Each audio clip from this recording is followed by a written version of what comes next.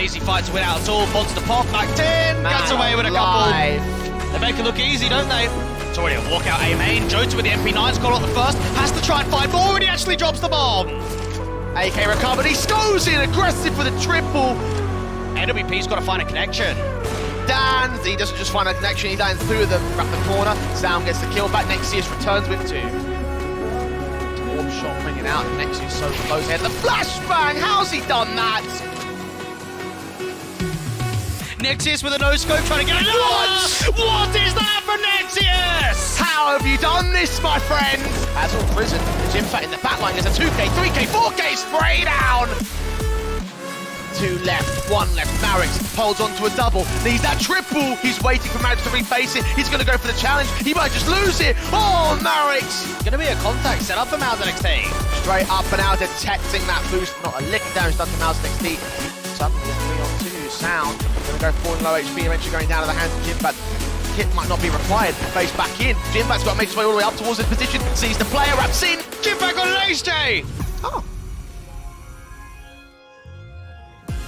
A long week of action is nearly at its conclusion with our top 4 in the MistGames Heroes of Tomorrow now decided. We whittle us down to see who our true heroes of tomorrow will be as we welcome you to our top 4 double elimination day here in the MistGames Heroes of Tomorrow. I'm the Eternal J. I'm joined by Dwayne Confusion, looking colourful as usual here on today's MistGames. How you doing?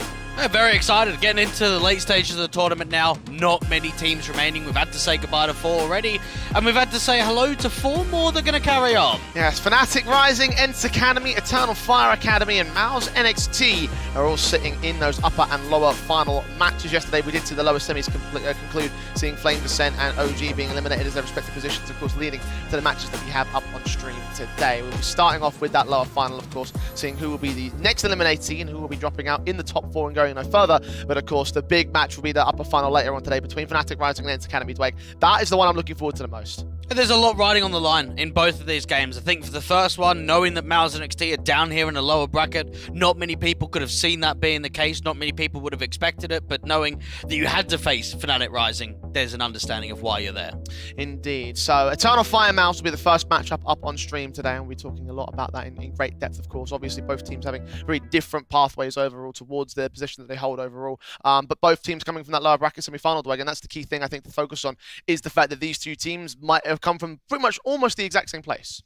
And knowing that they were very successful in both of those games, I think back for Eternal Fire Academy, we saw them take on Flames Ascent. Okay, they lose map number 1, but look at the way that they respond on their map pick. Look at the way they go into a third map decider. One of the things and one of the scary prospects that we have for this Turkish team is that when they've played Danish teams in the event so far, their map picks and their third map deciders can be incredibly one-sided. Yeah, definitely Eternal Fire are looking like the firepower unit at this particular stage in the tournament. They might not have the tactics available to them, but man alive, when they look confident, they are just gunning like no man's business. They're finding flash entries through smokes, out apartments, into mid, straight up angels, and that could catch a lot of teams off guard. It has caught a lot of teams off guard so far. Well, I would say it actually is a tactical depth, just in a different direction. Their tactical depth is we want to be chaotic, we want to be aggressive, we want to be on the front foot, and you will get caught off guard by these guys. They will be able to catch you. A lot of the time, they like to continue extending, even in man advantage situations. I think you've got some real solidity when it comes to riflers on this team,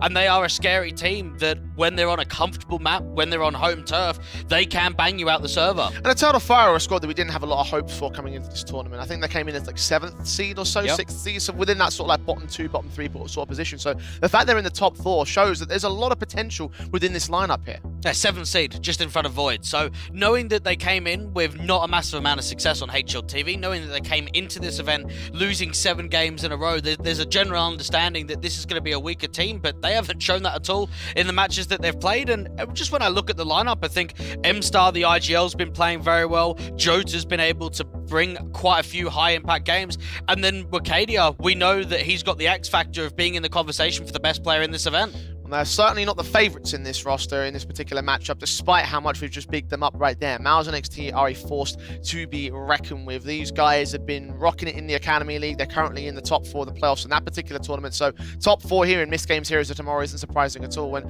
surely they're coming into this one as the hot favourites. Even the tournament run has been respectable for them. They've put on a good showing. They've been able to have some pretty tidy 2-0s against Flames Ascent, against OG Academy, having that one loss in that upper bracket semi-final to the likes of Fnatic Rising, where even that went 30 rounds on the last map, that decider of Inferno. So looking at MOUZ NXT, they are one of our favorites to go deep. They've got a lineup where I think we're only seeing more out of the team. Shield's been able to show a lot of consistency with that AWP. We've seen some very good glimpses from Nexius when it comes to multi-frag sequences, entry kills, and then of course Jimpat. I mean, he's been a player that constantly catches our eye, event after event, one of the long-standing members from previous iterations of the lineup, constantly putting on good shows. I think Jimpat has probably got to be the MVP of every single matchup we've seen so far for the MOUZ NXT side. I wouldn't be surprised to see him as our player to watch out for in our head-to-head comparisons. I'm also imagining that you've put down Wakadia, indeed you have, for the Eternal Fire side. And again, these guys are pretty close together when it comes to their stats, right? They're not playing the same sort of role. Wakadia playing more entry and Jimpat's just a general rifler there.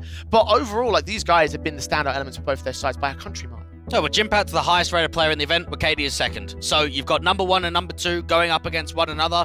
I think for Wakadia, he's probably one of those players that can have higher pop-off performances, but not quite the consistency that Jimpat is able to find. I think one of the things that I love about the Finn is that we haven't seen a quiet map from him this entire best-of-3 event so far.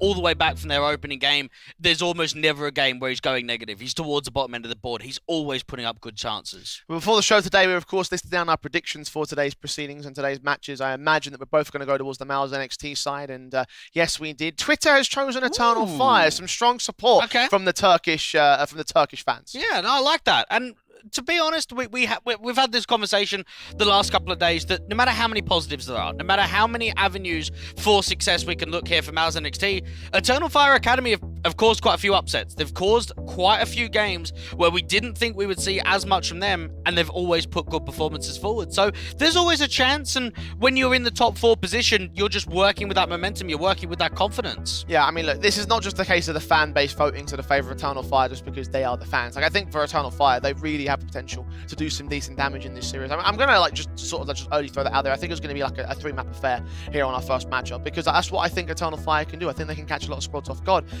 MOUZ, of course, we spoke to Tobias yesterday after the victory against OG Academy, and he was saying we are a little bit concerned about that firepower. He was, of course, referring to the previous lineup, but that logic doesn't necessarily not apply here in this case. I think it shows that one of the things he mentioned was we have to be ready from round 1. And I think for MOUZ NXT, they've got to come into this game and say, okay, we need a direct game plan. We need to be able to adjust more on the fly. We've got to be able to read the game, and we have got to be ready for the aggression. We've got to be ready for the chaos, the mimicking, the over peaks, and all of those sort of attributes that you might not get in other games, you will get in this best of 3. Well, any squad's got to be ready for anything, and anything can happen in the map vetoes. Dwight, walk me through this one. Well, we know MOUZ NXT don't like Dust 2 at all, so they'll ban that out. We know Nuke and Ancient aren't like picks that like to get chocked at all. Overpass coming through, that's the best map of the pool for MOUZ NXT, so a little bit of a punish there. Opens up Vertigo to come through from MOUZ. I think Mirage is a very good map here for Eternal Fire Academy, so they'll go towards that direction. As long as you don't play Nuke for Eternal Fire Academy, I think you'll be happy.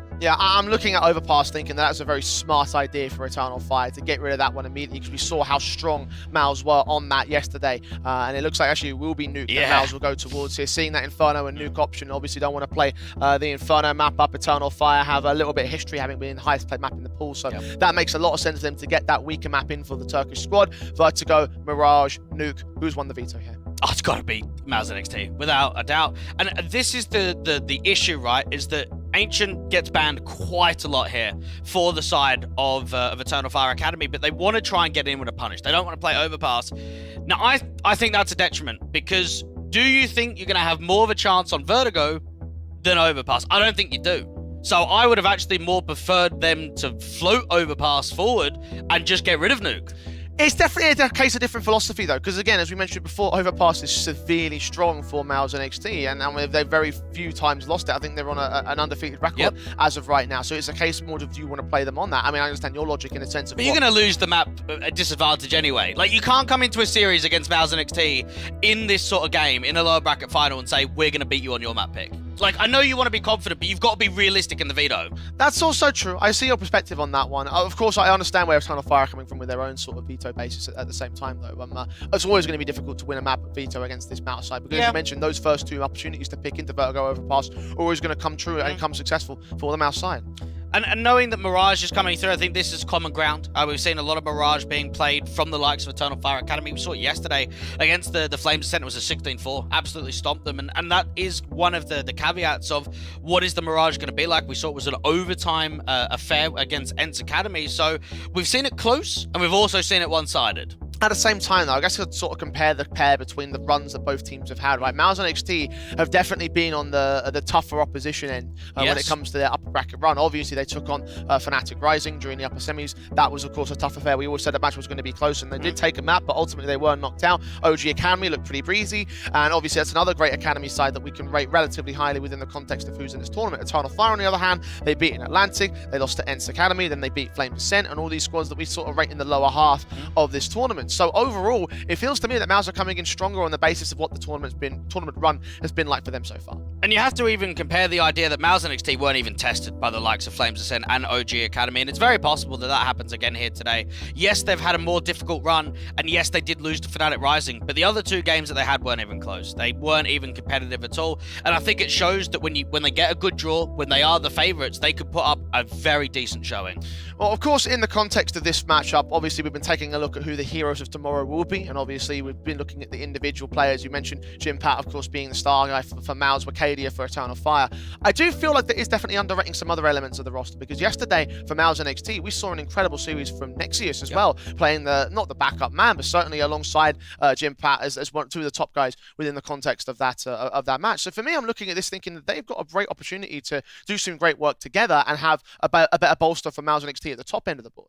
I think it's not just the Jimpat show. Like, yes, he's a good player and he puts on a lot of performances, but you don't go deep in events. You don't get into playoff positions in other events without a good team cohesion, without a team philosophy. And I think for MOUZ and NXT, one of the things that's really impressed me on City sides is the way that they're getting aggressive, the way that they're taking map control back. And I actually think that they've got a very similar style of play on City basis with the likes of Eternal Fire, maybe just not as chaotic, maybe not as far forward as perhaps what we've seen from the Turkish team in the past. The chaos versus the cohesion in that sort of sense. Which one do you think is going to come out as the favourite style here? I think it's a pretty obvious one. It's got to be the cohesion. I think for MOUZ and NXT, they've proved themselves to be able to adapt to quite a few teams. I mean, you've got to keep in mind how many games these guys are playing. We've got nearly 30 maps, I think, is actually the new record for this team in the last 3 months since making the iterations.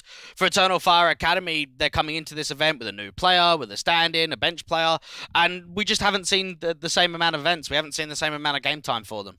Well, diving into this first map of Vertigo a little bit more in depth, obviously, we haven't seen a lot of it from Eternal Fire when it comes to HLTV officials. I was wondering if maybe you had a bit more in terms of their ESCA runs in other tournaments that they're playing. Is there anything special about this map up for them? They don't play it. They don't play it at all? No, not really. This is not a map that we see very often from them, so it's going to be tough to get a gauge on where they sit. We know that they've played it once when it comes to this event, and that was that one against Atlantic, the very close map where they lost it 14-16, came through very successful map 1 and map 3. But yeah, even in other events, we don't see a lot of Vertigo.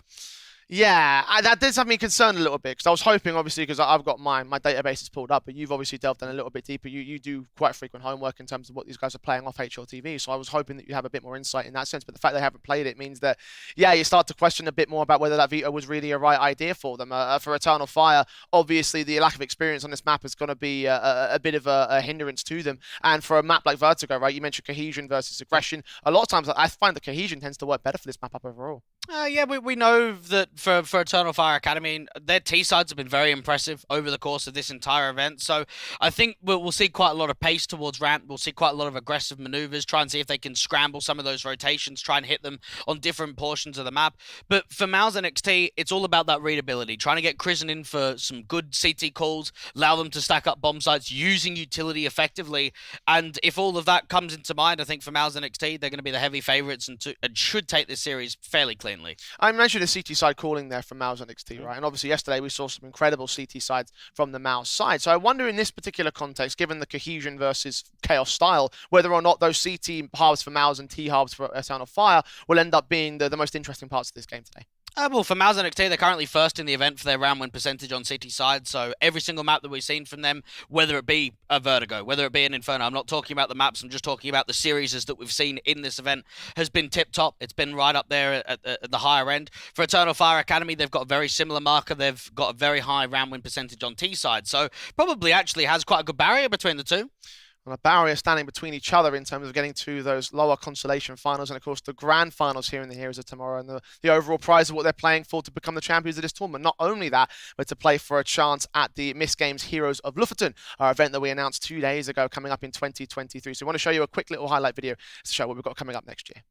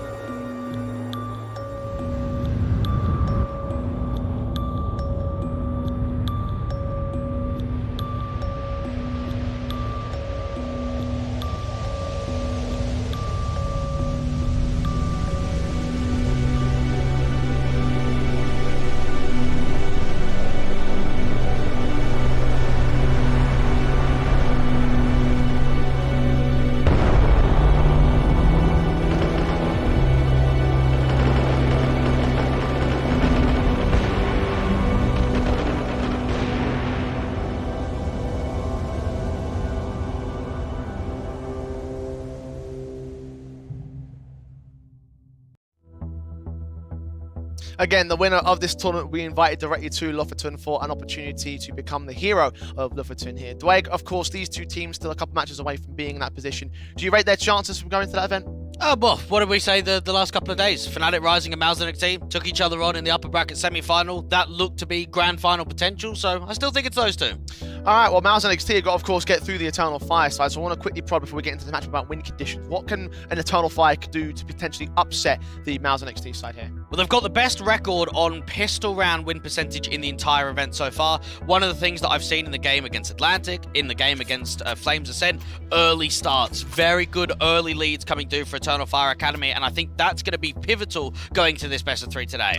Well, let's jump into our opening game of the day. Eternal Fire Academy taking on MOUZ NXT in the lower bracket finals. One team will be making their way through into the consolation match. The other will be eliminated for good from the Heroes of Tomorrow. Utility in for Crizzen over on the T side line. Upgrade pistols on out for that side. Similar story for Eternal Fire. We have the kit in for Jota.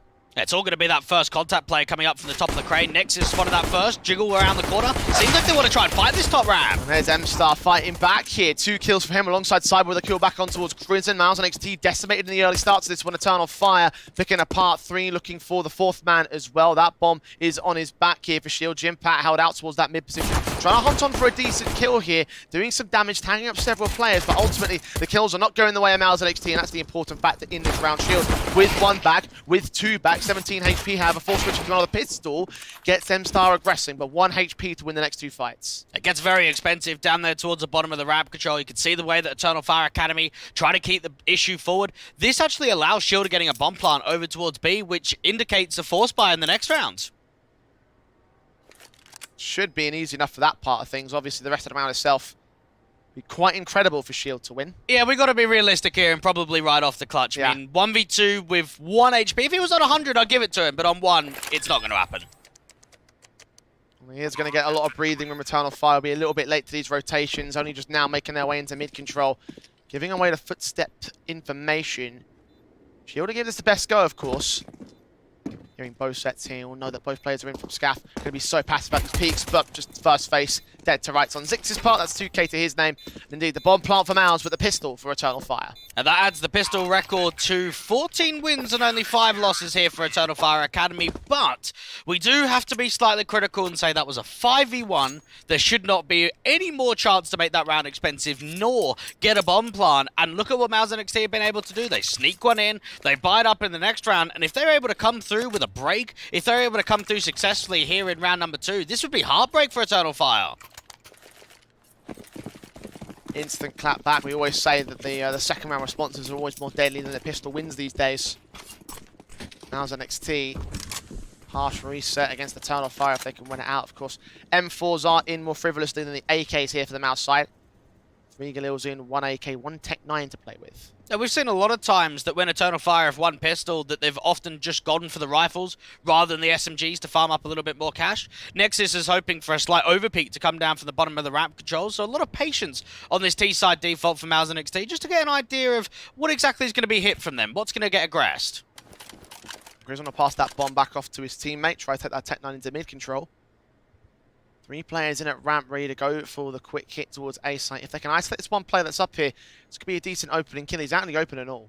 Only the second time we've seen Vertigo for MOUZ NXT so far in this event. Took on Fnatic Rising in the upper bracket semi-final. The map pick for Fnatic Rising. Only 2 rounds on T-side gained by MOUZ NXT in that one. Face forward. It's in the air, he's held back. That one CT is vacated position. Jimpat ready to swing. Cyber does catch off Prison. Shield will drop Jimpat with 1 trade alongside Nexus training on M-Star. So 3 on 3. He's still got 1 player at sideline to deal with. The hit is on. Zix has got to try and put a defensive down, and even Nexius jiggling down out towards his alley position. Should be able to catch him. Lovely. There's the Galil in for the pick.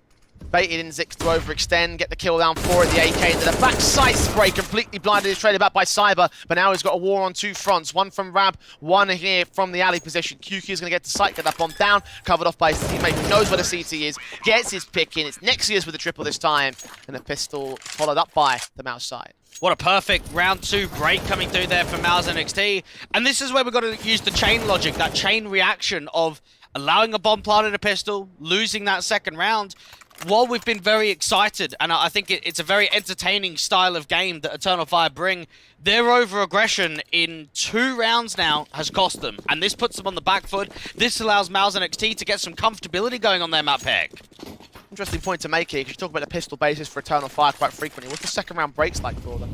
Of them losing after winning pistol? Yeah. Fairly low. They actually convert quite a few of them. Definitely not within the ordinary basis of the CT side forces, rather. Well, just knowing what they bought, they didn't even buy SMGs. It was rifles for everyone. They just wanted to get the round over rather than farming up util. In this case, they got to take the SMGs and pistols this time around. M-Star already picked up by Shield, flashing for Crizin. Not going to go overly aggressive to let you down and force that CT back. And Nexius is just hoping for another reface towards this ramp control, and this could actually be very much centered around their T-side default, being able to play passively to the bottom of ramp, wait for overswings to come through from the top of 51, out there towards alley, towards crane, top of the ramp sandbags, and just start forcing a lot of opening man advantages within the first 30-40 seconds of the round.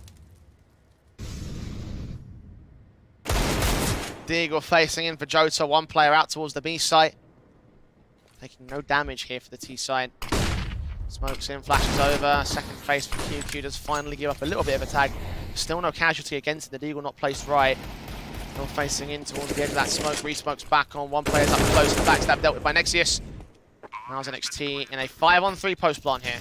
I'm surprised we're not even seeing the save coming through for Eternal Fire. There's not much being presented in this round at all. Another player to drop in there for Wakadia. MOUZ NXT coming away with a flawless round. No one to drop. Very nicely done there. Following suit with confidence in a way Eternal Fire couldn't do, and their own force invest will go awry. Deagle and 5-7 will stay up here for Jota and Zix.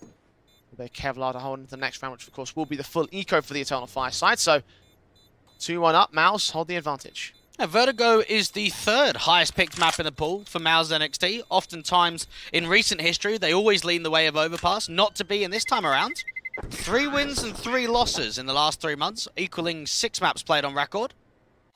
Eternal Fire Academy won't be bringing much back into the eco. Yeah, MOUZ should be able to make this 2-round difference against the Eternal Fire side. You mentioned no buy-up, of course that'll be the case. No loss bonus in play, so they'll just let the money stack up here. Go towards guns in round 5. Bit of a late rifle round, but with their chance to bounce back, and if they can do any damage here with these upgrades on Jota and Zix, that could still cripple the economy state of MOUZ NXT. And try and get that nade stuck up towards the alley position. Even Jimpat is just hoping to see, is there any aggression? Is there going to be anyone pressing me towards that mid control? There is an A stack involved towards Crane. Molly's up, Nexius leaning up. CT's to wrap the corner, engagement found there. The ACD does take Nexius down, a shield holds the line, deals with 2 more on the trade, so it does favour MOUZ and NXT by a margin of 2-man advantage. Jota and M-Star still both pound out towards the ramp and A site, so they'll sit pretty and wait for contact still. But Jota will go forward to this USB, dealt with by Jimpat.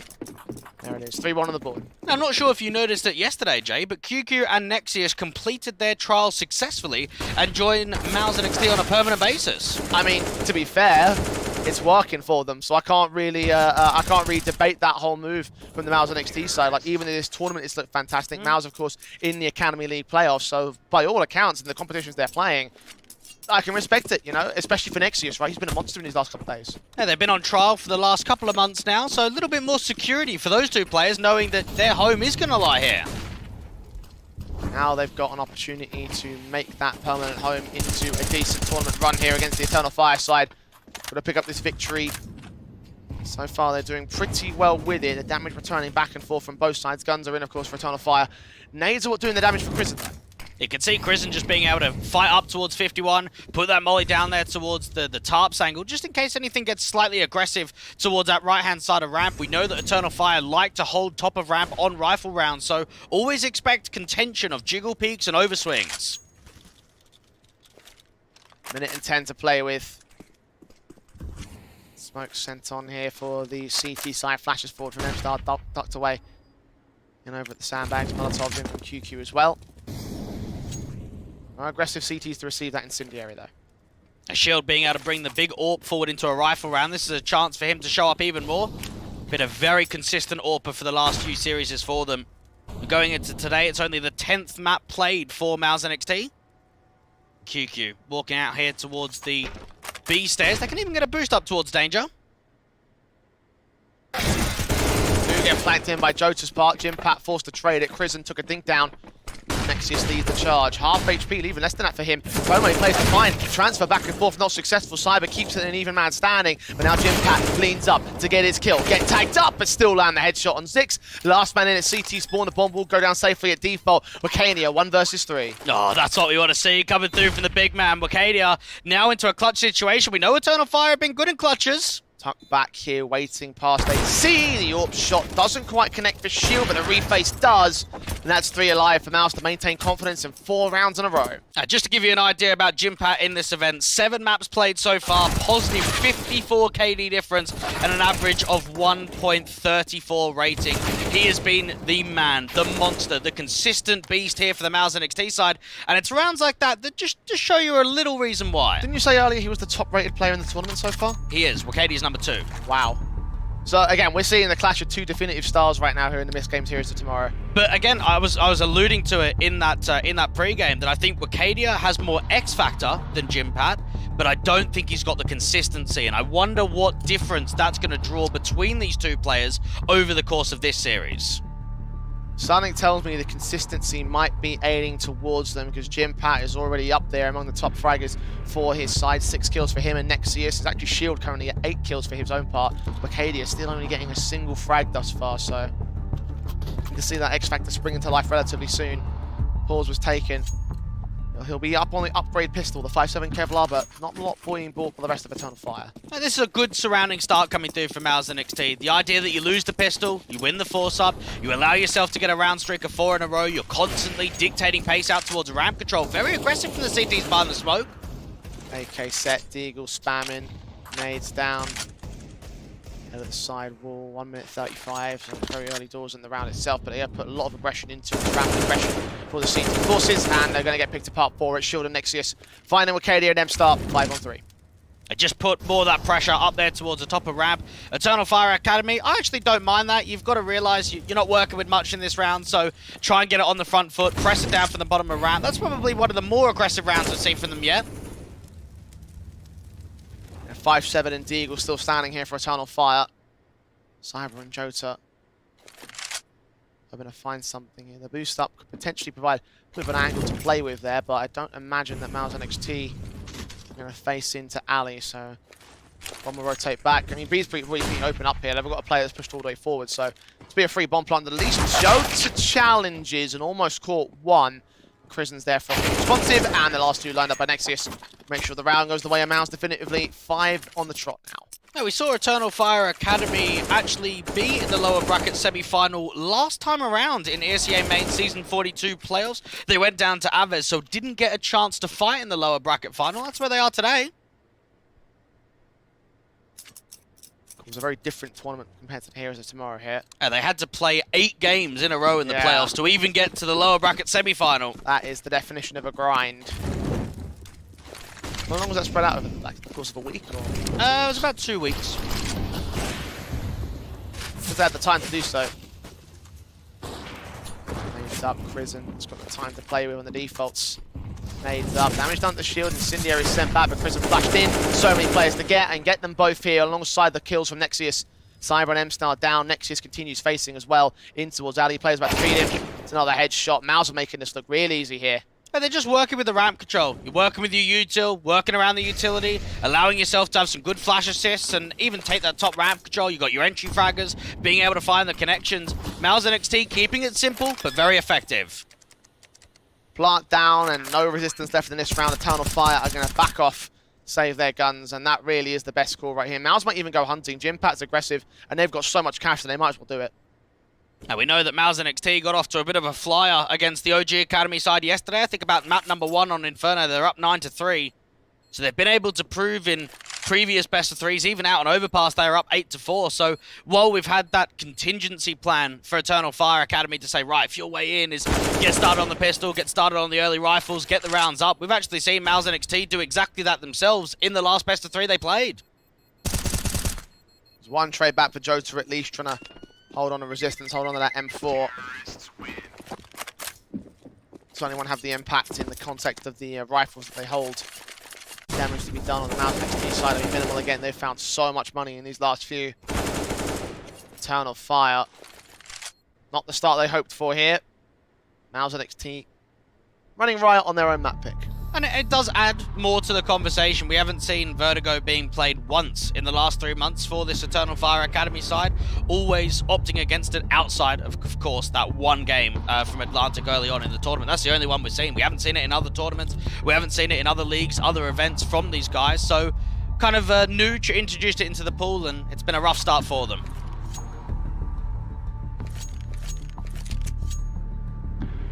Money's not 100% there for them in the reinvestment. Some upgrade pistols again will be put around the saved M4 for Jota. 5-7s, the Eagles on 2, USP for Cyber will eventually go into a third Deeg. MOUZ NXT. Rifles have not really faced much resistance or even the gun rounds here for Eternal Fire, so what hope do they have in this round? If they try a gamble stack, if they can try and set up a bait setup, get that M4 in for some trades, you could try and keep it expensive, because you're going to have to start targeting the economy here for MOUZ NXT. It's spiraling out of control. You're going to have to come in quickly, otherwise we'll be looking at double digits, maybe 11, 12 sort of rounds in that sort of marker. If this continues, you have to target the economy. Give that respect forward. Well, Shields Orb's taking face, flashes in for him. Teammate backed up as well. Check out the 51 position and out towards the rampant entrance itself. Star Deagle firing does connect that kill, so there's a start for Eternal Fire. And now they can start putting a little bit more pressure out towards the B site. Early on into the round, you had that first individual of QQ lurking up towards the top of the B stairs. Now he's spamming out towards the back of Banger and puts a HE out to the back of Wide. There is a single individual there. That's Cyber. Push forward from mid, coming in from the CT side as well. Might catch a bit of information. The backstab to be set up against them. It's Jota's M4 as well. Seeing one, engaging the fight and winning it against QQ. It's now a 5-on-3 for EF. And now Kristen's going to have to start working up towards the top of ramp, deal with this first player down to the site. Finally, Mercadia drops. It took a while to get there, though. He's on 18 HP for it, extending out as the forward contact. The bomb will get planted. And now Kristen's just going to wait for the overswing. HE coming through, he deals with another. 3-on-3 scenario. Further utility on the Incendiary that should force Jimpat out of the site. Engagement there, but Jota goes awry. The AK wins it. Advantage now. Back to the favour of MOUZ. Nades sent up and all.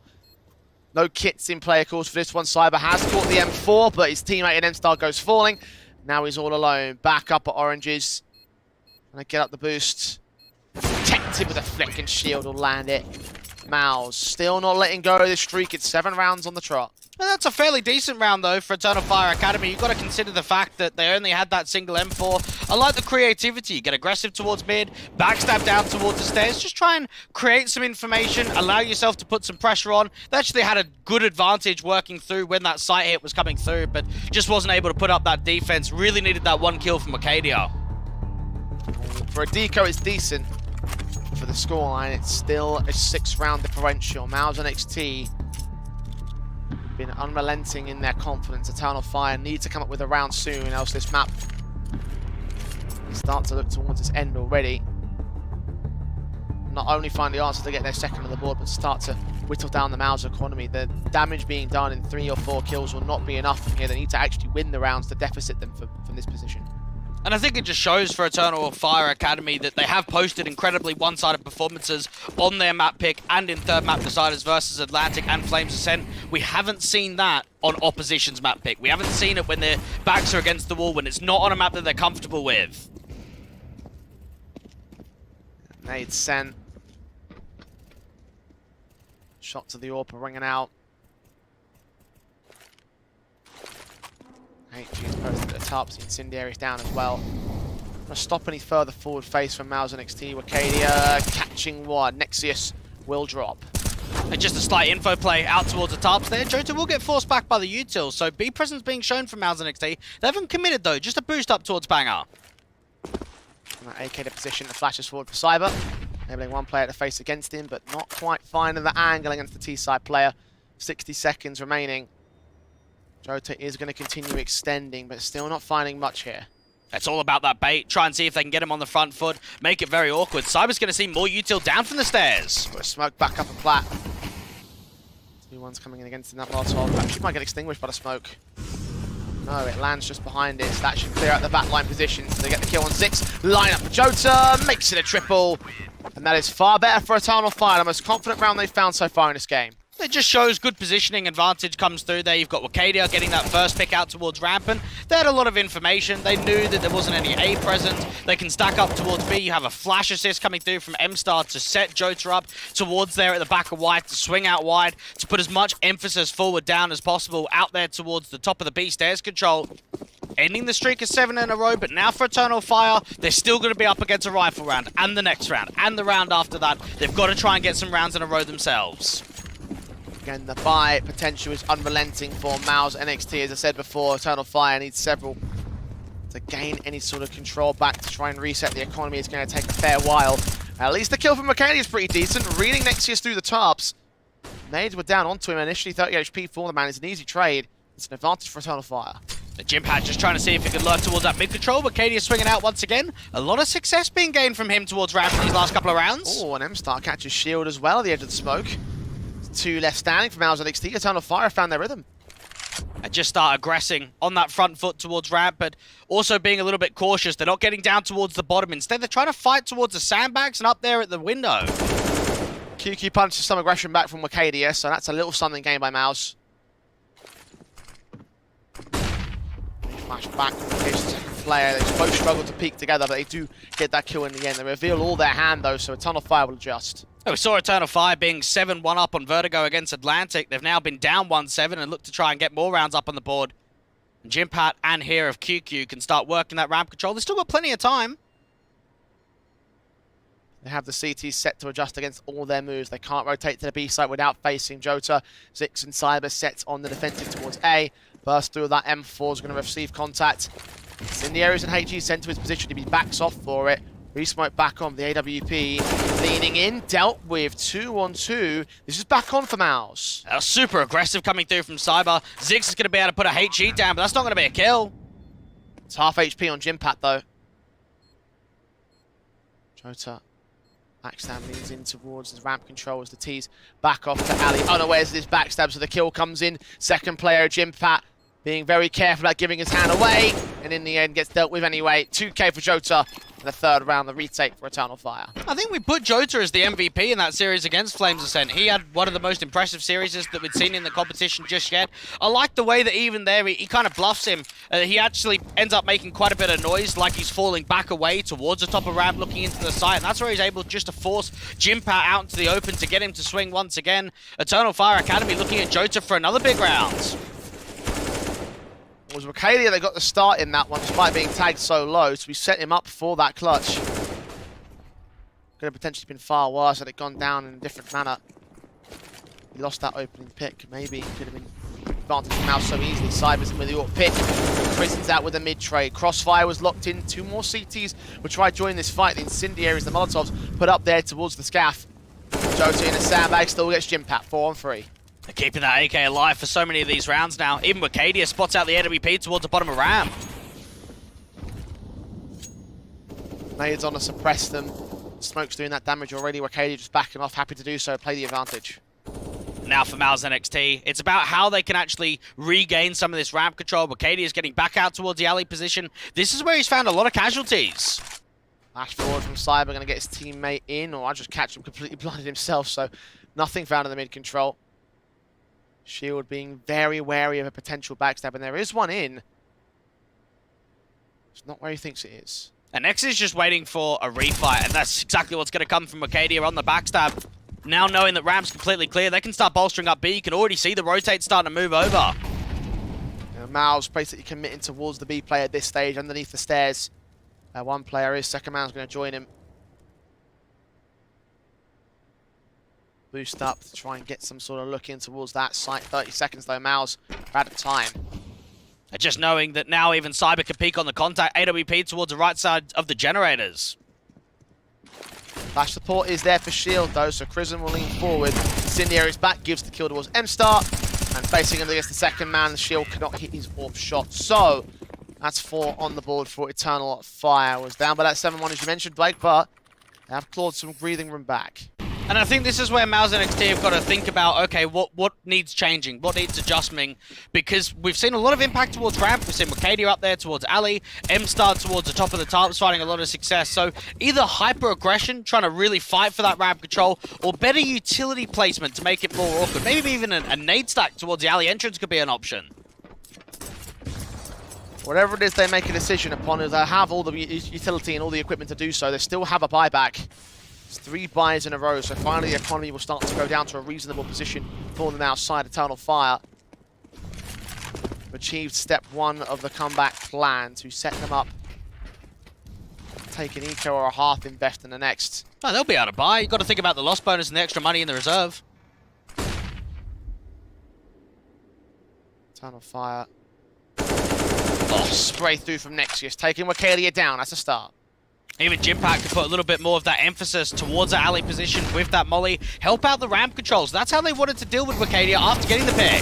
Oh, Shield found QQ as a TK. I'm not sure what happened there. Either way, the advantage turned back by Nexius. Keeps it a 4-on-3, but not for long. 6 has a kill, almost a second, but Crizzen holds the line. And now put that molly out towards the sandbags. Just try and see if they can tempt something forward. Now, while this ramp control's coming through, look at the lurk. Jimpat's going to be able to walk out mid late round if he wants, or regroup down to ramp and take it as a unit. We'll go for the regrouping option as he walks down the stairs. Out of room now. Back up towards the B side, going to contest that potential play. One player's on the rotation, so if Jimpat gets this kill, it's basically an open bomb site. A free plant again, swing. Not seeing anyone, has seen them now. Made some noise though, so baiting them back forward. His teammates are on the way towards B hit anyway, and he gets the kill against Jota. Nice mid-round call there coming through from MOUZ NXT, and even Cyber. He might as well go for this. We've got money on the reinvest for the Eternal Fire side, so bomb plant for Crizzen. Secured it. Where does this AWP go for it though? 1-on-3 on the retake. It's not the ideal weapon for it. He's smoked off. Can't find the angle. Even Shield's got another smoking. This is where you probably end up saving. You don't have a chance. No one's over-aggressing you. There's still utility to work with. There isn't opportunities arising, so hold on to the big green. MOUZ NXT to answer back with 8.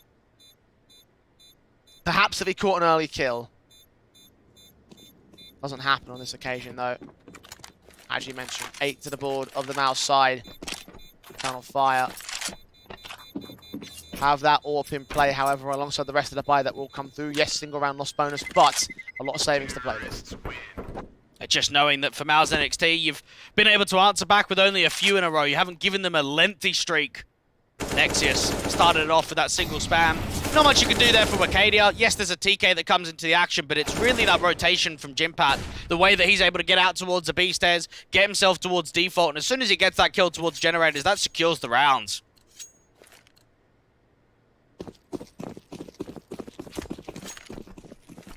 Guns return from both sides. AKs, M4s, AWPs on Cyber and Shields. MOUZ have the half Eternal Fire, looking to recover whatever they can. Plays, nades being sent up, doing some damage here and there. Nexius taking a tag, Arcadia taking a tag, M-Star taking a tag. The first kill goes the way of Eternal Fire. Now, Shield just doesn't quite find that angle. He's a little bit wider towards that left-hand side to be able to deal with Arcadia. Needed to be slightly tighter, doesn't happen. With an opening pick coming through, you can imagine here for Eternal Fire, they're going to keep this pressure on towards Ramp. They're not going to give the respect forward. Prison has grabbed that AWP once again.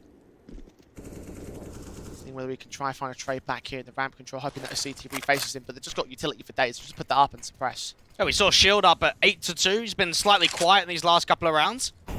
Not being able to find much in that bottom of ramp control. Eternal Fire Academy, one of the better advantages they've had in a little while.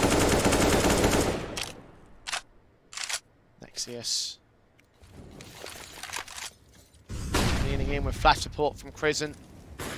Again, now Orb just trying to fire back, provide some support for Nexius to get his kills in. 40 seconds to the clock. Just walking their way up. Yeah, there actually isn't many nades to hold down the defense or even to retake back towards the A setup.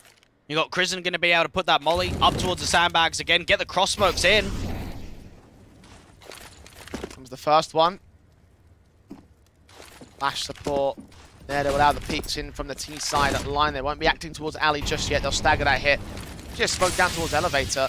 The smoke on towards the incendiary that will provide one of the crosses. Going to bomb down here for the MOUZ NXT side, but Eternal Fire so quick into the retake. Zixel falls, Cyber turns back. Arcadia gets one, QQ on the side. Can drop two, needs a triple though. The AWP watching for the backline. Cyber's detected him, leans forward. QQ gets caught. It's a 1-on-2 for Chris, and a smoke down towards that bomb position as well. The M4 about to swing. The shots should not connect now that he's playing Overwatch. Seeing the headshot angle, Chris gets the kill, but doesn't land against the diffuser. A Ninja to hold down for Eternal Fire as they bring in 5. Lovely stuff there from Eternal Fire Academy. Just a good read in the round. The idea that, okay, let's smoke onto the bomb, let's try and draw that fight out to the open.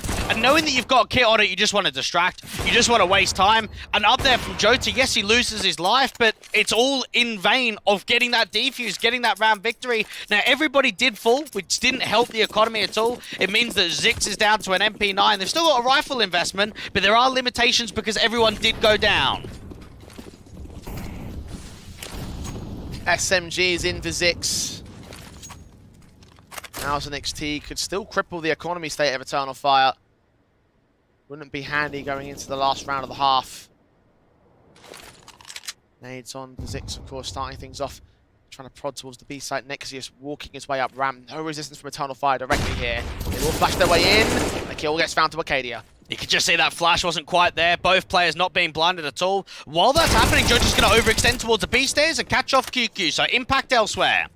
Don't know how he got the inkling to check that corner, but he did at the right timing, so 4-on-4's been gained, but both him and M-Star down extremely low here. MOUZ NXT taking similar tags on Nexius and Shield, but those two players are far higher than the two individuals at a CT basis. Once again, the kills should come easy, especially if they detect the boost. And indeed they do. What a flick from Prison. Notice the amount of times that MOUZ NXT have gained this top ramp control just committed A. There's only been that one round when they've rotated back to B. They've been very rock solid on continuing the pressure. Shield getting Cyber back. Dinks on towards the T side line, but the head Kevlar protecting him. Jimpat checks out towards side alley, and Six gets caught for it. Jota in a 1-on-4. 20 HP, not onto this clutch here. Not at all. MOUZ NXT being able to brute force a lot of those duels forward. And I think it's just some of the awareness, right? Some of that experience that comes from this team of just slowing it down, baiting a mistake, trying to catch a reaction. And as soon as that player towards the top of yellow gets boosted up, you're just caught instantly. There's not even a chance to get a refrag. Pick on found easy. At least Jota gets away with that much. Now the save against the hunting T-side players, because they know for MOUZ if they take him down, they're going to have nothing to work with for Eternal Fire. Meaning another player gets caught for Jimpat. I don't think they can extend far enough to catch him anymore, so one rifle, this one AK will stay in for the CT side. But it's 9-5 for MOUZ to go into the last and a half. Chrisen turning away, playing a Yanni flash. And Mercadian just needed a little bit more support there. Maybe a player to swing on the contact, someone up there towards the sandbags, even towards the alley position, just to be able to put a little bit more on a cross forward. MOUZ NXT. When you consider the idea that in the last 3 months they have a round win percentage of 38.3 on the D side, to know that they're one away from double digits is screaming success on this map. Guns, the force buy, we'll see mostly pistols for Eternal Fire. M4 staying, AK of course saved in from the previous, the Deagles, and 5-7 to bolster the rest of it. MOUZ NXT know they're at the advantage here. They've got a boost up towards that crane angle, something that we don't see very often, a little bit uncharacteristic. And for Eternal Fire Academy, I think you do have to be a little bit off-kilter in this sort of round. When you're working with this kind of buy, you've got to try and bait a distraction. You've got to try and catch them off guard. Jimpat leans in and Cyber goes down, follows suit from Jota. He's able to hold contention for Eternal Fire. Tagged up in his own right in 4 versus 4. They read that boost. Nexia sprays them off position. Doesn't get a trade. They might actually put more of an emphasis back towards B now, because think about that info spot that comes through from the top of ramp. You're able to catch 2 players, so that's the inclination. Okay, well, there's 2 out there towards A. Let's start seeing if we could force it over rotation. We haven't had any contact out towards the B stairs. You've just got Jota jiggle peeking with that AK. He's going to have to be on rotate back to A, though. Flashing out towards the B stairs just in case. Second player going to join him in the backside. Smokes mollies again, combining out towards the execution angles. The flash is also forward. They do get caught up upon each other, giving Wakalia a decent Deagle shot, but him and M-Star back in trade. The AWP flicks not quite great towards Sniper's Nest. The smoke onto that position though. And the kill found for Chrisen, now hunting for the last player. And 6, who's also caught out in the open. 10-5 for MOUZ NXT to close out their T-side. And as you said, Dwight, that might scream quite successful here for Vertigo. And one of the best performances that we've seen from MOUZ NXT in the last 3 months on Vertigo on the T side. There's not many games where they're able to post up this sort of scoreline. And you have to consider the fact that the context is very important here. Pistol round was gained by Eternal Fire Academy. They won the pistol, they set themselves up. You think back to that 5v1, maybe if you don't give a plant forward into the likes of Shield, you probably go 2-0, maybe 3-0. We're looking at a very different game, and I think for Eternal Fire Academy, they've been punished on the small mistakes, and it's ended up being a large half because of it.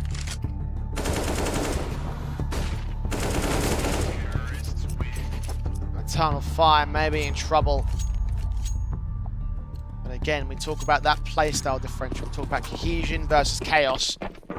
Chaos can thrive on the attacking side, so Eternal Fire have an opportunity to bring things back. And with the pistol in mind, as you mentioned, Dweg, their stats on the pistol basis so far in this tournament have been fantastic. So if they get the victory right here, convert it on towards the ecos and the force buys, they could close that gap significantly to start the half. Yeah, look at the read, though, from MOUZ NXT. You've got 3 on B and a spotter towards City Spawn. This is going to be a B split, and Eternal Fire are running into a trap. CT's on the crossfire towards the B site. If they can still make their way in from mid and play towards the A site, and they counter rotations back with resistance, and that could be the way out of here for the Eternal Fire Cab. But no, they're walking into the crossfire. Tag damage being done. Nexia's going to watch for the backstab player, and he will be able to catch that man off guard, get the kill in. Jota struck with 2 alongside Cyber. Nexia's needs some headshots. They've styled their way out of the crossfire, but they're driving the players back. Not quite getting the 3-on-2. They're so tagged up here on Cyber and Jota, and even that player's going to get forced back at the open plant position. M-Star watching for the swing out. Kill found a Chrisen, and Eternal Fire might just hold the line here. Last player spotted, and M-Star deals with them both. And while MOUZ NXT did a lot of damage, while they had the right setup, while they had the stack over towards the B site, they just could not deal with those Glocks up close and personal. Jimpat doing as much as he can. Jota, Cyber, and even M-Star coming through to the fold, and that's another pistol round victory to add to the mix. Major advantage for Eternal Fire. MOUZ NXT down to the eco. Want to get the guns out very early here. They're just thinking to themselves, we're very proficient on CT side. Why risk it? Why are we thinking about forcing up here? Let's play it safe. Let's give ourselves that opening rifle round, and let's set as much of that real confidence as possible straight into the action come the second half. Bit of a stacking towards the mid control, which might be interesting considering the number of players back to face them. Kills on shield, Cyber and Jota trade back, however. Khalil lines up a couple more picks, and Jimpat does end up getting dealt with. So damage done to Eternal Fire, but nothing major. 3 are alive. MOUZ have the bye. And just knowing that for MOUZ NXT, this is where you get onto the opening rifle round. We won't see an AWP to come through from the likes of Shield, so it'll probably just be M4s across the board. Get as much out of it as possible, try and see if they can attack that ramp control. As for Eternal Fire Academy, it's about building a streak here and coming close to tying up the scoreline. Guns are set in. Incendiaries are out. Khalil still stick on 2 players, 1 upgrade. AK back. Incendiary sent in from Nexius, going to try and force them away from contact in it round. And we just saw before we went over to Nexius POV a nade stack going up towards that top of Tarp's angle. So towards the alley entrance, you've got him down to under 30. It shows and indicates the idea that Eternal Fire Academy want to try and gain this ramp control. Flash forward for M-Star, not going to prod out just yet. MOUZ NXT hold their nerve, hold their line. The M4 in for Nexius. Spraying back through that smoke, not catching anything. Just giving that leverage forward. Even Jota trying to see if he can sell slight more amount of a fake out towards that B side. The last thing they want is an info play, someone to get aggressive, someone to wrap in from behind. It will be the ramp take, but MOUZ NXT don't have a great idea about this right now. Oh, Krisen's got a lineup, has seen 2 players, will tag down both of them. Not by a major amount, the wall bangs are far better. Wakadia now, he's less than 30 HP. Nexius going even footing for that duel. There's so many more players to fight them. And they've got 3 towards A and even a 4th player that could be on rotate quickly. MOUZ NXT are starting to stack up A. Mollies are being sent, telegraphing the hit still for Eternal Fire. Smoke down across, re-smoke on from the CT side. They're pressing vision, flashbangs in as well. They peek off the back of it. Seems like they will towards Ali at least. Krizen and Jimpat going falling. But Shield and Nexius had those trades sealed, in particular with 2. A 3K adjust back towards Ali. QQ's also in position, about to make his way through the smoke, but not see anything just yet. There's still one on the bomb side position, and finally it will fade, revealing Zix and giving the round to MOUZ to kickstart their CT side. Shield out in the last 3 months playing with MOUZ NXT. Vertigo is actually the lowest rated map in the pool from him. Only averages a 0.96, and I think that we've seen from him some multi-frag rounds, some good sequences outside of the AWP. He's actually had the M4 and the AK in his hands quite a fraction of rounds as this entire map rolls on. So to see the Latvian in a map that we don't often see success, that's a good sign for MOUZ NXT, not only in this map, but for the series moving forward. Pause taken here. I can imagine this by Eternal Fire. Bonus money lacking. The force buy seems to be called though. AKs, Tech 9s. Looking a bit rough, Dweg. It is, but you've got no other option. You've got players that can buy, players that can't. You know the loss bonus is very limited for MOUZ NXT. You know money in the reserve is going to be there. So you win this round, you force out a reset. You put a very hard, economical reset down for the MOUZ NXT side. So you've got to take that chance. Yes, you're not working with the ideal weaponry. You've got 2 AKs. It probably puts a little bit more emphasis on this round towards those 2 rifles to say, get us out of trouble, get us an impact frag, see if we can recover one of those M4s from the opposition and use it. Flash forward, Krizen engaging. Nade sent from QQ out towards B main. Won't do much as they stagger their hit. They flash their way forward eventually. Meanwhile, flash forward, Nexius will try gain his teammate access towards the ramp position. Seeing nothing though. And just keeping eyes in case there's a walk up. They don't want to get caught off guard at all. Even the Incendiary can go down. Just to keep as much of that vision, as much of that information there at all. Even peek around the corner. He's going to start realizing that there is nothing towards ramp. Slow walks forward on the T side basis. M-Star. Flash at the ready. Prison Incendiary standing by. And they know. They've already got the set. And even the Incendiary going down is going to do some damage. Mow down Wakadia. Shield and QQ get those first 2 picks. That's the 2 AKs taken out first and foremost. At least the Tech 9 from Cyber can respond, but he's on 4 HP. AK recover for Jota. Now he's going to put it to effect, and they've slowed things down on Eternal Fire. And this is where things get so much more awkward. Those Tech 9s are going to have to brute force some Jules close range. Run boost for Cyber. Caught out by Krizen. Mowed down for Shield. Comes up with another good kill. Jimpat there to get Jota on the SMG. And that is 12 rounds to the board of the CTs. And I think MOUZ NXT are one of those teams where it's very easy to have the assessment of saying, geez, they've got some crack players, don't they? They've got a lot of individuals that can hit hard, that can make a lot of impactful plays. But what actually impresses me the most with this team is the calling style. And I was doubtful when Kristen came into the lineup. This is his first professional team. He's 16 years old, and you put him into one of the most decorated academy teams of all time. And you've got a rookie. You've got someone that hasn't even had pro experience. But the way that they're developing themselves around one another, the protocols that have set, they're a very drilled team, and you can tell they've been working hard for the last couple of months. He's even posting up the numbers of his own, right? Still on the same sort of margin of Jimpat and Nexius, and obviously that's massive for the MOUZ NXT side. What's massive is also losing the opening frag to their top fragger on the board. Shield dropping to a P250, a cohesive swing from Eternal Fire, losing HP, but gaining a rifle and a man advantage. They can't imagine much more is going to get gained off of the back of it. If we had a couple of players with armor, we could maybe entertain that there's a steal potential, there's damage to be done. For MOUZ NXT, they're already starting to use their utility. They're already starting to take back some of this ramp control, and it's only going to be a fraction of time until they start realizing ramp's gone, let's rotate back to B. Nexius going to start to realize that, tapping through those smokes, but seeing nothing towards the gaps generated to the other side of the ramp control. Incendiary's on for QQ. So press them back towards stairs, and they have to stall for time. They haven't got a smoke back for his. Just all the time stalling in the world that's going to make this round more effective for MOUZ NXT. You can see the way that it's very passive. Now, your single A player is just spotting for information towards the top of 51.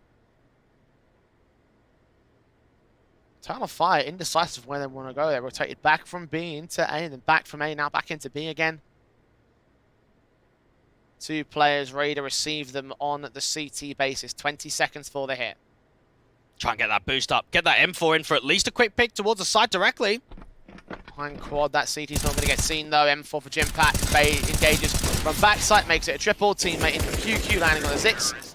Doubled up as well towards M-Star and everything. Nice confident lockout there for MOUZ NXT. Eco dealt with for Eternal Fire. Guns are back.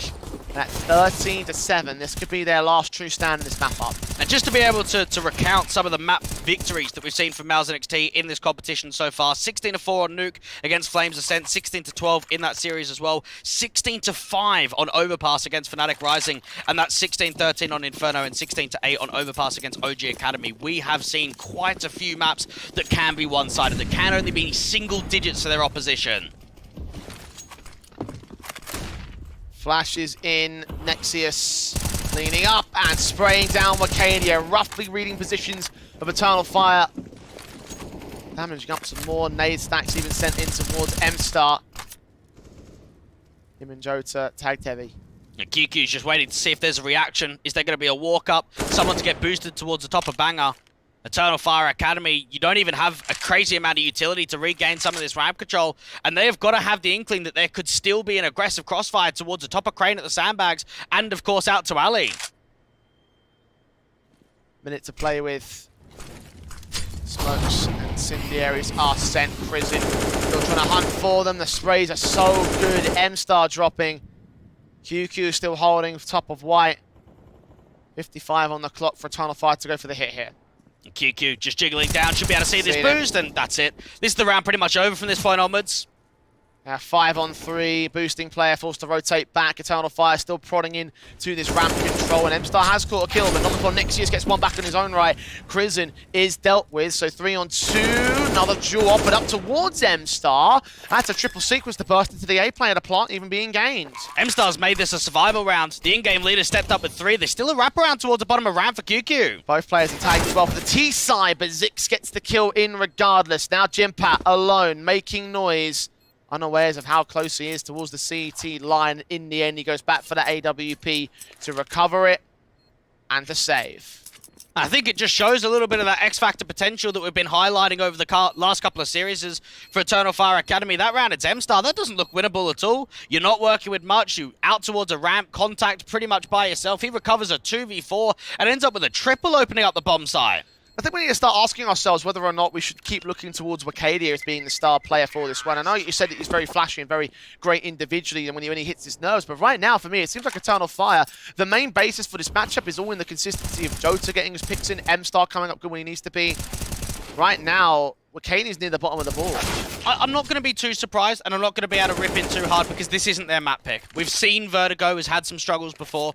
We saw it against Atlantic. You're going up against one of the best teams in the competition on a map that they don't play. A map that you've only gone to Vertigo because you don't want to play the overpass. You don't want to play the 8-0 MOUZ NXT on it. So it is still very early on. I think for Eternal Fire Academy, it's about digging deep and trying to get as much out of this map as possible. Flashes forward, T-side players holding position in towards that mid control. CT trying to prod back in towards the default standard. Nexius holding behind Tarps, bursting through but seeing no one. No one's gained ramp control here for the T's. You got M-Star and Co trying to see if they can put a little bit more of a lean out to this mid stance. You got a player towards Sigma spawn. Shield does get baited. Hesitated for a moment there, couldn't quite get the shot off, so he gets tagged. Returning damage has been gained against Eternal Fire, so both sides kind of stand with an awkward stance on their HP bars. So far, so they're going to swap the AKs back towards M-Star. Jota can't afford to take much more damage here. He's already on 55. Look at the read, though, from MOUZ NXT. You've got Nexius as the lone player towards A, just jump spotting out towards a ramp sandbags. They've got 2 in CT and 2 out to the B side. This is another good call to stack up B. And Zix just walked up to that position, dealt with one QQ's part. M-Star trying to provide some fake support, flashing his way into the A side, which has drawn rotations from MOUZ NXT, even so far as the players in the backside are now suppressed behind AC. Nexius still hoping out there's somebody coming in from this ramp control, but now knowing that nobody's there, they drive them back from the site. The bomb plant will go down. And now for Eternal Fire Academy, they need players to be on the front foot. They need players to try and act on the post plant. QQ's caught. Jimpat does get Wakadia back from the smoke. Advantage now for MOUZ NXT. Flash ready for Jota. Turned away from position, his teammate will start swinging forward. Incendiaries will get put up towards the site, however. MOUZ NXT going to go in for this retake. Jota's going to burn. Cyber needs to win a fight or two. Gets the first, second one less so. M-Stars to back 10, comes up good. The AWP shield, however, landing 2. Counter smokes back on the defuse. They're doing some damage. The blind shots, and now they make their way forward. USP is pulled out, and Shield just defends his teammate to get the defuse on Jimpat and bring in 14 for MOUZ. Excellent hold there coming through for Shield, because that was high tempo. That is a very tough round to win out. They realise it's a late retake. The smoke on the bomb, you bring that fight forward. Even M-Star, that kill probably should have sealed it. You have a slight overpeak coming through from that default angle. AWP hits a quick shot there from Shield, and he just gets himself in a position, gets the USP out, wins an all-important 14. It's a massive sequence to take. He's working with it. Eternal Fire back on the force buy, but back on the back foot immediately. The AWP strikes again. Losing that pick out towards a B stairs is going to send them up towards ramp, and it's already being watched from Nexius and Co. Kadia dealt with, but a HE of Nexius. They're reduced to 3 now on the Eternal Fire side. Smokes and incendiaries sent up. Counter incendiaries as well from the CT forces, suppressing whatever Eternal Fire are going to throw at them. And QQ just needs to make sure he doesn't get overpeaked here. Got to keep us alive down here towards that B site. Even Jimpat's going to be able to engage towards Ali. Cyber gets a pick, but the answer's back immediate. 4 on 2 now for MOUZ NXT. Cyber leans in. AK watching. Den Shield picked up. One way back into this game will be this bomb plant and this post plant here for Eternal Fire. But MOUZ NXT still hold the man advantage, and they might extend it here because they're extending very far forward. The T-side bases, and Cyber gives up his life. 6, 1 on 3 to hold the post plant. Out towards the generators, 1 player's low. It's all about the multi-frags. The backstab inbound though. CT coming in. There's the shot for Jimpat. Map point for MOUZ NXT on their pick of Vertigo. Eternal Fire. I've had glimpses across the entire day so far, but they haven't found anything definitive to mount up to the MOUZ NXT side. 7 to the comeback of overtime. I think the issue that they've found is that the rounds just haven't been streaks. They've been hit very hard with the economical state, coming off of just really the first half, winning pistol but losing that force buy. You're never going to get the money flowing. You're always going to be on the weaker rounds. And just think about how many times in that first half we had 4 M4s and an MP9. We now come onto the T side and there's a Mac 10 in there with Galils. There's not the AKs. There's not even that AWP potential. We haven't seen much AWPing for Eternal Fire Academy at all. Galil's pulled out in this round on 3 players, so certainly no orbs. Nade set for Crizin, finding Wakadia, kicking things off. Advantage sits to MOUZ already. And Nexius just playing up here on the cross angle, up towards the top of ramp. Can peer down to look into the ramp control, see what's going on. QQ catches 6. Next, Jota responds on towards QQ. Advantage is turning the way of the CT forces, and from here, looks like it might go. Oh, there's one player peeking through the clipping. M-Star detected by Nexius. The tarps ticked off. Cyber gets caught on the flank, and Jimpa deals with 2 in from spawn. 16 to 8. MOUZ NXT make it look dominant and make it look fantastic for their pick in the best of 3.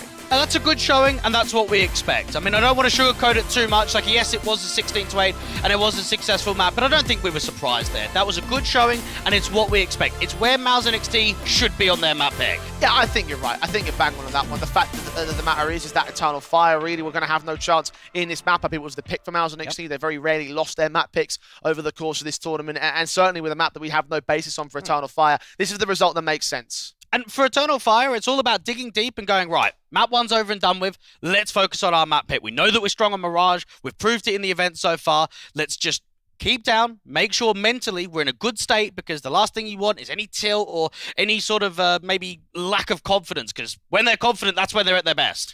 Well, like you said, Mirage will be the pick of the Eternal Fire side. Their opportunity to bounce back in this series, try and make it a 3-map affair. So we'll head towards a break and come back with that after this.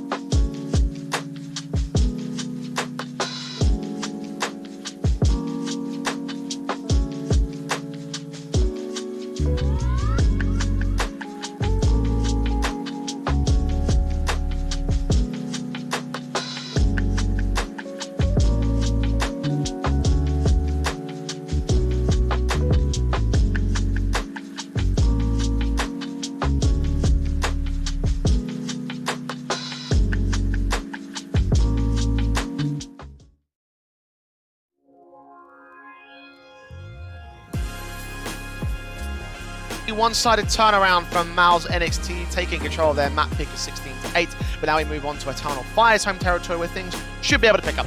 And this is a chance for them to send it to a third map in this series. I think, knowing that we've seen some decent Mirages from them in the event already, knowing that we haven't even seen Shield on Mirage from MOUZ NXT, that's going to be a debut for him. Yeah, I guess that's definitely an intriguing aspect to the whole thing. I think ultimately, however, we're looking towards Eternal Fire's strengths as really being the opportunity for them to make control again. This was their map pick. They picked it for a great reason. It plays towards their strengths. And for me, it feels like, again, that this is just the right call to make. It is the right call. It's whether it's going to be successful. Again, we saw a very tight affair on Mirage against ENCE Academy. It went down to overtime. I think back to that result against Flames Ascent. Yes, it was a 16-4. It was an absolute smashing. But the caliber of teams are going to get stronger and stronger as the bracket continues on. And there's still a chance here. And I would say a decent opportunity for MOUZ NXT to get a 2-0. But if you are Eternal Fire Academy, this is where you've got to dig deep. This is your only chance in the series. I mean, you sort of compare the pair but when it comes to their overall victories, right? You are taking a look at MOUZ, a team that in the last few months have only really won victories on this map against Flames and Furia. So in that sense, you can sort of take a look at how those Flames matches went for both sides and use those as comparison points in terms of what they've been able to achieve and what they can potentially do in terms of this matchup if you just follow that chain logic. So the fact that it was more one-sided for Eternal Fire is what really encourages me, just by using that sort of like rock as the comparison as how Mirage could do for them. Yeah, again, you have to compare the likes of how much do we judge a 16-4 against Flames Ascent, an overtime victory against ENCE Academy, and now MOUZ NXT. Because, okay, yes, ENCE Academy are up there in the upper bracket final, but me personally, I would rank MOUZ NXT to be stronger above all of those squads. Well, talking about the strength of the players involved in this particular match, let's take a look back at what we saw over on Vertigo, right? Obviously, MOUZ looking fantastic, Jim Pat's on top. Shield was the guy that impressed me, I think, the most here, because his AWP play had quite a lot of impact towards the tail end of that matchup. I don't think he's surprising me anymore. I think that he's come into a position where he's been consistent. I think Tobiz was talking about it when we spoke to the coach yesterday, where he's fitting into the lineup quite well. He's got good communication. He's played with QQ before. He's played with Nexius before. And I think he's slotting in. He's doing well. And if he keeps this up for the next few months, he'll probably find himself more from a trial and on a contract here for MOUZ NXT. We were talking a lot about the situation for Wicadia over the course of the day. And you mentioned at the start of the day, he is the guy that has all the flashy potential, but mostly potential. It's not clear whether or not he comes up in any one individual match, because sometimes he can be great and sometimes he can not be. In that last map, it wasn't so fantastic for him. So moving on to Mirage, is the comfortability going to be there for him to spring back into life? We've seen some good performances from him on Mirage. I think back to the last few officials, Jota's been up there, M-Star's been quite consistent, but Wicadia has been one of those star players. So this is a time where we have to look at someone like Wicadia and say, right, we know that he's been able to show us the absolute strength here in the event so far. Quiet on map number 1, stepping up, turning around on map 2. I certainly hope so. Again, I do feel like Eternal Fire have this weird situation where sometimes they might have to rely on Wicadia to really go ham, right? I think you were mentioning something at the very start of the week here, that one of the concerns you have for MOUZ NXT is the fact that Jimpat really is the only element that can really, at the very start of the week, of course, that was the guy that sort of, because the glue that keeps it together for MOUZ NXT. Obviously, that started to change as the week has gone on. We've seen some bigger stars rise up and take their place. I feel like Eternal Fire might have to hit that point at some point, though, and have to look towards some of the more consistent elements to try and become the next main stars of this side. Well, we've seen that Jota's put up the 2 best performances on Mirage when we look back at that Flames Ascent game and the one against ENCE Academy. M-Star, of course, was calling quite a good game. And I think across the board, I'm going to be very keen to keep an eye on their T side, because the conversation that we had at the start of this series is very good CT side for MOUZ NXT, very good T side from the likes of Eternal Fire Academy. And where we've seen their strengths lie on Mirage specifically is high tempo, high pace, proper aggressive, being very chaotic. And I think when I look at what I saw on Vertigo, they weren't able to do that. So I wonder if they can now on Mirage. I mean, I certainly hope they can, right? Because that's what we want to see. We want to see the 3-map affair. We think that Eternal Fire can give a decent fight, right? I mean, I don't think anyone really wants to see a stomping matchup. No. Just let it go down in 2-0, have them just knock out the tournament in that sort of sense, right? Again, they've proven themselves so much more than what we thought that they would do over the course of this week. And so the idea that they would just peter out in this sort of sense and just lose out to a top-ended team, it feels like it wouldn't be right. It wouldn't be justifiable for Eternal Fire to lose out in that sort of one-sided affair. I don't know, to be honest. Again, they have impressed us. Like, we can't take anything away from the results so far, the way that they've played in the event.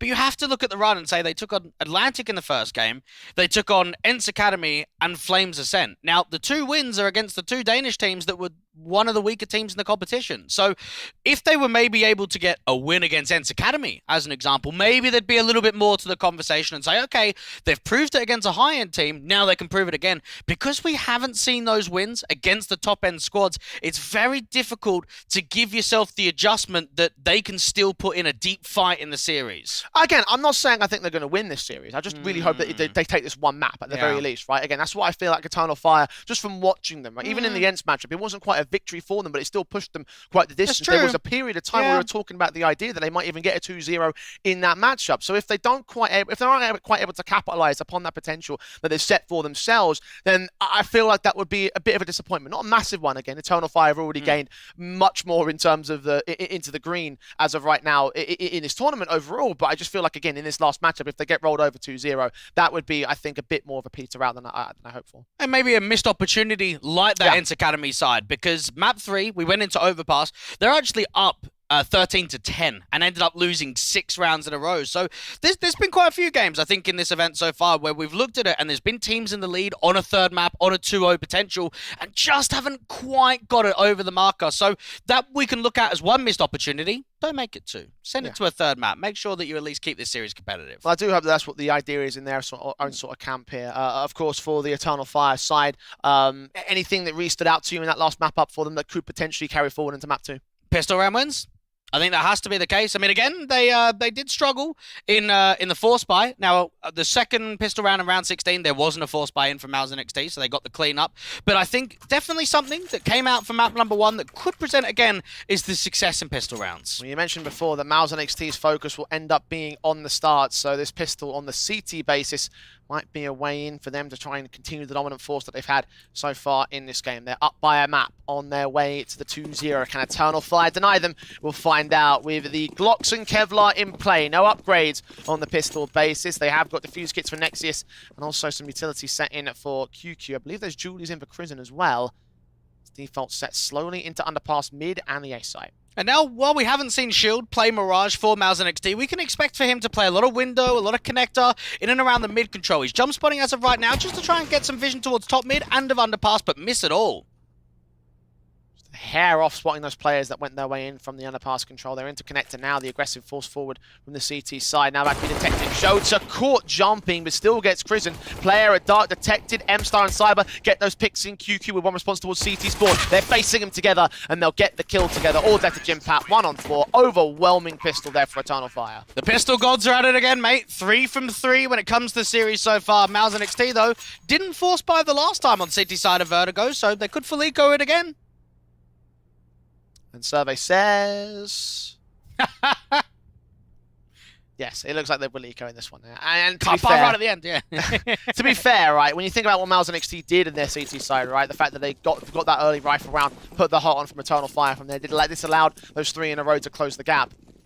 It does make sense given their playstyle. Yeah, they're one of those teams that don't often like force buying in the second round unless they can see a very good opportunity, maybe with a lot of deaths. They're going to gamble stack up towards a short control side and see if they can find their way out towards mid, get a kill or 2, and, well, they get a couple, so it's decent.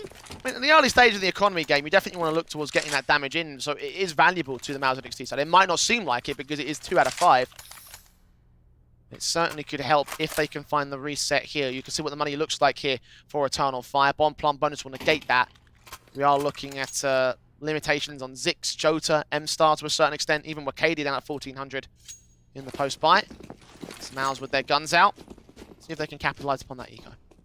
And you've got Zix being able to be the lead front runner out here towards the mid control, flash out, and even smoke towards the molly out of connector. There is an aggressive stance going down from Nexius' point of view, trying to see if he can fight towards top mid.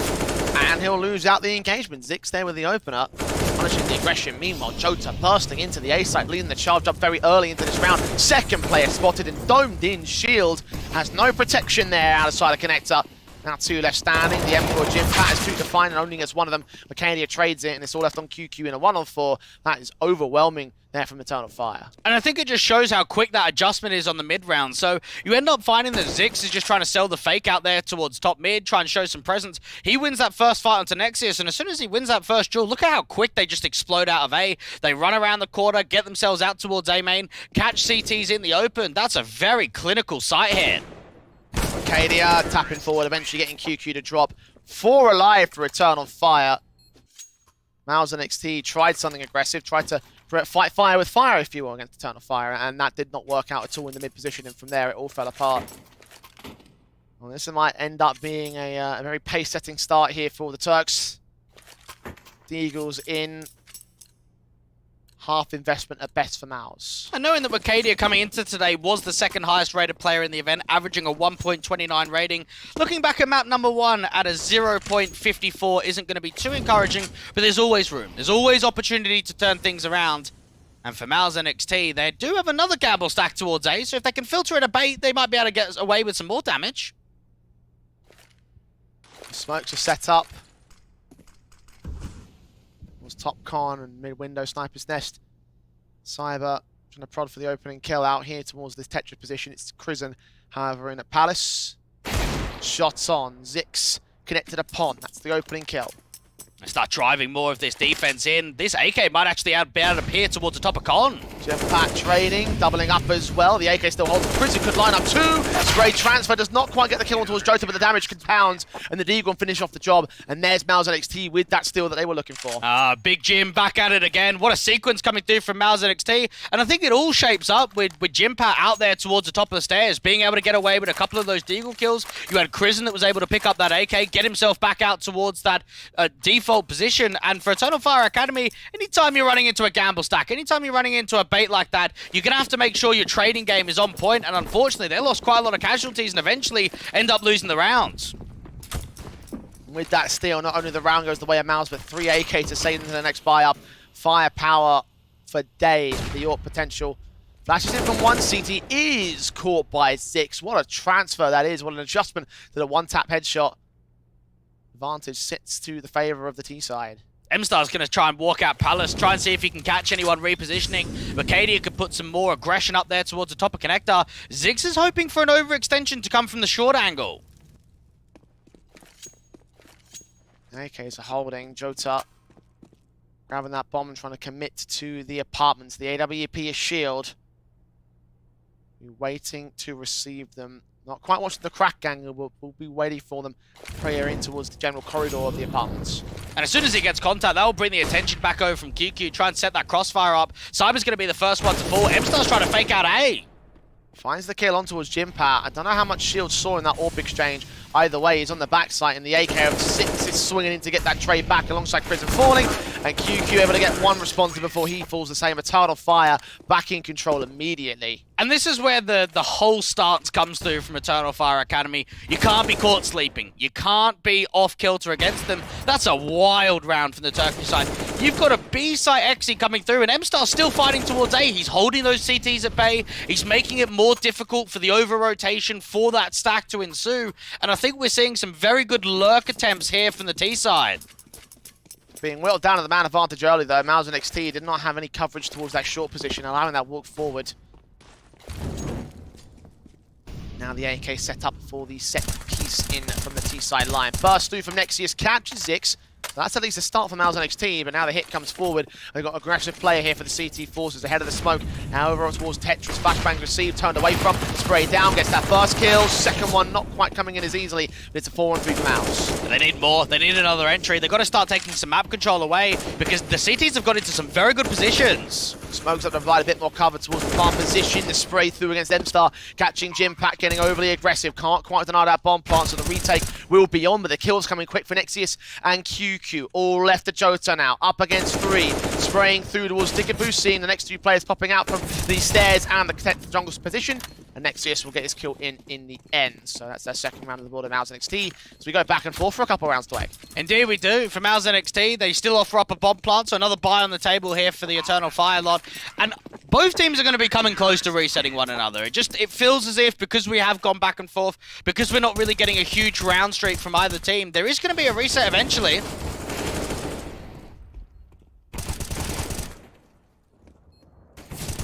Advantage still sits with Eternal Fire. I was surprised that even Crizzen didn't get flashed by a single one of them. Like, I know that he was playing anti-flash, but there was 2 or 3 flashes that came through that smoke and over the top, and he didn't get caught by any of them. Buyback, the receive will be very tagged up, very damaged up from Zix and Wicadia. Khalil and Deagle around the 3 AKs they're saving in. Of course, 2 rifles, 2 of those AKs staying in from the MOUZ NXT side, so again, they've got the firepower to play with. Didn't work well with it last time around, though. And Nexius just trying to see if he can catch some vision over the top of that connector smoke. Jimpat going to be able to get aggressive up towards top mid. Shield relocating this AWP quite a bit. Ready at the crack angle to try and receive him. Of course, he was in apartments the last time around. Player in from short that can hear those footsteps alongside a pretty passive defensive towards the B site. A lot of attention drawn to A here. Very slow. Very silent here from Eternal Fire Academy. Now, you've got a player up towards top mid that could actually be quite pivotal later into the round. Shield's going to bring that AWP out towards CT Ticket. That could actually be great against the pop. Flash over to lean in for the CT side, and they still don't see anything towards that mid control. That player is so suppressed behind the stack.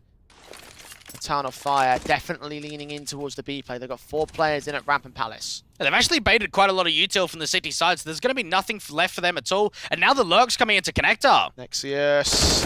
Adjustment is there. Zix is going to get caught off. Now they're going to make their move in. 3 players make their way out. Engagement for Jota does catch Nexius. Crizzen also been tagged up, but Wakadia will fall. Crizzen's dealt with in a 3-on-3. Smokes to buy some cover. Taps forward from Jota, taking some damage to return, but getting some breathing room for the bomb to go down. It's all about being able to take that map control, because they're going to try and spam. They're going to try and deny this bomb. Flashbangs risky for Cyber, but he gets 2 kills for it. And that should seal the deal here for Eternal Fire. 1-on-3 for Jimpat, as great as he is. This clutch is off the table. Jeez, man. What a double entry that is from Cyber. Just straight spam out there towards CT Ticket, and then adjustment even further to the right-hand side. Even Jimpat is going to get a little bit of hunt behind him. Jota wants to try and take this weapon out of play. It's a 5th on the board on the T side.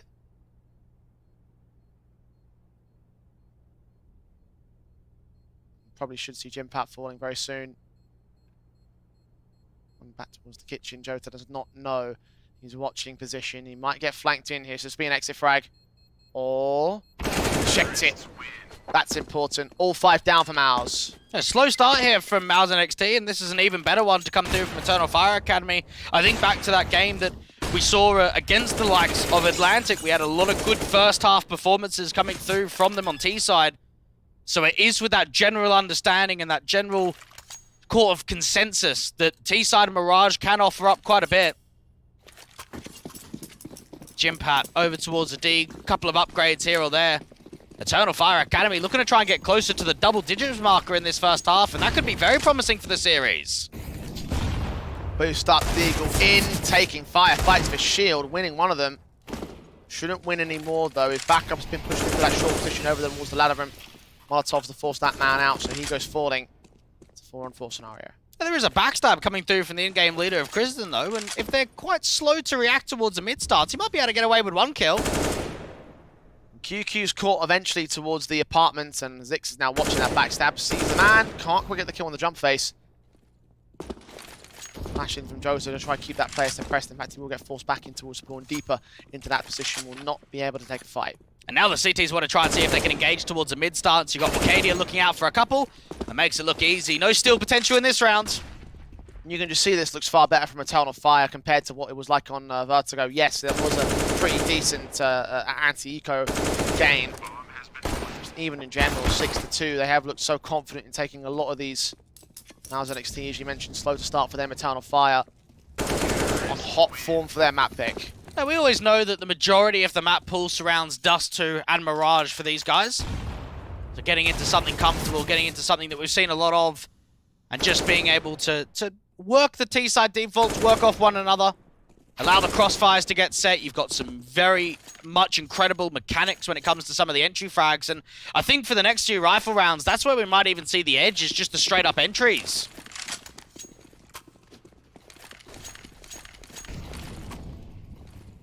Gun set, flashes forward, Nexius trying to prod forward of his own right, but counter-flashed by the T-side forces.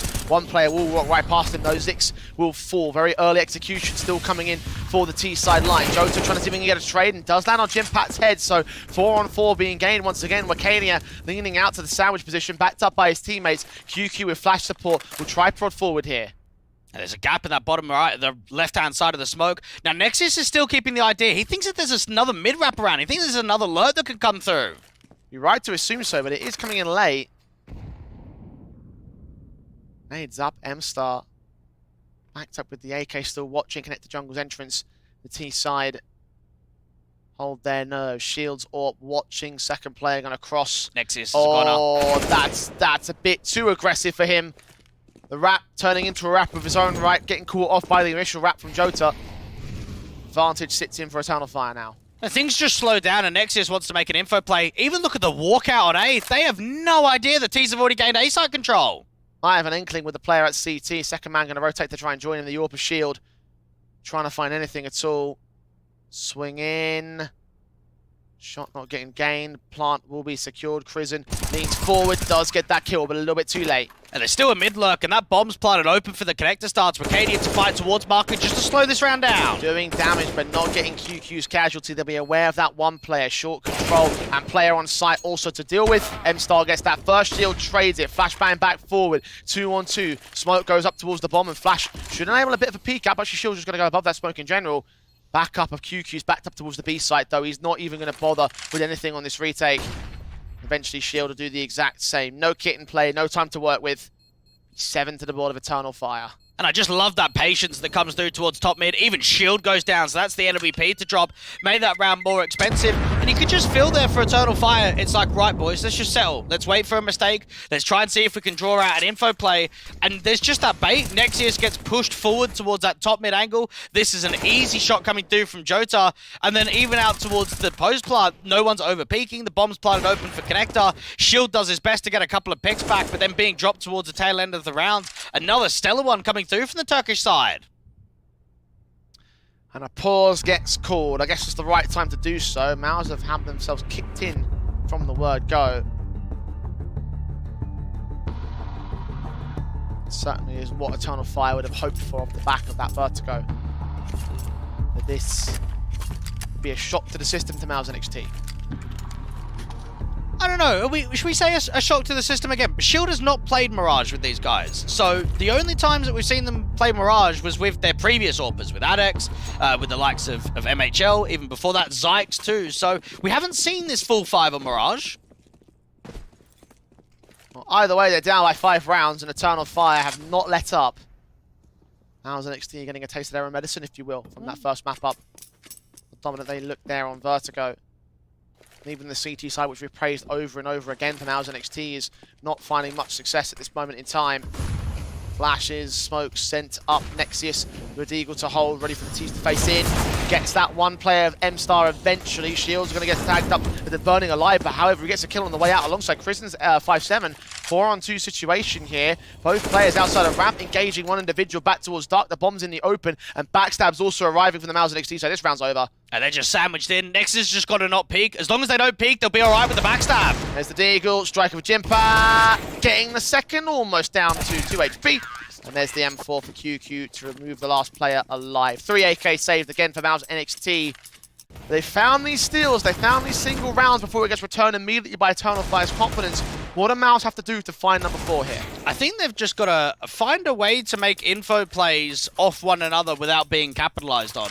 Being able to get the right reads, something that I gave them a lot of credit for on their city side of the last couple of days, and even on map number 1 of Vertigo, is stacking up the correct bomb states, making the right calls. It feels like here on Mirage, they're just not quite reading the game to the same level.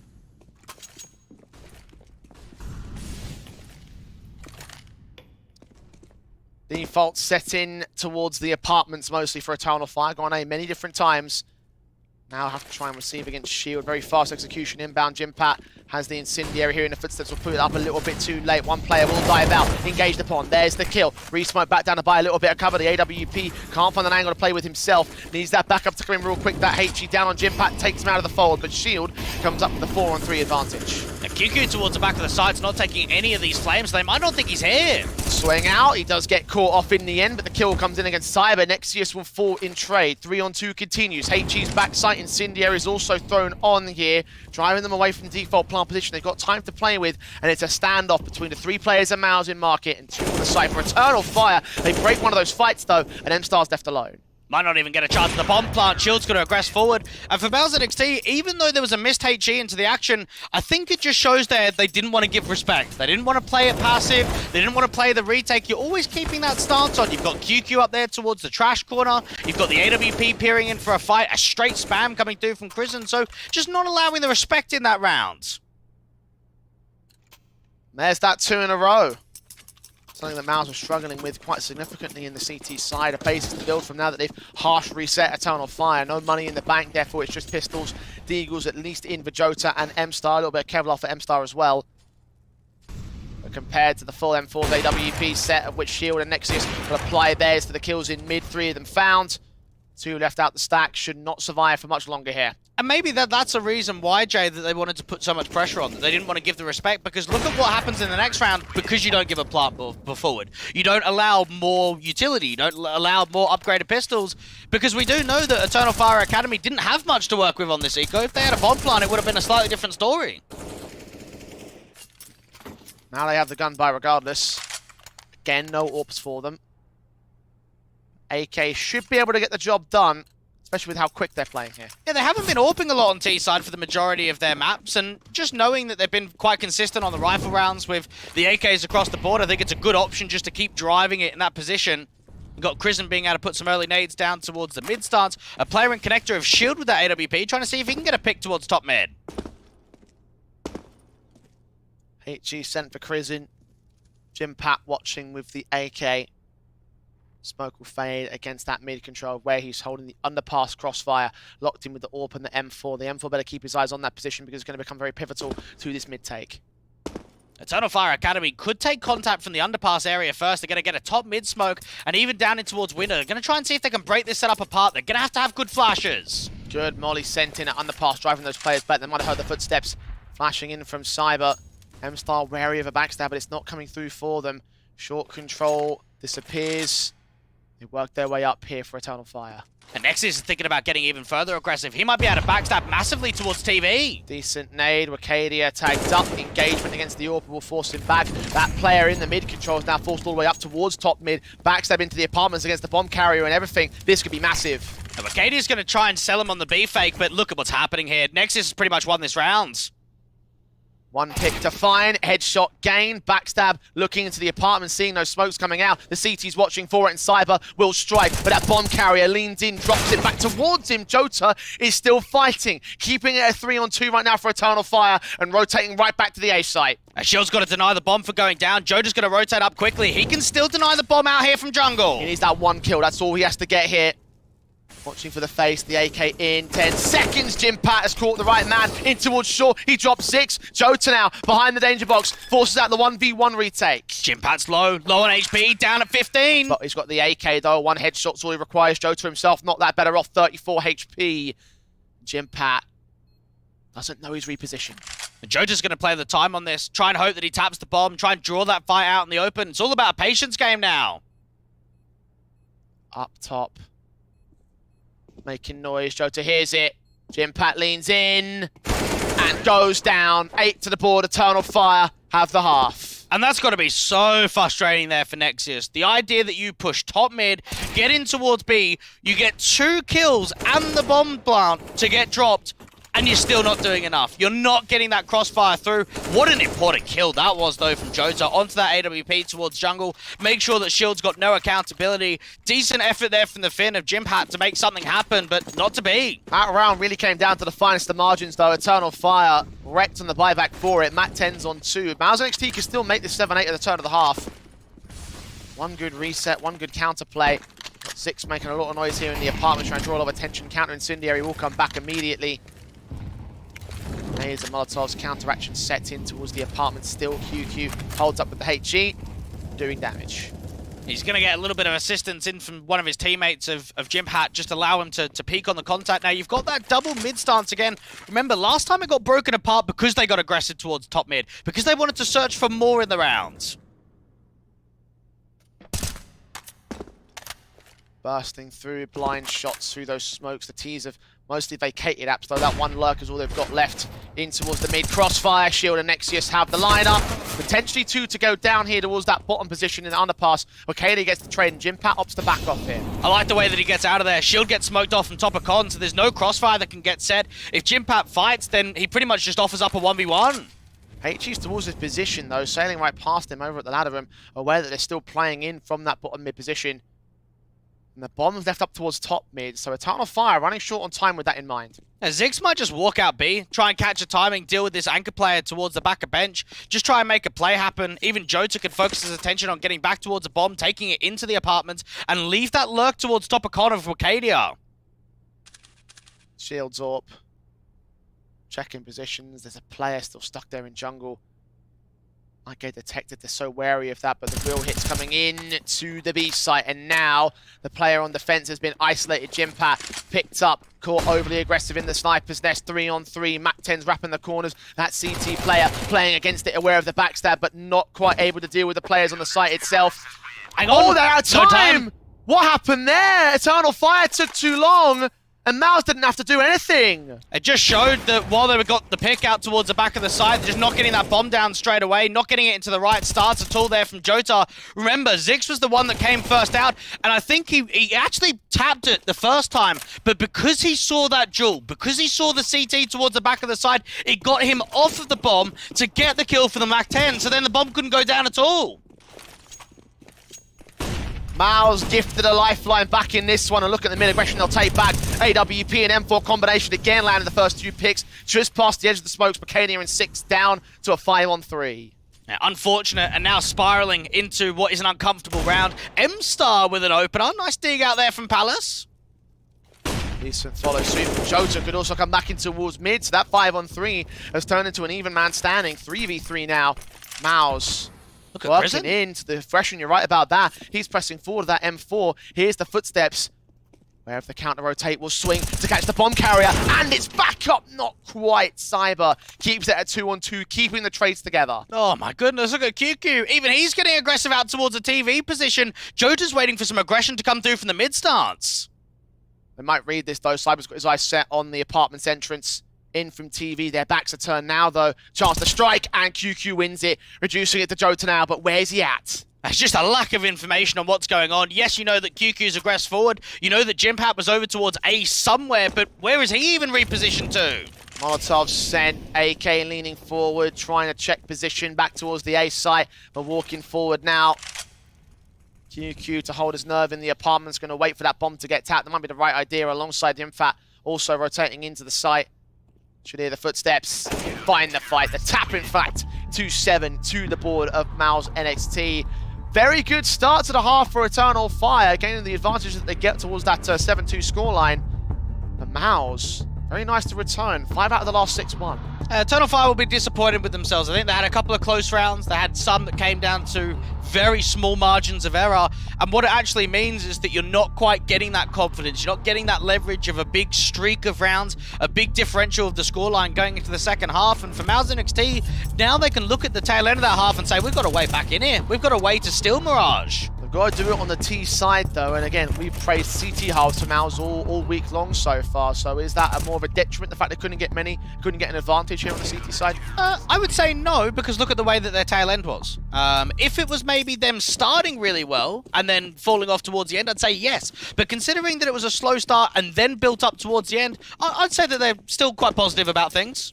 Well, into the pistol round, Eternal Fire. We've talked about their pistol stats all day long so far. Could go 4 for 4 in this pistol round basis, but the aggression does get punished by Shield. M-Star training on towards him immediately, so they don't keep it forever.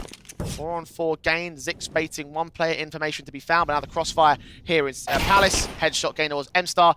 That can be the bomb committing, but they're still being tentative about it. Lovely patience there from MOUZ NXT, just waiting for players to overswing. Even Kristen's done a lot of damage down to Arcadia, and this is looking like finally we're going to get a pistol round victory for MOUZ NXT. 2 men standing, 1 man standing now for Eternal Fire. Cyber alone, caught off to 81 HP. Does get the pick in against Nexius. There's the shot back to return to the favor of the T side. 8-all on the board, MOUZ NXT. Going to equalize against Eternal Fire. Get their first pistol win of the series. You could just see the way they tempt them, the way they're able to bait them forward. Jimpat out there towards the top of Palace does a lot of success. Cyber does his absolute best of recovering a 1v4 situation, but it's just not enough. Force buy on the table. MOUZ NXT going down to quite a lot of Galils with that single AK for the big man. So for Eternal Fire, it's all about how they can get started. Opening man advantage is going to be key in a round like this. Galil's in. Majority of players for the T side. MOUZ NXT. No money farm. Get the second follow-up. No, Eternal Fire still a threat. M-Star trying to be that main threat up close and personal. They take Jota in the dark. third player at CT undetected as of right now. Deagle in for Wakadia in mid, meanwhile catching Nexius for one decent trade. That's one rifle to gain, but a 4-on-2 for MOUZ again. And surely this has just got to be such a comfortable game coming through from Shield. The idea that he put on a good showing on map 1, he's come out on Mirage. I don't think he's had anything special, but he's had another good game. And that's what we want to see from him. Up to 15 frags now towards the higher end of the board. We'll get some AWPing from him on the T side too. And that's what you want from a stand-in player in such an important lower bracket game. I mean, he's had a stellar series, I reckon, honestly, Twag. Like, you know, you might not expect him to have massive numbers, but that's what he's doing right now in this series. Again, second highest fragger in that last map, top fragger at the moment here for his team in this map. MOUZ NXT, they reap the rewards of his efforts. Getting up to 9 on the board here. He's even hunting for the 3K, might get the exit against Cyber. Don't think he'll find him in the end, though. The exit, both players escape, but there is no reface. Another round to get added. And for Eternal Fire Academy, they will not be happy with that force buy at all. Shield getting the double entry within the first 25 seconds of the round. Just on the double entry that came out in Palace. Very good detection from him. You can see how he was looking out towards the site and he thought, oh, maybe there might be a player in dark, and he found him at the right moment, so well placed. Again, advantage sitting with MOUZ and Eco to get gained by most players on Eternal Fire. There was the save from Wakadia and Simon keeping the Kevlar, the Galil in, the scout passed off to Zix. Defaults in towards mid and the A site again. Wacadia's Deagle up close and personal. Let's fight on to one and win it against Nexius. And that footstep would have been heard. There wasn't even a flash to come through from the ladder control. So just a dry peek, an instant punishment, and an opening start to get a rifle recovered. Now Prison with Molotov support will catch one player at the murder hole. Wakadia will get dealt with, as will Cyber. Zix caught one trade onto QQ though, so 3-on-3 with still CT presence being held by one. Flashes in to get them set up to try and peek against that man. The player on short might become a concern. Plant can be secured here. He's on the side. Just trying to slow it down. They want to see if they can bait one of those cities forward. I do like this backstab potential coming through from M-Star. It's whether he can get the support of distraction from his teammates though. And not watching it for the time being, though. Might be able to win it on the back of MOUZ not really having all the accountability. You got Jimpat. Oh, peeks in the right timing. Moment later, and he would have been a goner, though. Advantage now sits here with the T-side. Flashes evaded by Zix. Linding a bit too deep there for the T-side line. Jota tagging out Jimpat, taking down Prison, but Jimpat with a return. And Shield follows suit on towards Zix. Expensive round for MOUZ NXT, but a round nonetheless for the MOUZ camp. And for Eternal Fire Academy, this is where I want to see the relentless aggression. I want to see them on the front foot, being very positive, fighting mid, fighting short, fighting connector, because you've got to come out swinging. You give the respect forward, you give them that breathing room, they're going to roll this over. They're going to take you in map 2. You have to be disrespectful on the city side, and this is the perfect round to do it in. The rifles in full force. The AWP visits, the M4s in for Eternal Fire. Flashes out. Smoke set with the utility basis. Passed out towards the mid controls. Nexius try fight for some mid control. Smoke's on was TopCon. CTs will still hold connector presence. And this first player towards a balcony stance could just be an info spotter. You've got Nexius waiting for some aggression to come from top mid. He's going to be able to assist as much distraction as possible. Incendiary's thrown. The flash is sent over by the T side. Prison walk forward, spray through, player up back. And Zix and Jota get those first couple kills. The bomb being dropped. Trade from Prison alongside Shield. Zorb, player up close to the AK. The AWP might get flanked in and might not be able to deal with this immediately. Flank out. Does catch Nexius in with an advantage down for the MOUZ NXT. Prison swings up towards CT, looks for the headshots. Gains that spray against Cyber. One man left to Wakadia. A known entity, but Prison's so low. The HE gets the kill. Nexius now onto clutch here. And knows exactly where he is. AWP pinned out here towards the connector stance. And for Nexius, he's got plenty of time, so just try and see if he could draw that fight out in the open. Wakadia might wait to see if he hears the bomb going down. Or a footstep to here. Nexius making a lot of noise. Scope up the jungle. Not seeing it. Wakadia leans closer and closer on for the 3K. And Nexius has no idea.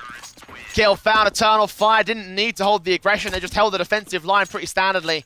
They get 9 for it. I think the only way that round is winnable that is a monster clutch coming through for Arcadia. MOUZ NXT actually do great work on the site hit. They're able to pull a lot of distraction forward. That late lurk out there towards Connector comes through very successful with players caught off guard. And for Eternal Fire, they have to use a little bit of their X Factor, one of those clutching potentials. Again, you think about the amount of clutches. 3 best-of-3s in the event already. 24 clutches won by the likes of Eternal Fire Academy. So deco now for MOUZ NXT.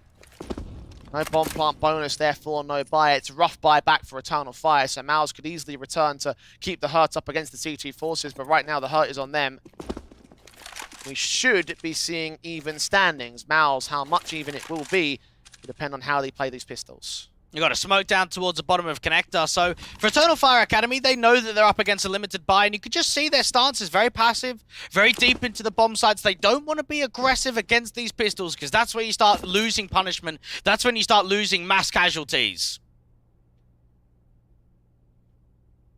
Carefully placed by MOUZ NXT as they do claim some mid control. Get to control as well. Six's AWP is watching for it. The HE sent. A little bit too deep there, not a lot of damage being done. Spoiling his teammate. The team should make their way in for the connector hit. It's all about trying to catch that timing. MStar's going to hear the footsteps. Line up 2, only get 1. Shield able to respond, grab that rifle alongside Nexius' Deagle. We've seen deco steals from MOUZ so far in this map, up a 4-on-3. Looks like this one's on, and they're going to wrap towards the B site, which is the best call to make. Put some pressure and some vision down towards that city spawn area. Cyber out in the open. No one's on B directly now. Molotov sent towards apartments, and Nexius lands the next Deagle shot. That's 2k for him. Bomb to go down. Eternal Fire. So spread apart here. A 2-pronged attack on a retake. I don't think this is on. I don't think so at all. And this actually might win the series. The CTs are so separated from one another, I don't think you can retake. I think you have to cancel. They're still setting up positions. They're making their way into a short control. Nexius sees one. Counter flashback to suppress him and just stall for time. Time sits with MOUZ's favor. Half of the bomb ticked by. Nexius watching. There's a shot for his 3k on the Deagle. Looking for the Quadra, but Shield steals it back with the M4. What a steal for MOUZ NXT. And how many times have we seen in this tournament, Jay, that we can look at one round and say that wins you the game? That wins you the series, because you look at the economical line, you look at the score line, the idea that MOUZ NXT have got a steal that puts them 11-9 up with a reset, with an eco to come through for the Turkish side in the next round. This is prime picking to give yourself that boost towards 16, that run to 16 to claim it as a 2-0. And again, Eternal Fire brought back into SMGs and FAMASs. They didn't have the full rifle basis in that last round, so the economy is in a state. USP's out for the harsh eco, maybe a half invest when this pause is over. And now I start to entertain the idea of a 2-0. Not entirely leave it there for MOUZ NXT because Eternal Fire's not already a couple rounds down, but even I thought this would be the flyaway in the second half. It shows how important winning those anti-ecos are. You can't let it slip, and oftentimes you can very much categorize the strength to the weak when how many teams start losing rounds like that. Nade sent up. Damage done initially towards Chris, and it's an okay start here for the CT side. MOUZ NXT gaining the map control, and of course can win any one of these fights they choose. They're going to slow it right down, try and see if they can work their way into a map control where they're not running into a gamble stack. Mirage is one of those maps on an eco round. You could be running into a 5A setup, could be running into a 5B setup. So just try and spot for some info, try and gather what's going on. They are looking to split A. Deagle will look to try attacking from underpass. Nexius caught, that's one player down. Master Chrism was hoping to spot another. But I can't see anything at the moment, Twig. All right, we'll hope that the round's still live for everyone at home. With luck. Yeah. Seems like we had a bit of a tech issue there. Can't quite see the game at this moment in time.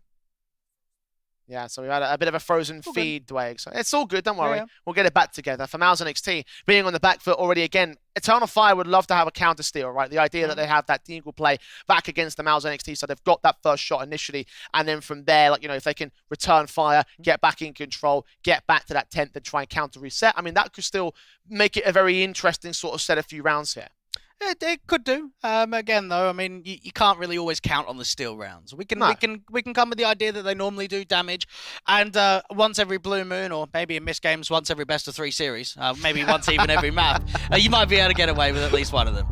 Perhaps. This one has been definitely an interesting tournament. A lot of maps being played out, a lot of series going down to the wire. So I still have faith in the idea that Eternal Fire will be able to take this map from here on out, even though it has been left a little bit more up in the air, right? With the idea that MOUZ and NXT have their position, the idea that MOUZ and NXT have got this potential right here to claim even more rounds above this Eternal Fire side, right? The fact that they've got this eco steal is a massive boost towards them because it is only pistols out for them. Yeah, you mentioned you can't rely on it for the Eternal Fire camp, and now that this T side is going, MOUZ and NXT, they're on a decent position.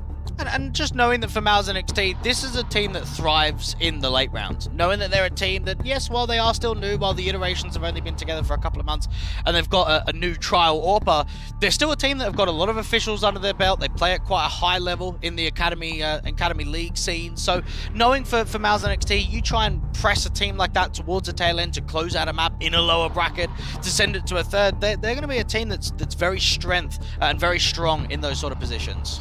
Strength, of course, for Eternal Fire has always been about the firepower, right? And the idea that you wanted to see a little bit more of an aggressive play on a CT basis. Have we seen much of that coming forward so far?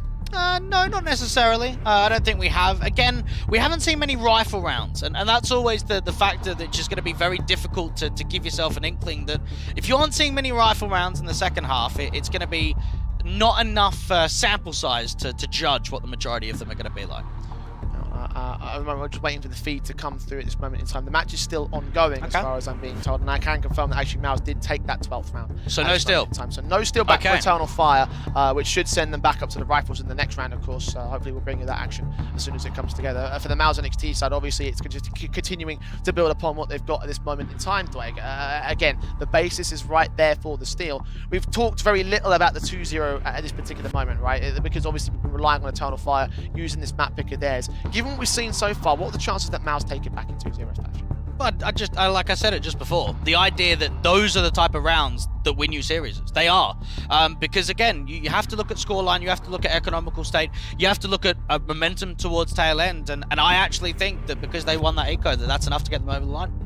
Okay, I'm a little bit more hesitant to that because I think it's still a little bit too early at this current point, right? 12-9, sort of scoreline in which, you know, if Eternal Fire can clap back with a rifle, get a follow-up there, reset MOUZ and NXT, that whole position might still hold its nerve if the CT side can come together. I think my concern right now for Eternal Fire is the fact that the CT side is still very too early, hasn't shown us quite enough for the fact that they can hold it together at this moment in time because, again, I've only seen a few rounds and most of them have gone the way of MOUZ. And knowing that you've got a few more rounds to play with until MOUZ and NXT get towards 16, think about it from a CT-sided perspective. The buys are more expensive. You don't always have the loss bonus as easily as you do on the T side without the bomb plant investment. So with that in mind, when you're down on your CT side, you don't have many rounds to play with, it can actually be very difficult to get strong rifle rounds out. Especially when you've got such a great set of players on the other side of the board, right? Right now, MOUZ is still having great individual performances from guys like Shield, for instance, who's continued upon from the last map up and the last position that he held over on Vertigo. Jimpat actually playing second fiddle to him, actually, interestingly enough, so for a star player that we constantly highlight. Again, for MOUZ, it's very encouraging, the fact that he's not always going to take over every single game. So, yeah, a lot of positives right now for MOUZ and NXT. And I think that just builds a little bit more to the whole situation with MOUZ and NXT of where do they sit towards the tail end of the year. Because I think we've come through different iterations, different years where it seems like the top academy teams do start moving around quite a bit. I think back to maybe last year, we had a lot of young ninjas. We had a lot of success in the first iteration of MOUZ and NXT. Now you've got Fnatic Rising in the conversation, Astrala's Talent that were here in the last spring event. So you do seem from month to month, it does change around quite a bit with these academy teams. And I guess for MOUZ and NXT, obviously, they've been a team that have been very keen to promote their academy players up to the main squad, right? Now, I'm not sure whether or not there'll be space to make for this new set of players as of right now. Right. I don't know. Maybe there's already so many of them up there, and you're entertaining the idea that there could be more. I'm not saying that per se, right? Obviously, like I'm just talking about MOUZ's recent history in terms of what they've done with the academy side. The reason why we've had this rebuild, for instance, is because of that situation. So it shows to me that this organization have a number of great sort of like back-end individuals that have been able to scout these guys and have been able to build a team that seems to make a lot of sense here for this squad. Yeah, I can agree to that. The one counter I would say is look at the first iteration that MOUZ NXT had. You compare all of the Academy League teams side by side. MOUZ NXT had the one with the most Tier 2 experience before the Academy team had even formed. This time around, it's a little bit more different. I mean, you've got Crizzen with an IGL that hasn't had pro experience. So I would say the direction with this second team in comparison to the first team is a very different avenue of approach. It's working though, isn't it, right? They're going to playoffs of Academy League. They're currently in the top 4 of this tournament. They're set to try and take a 2-0 or Eternal Fire at this moment in time. So the idea that, again, it's working out for them, the position that they've held, has still been an encouraging one, in spite of the fact it's been a very different approach. It's an approach that's still holding out for the MOUZ NXT side. Again, I'm not sure whether these guys will end up being part of any sort of call-ups as of right now. But, you know, for the terms of what the team stand as at the moment, right? MOUZ NXT, they look like a definitive squad. And I'm excited to see these guys continue on the line in terms of their Tier 2 success, because it might extend even further than just Academy Leagues. It could do. Again, if they're able to win this event, if they're able to find themselves in a LAN final, that could be more of a bridging gap to say, okay, well, we've done it in one event, we can do it in another, we can do it in another, and try and press it very far forward, because I think what a lot of teams are searching for in this event is that deep run, to be able to prove that they are one of the strongest teams here and to try and get a LAN spot. Well, for Eternal Fire, if they can get a deep run, I'm sure there will be some call-ups on the table for them, given the state of the current first team at the moment for the Eternal Fire squad. I think you were mentioning the other day that you speculate that they might end up being the new main team. Yeah, well, again, I personally, I didn't think call-ups would come through, but we've seen it in the past that if your main roster just ends up folding, just promote the Academy team. I mean, look at what AGF did. They had AGF Academy, that went to AGF as the main squad. Okay, it doesn't maybe happen with like the biggest of orgs, but it has happened in the past, and I think for Eternal Fire as the main roster, we don't really know what's going on there.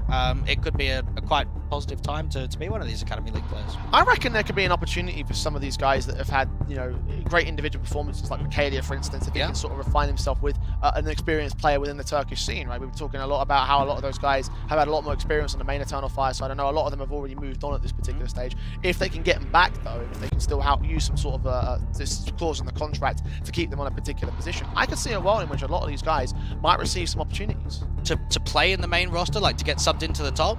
Yeah. Okay. All right. And particularly to develop them, you know, especially. Yeah, it could still be very early. I mean, I'll just read this off to you. MStar's played 53 games on HLTV. Jota at 23. Wakadia at 54.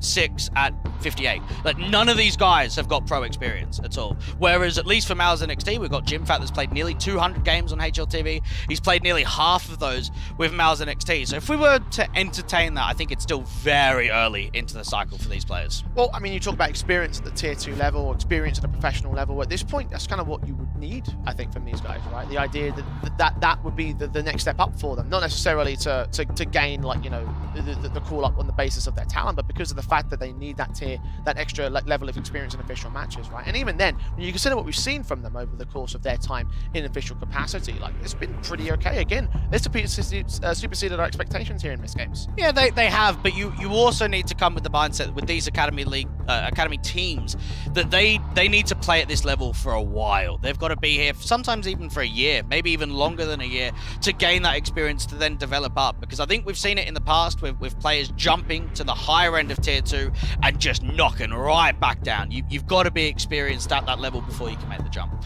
Well, hopefully they'll get those opportunities in the Tier 2 level in the very near future, at the very least. Again, there's no shortage of spots right now on the main Eternal Fire roster. Currently still waiting on the feed to come back to us so we can bring you back the matchup and where we stand at the moment here for the... Is the game still going? The game has been paused, okay. But we did miss out on a couple of rounds, unfortunately. All right. So according to the scoreboard, it's currently 12-11 for MOUZ NXT. So yes, they did clap back. Because what I was talking about earlier, the idea that they can get their next rifle round in, win the conversion, the money state, I can't quite see what it looks like right there. But at the moment, like, again, it's the potential that Eternal Fire could still make up the difference. It's not a massive gap right there. No, it's not a massive gap. And again, for this team, it's all about trying to drive map 2, being successful, get into a third map and allow yourself to come close. It's not every day that you get to play a team like a MOUZ NXT in a best of 3 context. So to take this experience, to take this entire event as a learning curve, because again, we haven't seen these guys on HLTV very much, haven't seen a lot of success in previous iterations of the lineup. So just one game at a time, one map at a time.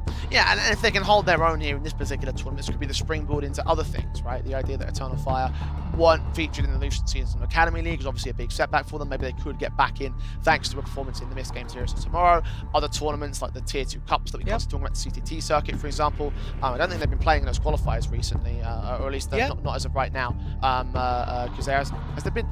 Because there's been no qualifiers so far in the last couple of weeks, have there? Not in the last couple of weeks, but they played one just over a month ago Okay. and didn't have too much success there. Okay. So. Well, getting those opportunities to go to those events, obviously, is going to be adding to that experience. And if they can make a run into CCT, for instance, that could be a way forward for Eternal Fire Academy. I think this is all what academy teams are looking for, to get more events under their belt, to be able to get themselves involved in more officials, more game time, more experience at the higher level. And it's only going to benefit the teams, it's only going to benefit the orgs in the long run. Yeah, I definitely think so. I mean, look, that's what this whole thing is about, right? To find the heroes of tomorrow. The heroes of this particular game have already sort of defined themselves overall in this one. Obviously, still waiting at this moment. I think we're almost ready to find a solution, so we'll just keep you holding on for a little bit longer at this moment in time. Anything that's particularly stood out to you between these two sides so far in this game? I think for MOUZ NXT, Shield's done pretty well considering he hasn't debuted on MIRAGE. We've actually only seen him play Inferno, Nuke, Overpass, and Vertigo. We haven't seen him on Ancient, we haven't seen him on Dust 2, but that's their permaban, so you're probably never going to see him on Dust 2. But Mirage is also one of those maps that we haven't seen him on. Yeah, I mean, right now he's on 22 kills on Mirage, so he's certainly having his impact. And again, like, I was very skeptical about the idea of a stand-in being in play for the MOUZ NXT side, right? Just in general, or? Just in general. I mean, I was They've had like 4 of them. Yeah, I mean, yeah, similar story, but at the same time, like, obviously with Fnatic Academy and Fnatic Rising and what they've had to deal with in terms of their stand-in situation, it does always irk me a little bit when you can see how far teams can drop off. It's just a general sort of idea that I look at, and I think to myself, I'm not a fan of it within teams. If it has to happen, then of course it's going to happen. There's nothing you can do. There's nothing you can do, but obviously you have to live with the results as a result of that. The results are still been good for MOUZ though.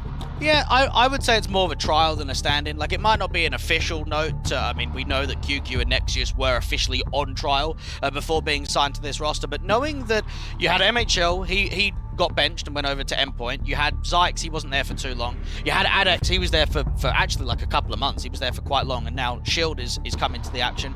It tells me that with how long Adex was there, they're trialing players. They're trying to see if they can find a fit for the team rather than just a stand-in at the moment. I mean, look, it's part of the course with an academy side, in my personal opinion. That's what I reckon it to be the case, right? If they are going to be looking to rebuild a roster in the way that MOUZ, of course, have been had to do over the course of the last few months since those call-ups were made in the previous iteration, then it makes sense that they will want to find the right fit on the right side. So you are probably right about that side of things. Do you think he's been the right fit so far? Is he better than Adex was? I wouldn't say he's better. I wouldn't say he's worse. I'd say he's on par. Again, it's not always about impact, and I think we heard that from Toby's in the interview. He said he's got better communication. He's able to have a very good understanding of the game, and I think things like that, chemistry and communication, mate, they outweigh any percentages, any numbers, anything like that. Getting a good teammate is what you want. So being able to find the best fit for the team is going to be an important fit, and I think they've shown it with the wins and the results at least. I think I recently saw an interview from I can't remember who it was. It was someone on Outsiders. Okay. And he was saying something about Dexter and why they were relieved to see him sort of removed from the team because of the fact that he wasn't exactly a great teammate. Something on HLTV. On Spirit? If you're talking about Dexter. Sorry, it was Spirit, my bad, excuse me. Right. That's my mistake, sorry. CIS squads, they just get them in my head. But they were talking about how that was a situation. Because you mentioned that whole issue about communication, about being a great team player in all that sense. So having that idea involved for MOUZ NXT could very easily apply.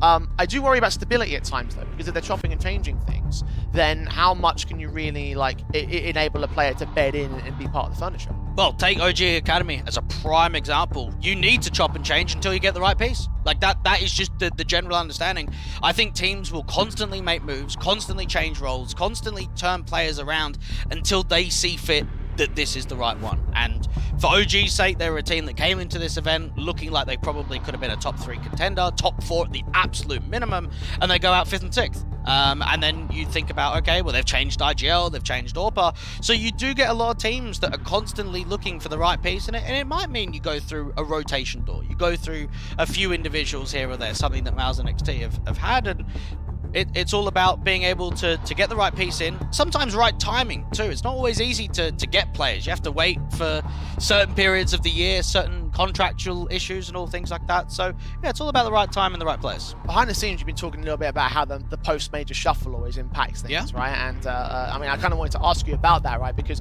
we've been looking for our heroes of tomorrow, obviously, and we found a number of them to potentially look at here. Who do you think is the right individual of all the 8 teams that we've had so far here in Heroes of Tomorrow? Who do you think is the right player that probably deserves or would be likely for a call up into, maybe not necessarily a tier 1 team, but like, you know, into one of those sort of like periphery sort of squads that you would look at to try and dig into the tier 2 and tier 3 atmosphere and find an academy player like we have this week? Well, I would actually say 0, and the reason for that is because I think they need more time here to go to tier 1. What is the point in being on an academy team than going to tier 2? Like, I can't see the benefit there.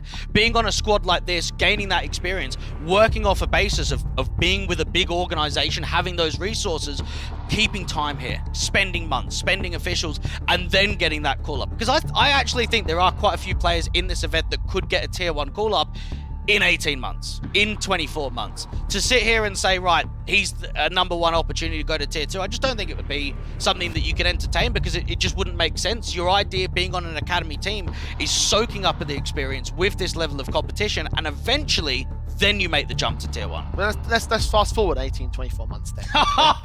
Do you know how difficult that is? Mate, we're trying to fill content too. I mean, Jimpat's been very impressive. And I don't think it's just been in this event. I think he's been able to prove himself a very adequate player. I mean, right now we know that the Finnish scene isn't the strongest that it's been in previous years. So I think his main attitude will be staying on a European team. You know, maybe something like a Gamer Legion, something like an actual MOUZ team, something like a G2 for, you know, 2 years in the future. Like, it's very difficult, but there are a lot of international squads at that tier 1 level, and OG is like another example that in 18 months and 24 months things do change. Players will go, and there's always slots open. Yeah, I think, is it Jimpat that had the VAC ban as well, I remember? Yeah. So obviously they're probably going to wait that out to expire. I think it's in January is when it won't apply towards him anymore. So they might have to hold on towards that position before Jimpat even becomes like a consideration for a lot of these squads overall. Like, you know, obviously we've known how taboo that whole thing is, but obviously him being quite young, he's got the opportunity to recover, and he's looked fantastic. You're right about that. I reckon it might be a bit of a sooner call up for him though. I reckon probably within the next, not after this major, but the Blast major, for example. After that whole like shuffle comes in after that particular tournament, then that's when I think things could probably, he could probably slot himself in towards a decent position. Obviously, within his experience levels, we'll see how it plays out between then and now. But if he keeps it up, then I see no reason why he can't. And, I mean, the most likely teams, if we were going to sit here and say who's going to get a call up, it's going to be someone from MOUZ and it's going to be someone from Fnatic Rising. I think you look at the Fnatic Rising team, I think MOUZ has proved himself to be a very adequate caller and can frag at a decent level. I think Wolfie, maybe he's not looked at as like an academy player at this point, but he's also someone that does have quite a bit of youth when it comes to his age, but also a lot of experience. Volt, I think he's proved himself to be an incredible fit for that team as well. So yeah, there's a few pieces here or there. Okay. I mean, I respect the idea that you're looking towards Fnatic and MOUZ, considering how successful they've been in the last year, 2 years or so of their existence, right? And the idea, obviously, that we've got one of the best teams in Academy League this past one season, one of the most decorated teams in Academy League in the last like, you know, few seasons, ostensibly. Like, you know, it does feel like those would be the right sort of sources to look towards this position. Fnatic and MOUZ have not been very convinced on letting these guys go that often, though, have they? Yeah. They've let a lot of players go. I mean, like, on towards like a different, like, you know, onto a tier 1 team.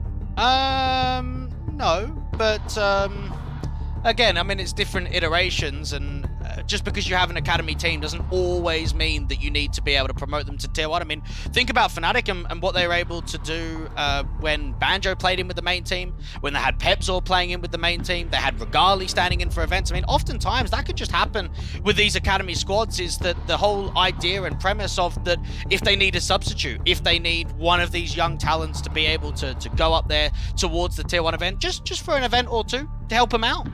Yeah, I mean, look, again, experience is the main sort of focal point at this particular stage, so we'll get to see how that plays out as this tournament goes, and as, of course, the months and weeks roll on. For now, though, we are still currently stuck in this small technical hitch at the moment, so we can't bring in the match as of right now. So we're going to head towards a short break and hopefully return with the rest of MOUZ between MOUZ and NXT and Eternal Fire. Don't go anywhere.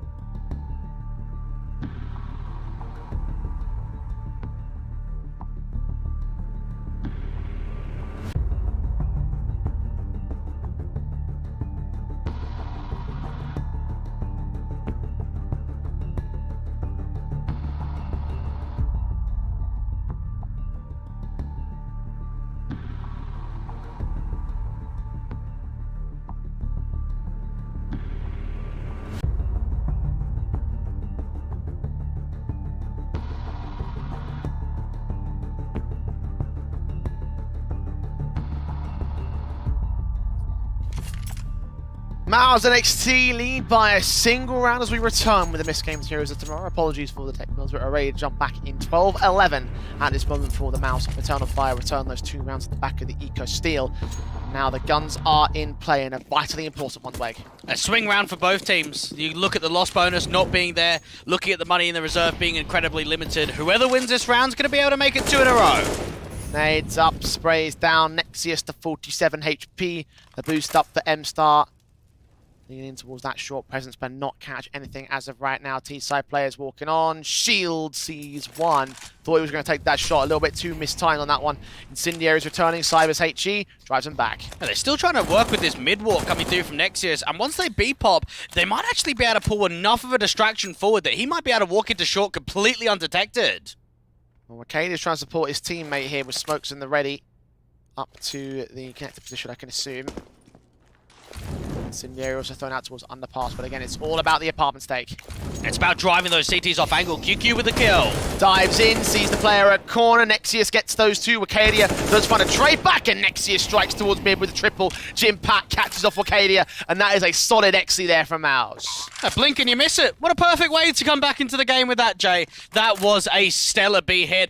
And Nexius, what another monster round that is from him. To think that he was the short individual. He deals with both players up there towards short and the bench individual too to end up with 3 in the round. Even out-fragging Jim Pat at this stage.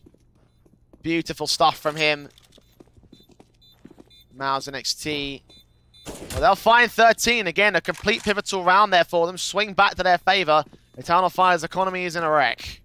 And knowing that they've got an AK being saved over, you think about, all right, what's the potential in that next round? What can we get around it? How much can we really find when it comes to leverage? Because from MOUZ NXT's point of view, they know that was an important round for us. That was one that we had to take. And they took it on the T side. Watch this Nexius sequence again. Jim Pat able to get the next player back and everything. The buy to return is Nout from Eternal Fire. 1,900 bucks. Got to take the eco. And MOUZ NXT, we know what they're like in these sort of positions. When it comes up close, when it comes close to 16, they are a dangerous team. And knowing that for Eternal Fire, they've got a lot of players out towards mid, they want to try and charge up with that AK from Jota. Trailing around the corner, the smoke in the way of Prison, but only for a moment. Jota finds that pick and has to start again for EF. And there's still a lurk from Jimpat out towards the top of Palace control. Everybody else is regrouped towards main. Now, there is a gamble stacked away right now. Dismantling itself, though, back in towards mid. If they strike here, they should be able to get a free bomb plant. It's all about a matter of timing and a spot of information towards the top of stairs. They're going to swing back from Jimpat. 4-on-4 Molotovs in towards Dark. The AWP watching out the CT spawn with the flashes. Follow-up mollies in from the rest of the T-side line. CT still being watched. Jota's AK prods out, engages, and Nexius gets his kill. Jota can respond. 3-on-3 situation. AK's back in towards 2, though. Only the AK's up the CT side, picked up of the dead bodies of the T side line, and Nexius gets his 24th pick of the game. The AK now on Jota in a 1-on-3, faced in by QQ, tucking his head out position. Shield Zorb so ready to receive. And they're just going to try and bait the contact, not give that leverage forward to the AK at all, not overswing, but the AWP's seen him. And now here for Jota, if he gets hunted, that's an AK that gets lost. Important one of that for the Eternal Fire camp, but they have a buyback in the next round. 14-11 though, MOUZ NXT closing on that 2-0 Dweg. And just knowing that Nexius has got 2 triple kills round in a row is going to bring a lot of confidence forward. That was a good information and a walk forward. Jota tried to do his absolute best with that hero AK, but it's just the picks here towards both jungle and out there to the top of connector. 2 more to go for MOUZ NXT to get the 2-0, to get themselves another way forward closer to that grand final. M4 set on Eternal Fire. Buy up to receive. MOUZ NXT prodding quickly into the apartments. Non-execution, the bomb isn't there with them. That one player trying to look for the first pick or force out something against the CT forces. And just try and bait it over rotation, try and scramble them when it comes to the mid control, and also try and see if they can use a lot of that utility. Shield with a flash over high. You got a couple of players towards connector. Orp leans in, Molotovs sent up. Player about to swing out connector control. He backs away instead. Smart call to make. Looking at underpass. Don't challenge that Orp. M-Star turning away from the flash. Wants to still engage. Now Nexius gets dropped down to 48, but M-Star has to retreat, has to back off from this connector stance. Molotov will force him away regardless. Now Now they've gained the mid presence. No one in Sniper's Nest either, but Shield just double check it, resmoke on, keep it suppressed. Oh, look at Palace. There could be an aggressive move coming through from MStar, and if he goes out and end up being caught from Jimpat, that actually might open up the A side. That might start to scramble down the split. Well, Jota's found the first pick in, and Jimpat wins that fight in Palace. Zig's falling, but MStar gets his trade. Shield to fall down, a 4-on-3 for Eternal Fire. In towards the murder hole, Nexius gets murdered himself. QQ and Jimpat, now just Jimpat alone. Bomb in the mid position, so he's locked out of this round. A nice security coming through there from Eternal Fire. You just saw how much impact was able to be found from there towards the A site. Yes, the likes of Jimpat was able to find that success, that opening kill out from the Palace control, but nothing else being granted. He's going to hold on to the AK, bring it forward to the next round. Another buy on the table for the international squad. Keep it in to provide a little bit extra for MOUZ and NXT. Of course, they have some decent money to work with. 5,000 Nexius, 4,000 for QQ. Shield. Similar story. Only concern is Prison. Even he can get drops. Jimpat. On an AK basis, and there should be a rebuy back for the T side. And they'll get an AWP forward, and they'll be able to drop one of those Galils over from Jimhat's perspective. Jota, that kill towards Window Room could have actually siphoned off quite a bit of space and gap. You think about Nexius's potential of getting out there towards jungle, maybe retreating in towards CT Sport, and that one kill's actually changed quite a lot of complexion into the rounds. MOUZ and NXT again could set Eternal Fire up for the 4. Loss bonus is going to be knocked back by that round victory, so money's going to be scrapping into round 28 if they can take it. And that could lead to a 16-12. The AWP Shield landing a quick tag on Cyber. It's the first phase taken by MOUZ. That's a decent effort. Show the AWP presence out there towards the apartments. Get QQ in to try and distract. Allow a little bit more nades to be used. You've got Krisen up at top mid trying to see if they can reposition anyone towards Connector. Out there towards the ladder room and into the short stance. You've got 3 on A, quite defensive for Eternal Fire Academy. Defensive hold on the A site for these 3 guys. Flashbang forward to try and prod forward into the ramp position. Arcadia, meanwhile, holding out the apartment. Smokes against the T side, jump face catches info. They may have actually been able to spot a little bit more from that. Could have seen a shoulder of the bomb there from Shield. Now they're looking for an info play out towards A main. Cyber with the AWP down into Connector could find a pick, and does indeed. Prison just jumping for the info, giving up a slight moment. Slight position now, the kill gets gained, and they're going to make their way in towards the B site regardless. To split in with a short player, working on solo, the main 3-man force, about to make their way forward, engaging this one individual of Arcadia. Headshot gain, QQ takes very little damage despite the dink. Shields AWP in against MStar. He's down and out. Eternal Fire have lost the man advantage. And now QQ could just keep that pressure on and make it super awkward for the rotations out for Market. Backstabbing towards the apartments though for Eternal Fire, being watched by the AWP. Shield needs to land on this one solidly. That might just seal the round right there for MOUZ. Shoulder bait comes out first time. Second face gets Jota. And Eternal Fire escapes. Cyber and Zix to hold onto their guns because they need them for map and match point on MOUZ. And it's what I alluded to earlier, Jay. That one anti-eco steal can set yourself up for victory. You have to take into account what we've seen in these previous rival rounds. We've seen some very good timings. We've seen Nexius come through with some important impact. You're late in the game. Money's not ideal. You don't have that same risk to work with. And for MOUZ and NXT, this is closing time. You're up 15. You've got one more to go for Eternal Fire Academy. They'll be able to get a buyback, but there's still going to be limitations. It's not going to be ideal. This is the round to do it in. And for Cyber, you had the opening pick. That's got to be so upsetting. Yeah, it felt like from there that was going to be enough. Eternal Fire, any one of these advantages that they take, it just feels like to me that should be the one which catapults them forward, but it's not quite enough in this case. 15-12. 3 rounds to make up for Eternal Fire. MOUZ 1 to take the win away. They know it. Very pacey coming through from Krisen. Look at the stance he's making out here towards bottom of con. AKA involved Jota above the smoke. He's thinking there might be a player down there. Seen the gun barrel of Pixel poking out, but 2 come back from Jim Patton's shield. 4 versus 2 as MOUZ NXT rip them apart, but Jota stands and fights, gets himself a 3k, maybe even a quadra, faced in by QQ, and now Cyber is all that remains. Back at CT to try be the hero of Eternal Fire, but they just rotate to the B sites. Cyber still might be able to catch this bomb if he looks in towards a connector position. Great mid-round adjustment there for MOUZ NXT, knowing that Cyber had rotated to spawn. I think Cyber's one angle to try and take this round back has just been evaded. The window is closed, but a 1-on-2 clutch, he has to go for it. He's got a smoke and he's got a kit. He's going to get over towards the AK. For MOUZ NXT, look at the way that even Nexus has aggressed towards Market. They're going to relay this information forward that he can't come from spawn. It probably is short. Needs 18 kills in this map up to try and hold together this clutch. Hold it in for Eternal Fire. Leaning up the site, engagement spray does not win out against the first face. Molotov should drive him out of apps. Face in, sees him, adjustment's not there though. Burst on towards Market. Cyber needs more. Smoke on a bomb, can go for the ninja. Onto the tap first and foremost, but QQ gets the kill.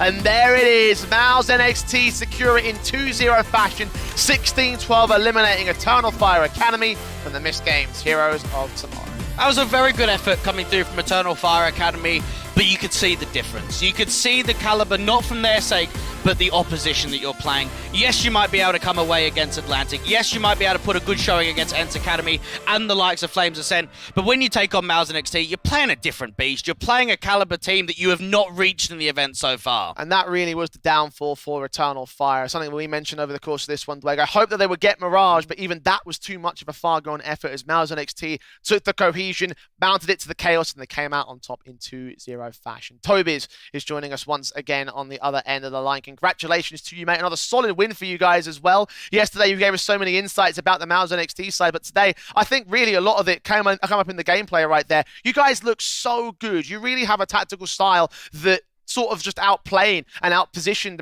Eternal Fire in this case. You were so worried about like a firepower basis for Eternal Fire, and you were trying to beat it on strategy, get those opening rounds. You did all of that, and you come up so solidly. Was there anything special that you brought into this match today? I think our preparation were the same as the other matches. We knew that they were good at hitting shots, and you can see that on Mirage, where they just completely out-aim us at some rounds, and then we just had to make a small adjustment. So about A side, like Chris shouldn't go so all-in-ish, and basically we made a decent comeback on the CT side, and on T side we had a pretty good game plan, I would say. So yeah, I'm happy for the win. Another win to add to the tally. We've started noticing too in this game that maybe Flames, the Eternal Fire side, like gave you a little bit more respect. Did you think that they maybe didn't press as hard as they did? It didn't seem like they were making as many info plays, as chaotic as maybe some of the previous series is. So do you think they just gave you a lot of respect in this one? I think on Vertigo we had a lot of space, and we could basically do whatever we wanted to do. In this case, we kind of wanted to abuse A. And I think like we watched the demos, and they were playing with some weird one-way smokes that we are not used to play. So we had a plan of just like let them play with the smokes, and we'll just walk up afterwards and do our thing. And luckily, it worked out pretty good.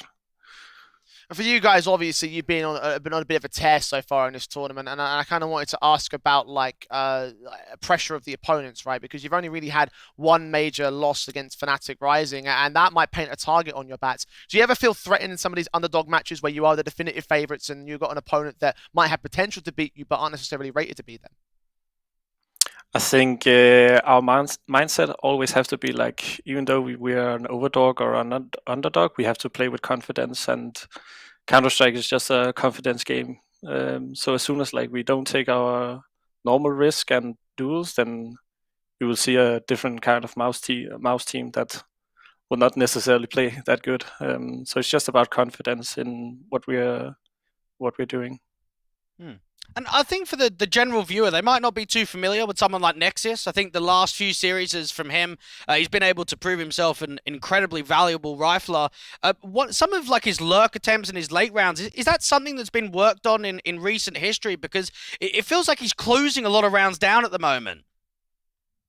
Yeah, I think he had a good series today, and usually he's like the map control player, so the lurk position isn't his main thing to do, but he really definitely with the short lurk at I think it was 14-11. Yeah, he had a good timing on short at least, where he got 3K. Well, certainly great timing and great cohesion from you guys over able to take the series and move on to the lower bracket finals. You'll be up against either Fnatic Rising or ENCE Academy in the next stage of the tournament. So I want to ask you about potentially like any major issues or anything you have, any thoughts you have going into the top three and then potentially into the grand finals after that. I think we'll see what opponent we get. I kind of want to play ENCE because we haven't played them in the replay matches, and also to show that Jimmy is the best Finnish youth player we have. Yeah, but most likely I think Fnatic will have the edge in terms of skill. So most likely we'll play ENCE, but you can never know in these matches. I feel it can be either way. We'll hope for that Finnish dream match, seeing whether Jimpact can, of course, hold his own against that ENCE Academy side if they take them on in the next round. For now, though, it's a great victory for you guys. Congratulations, Tobias, to you and your team. Good luck going into that one, and hopefully we'll speak to you tomorrow. Thank you. Bye.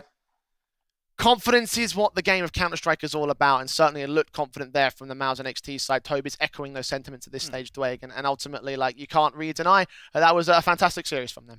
It was another good showing, and I think what it shows is that every series so far here in this event, they have not been tested outside of that one against Fnatic Rising. And that does put a lot of pressure onto any of the other teams, whether that be a Fnatic Rising going down into the lower bracket, whether that be an ENCE Academy going down into the lower bracket, because it does seem as if it's MOUZ NXT and it's Fnatic Rising. To me, at some point, it's just when it's going to be. Well, to round out the conversation on Eternal Fire Academy, again, we didn't expect much out of them in this tournament. Being in the 7th seed, being, I think you said at the start of the showing, the second weakest team of all of them, they should have been out in the lower matches by that definition of the seeding basis. However, they come out swinging, they beat out Atlantic, took it close against ENCE Academy, looked comfortable against Lane Descent, and ultimately lost out to MOUZ NXT. So I think overall, taking top 4, they could be very happy with what they've done so far this week. They haven't been able to have many deep runs in their career.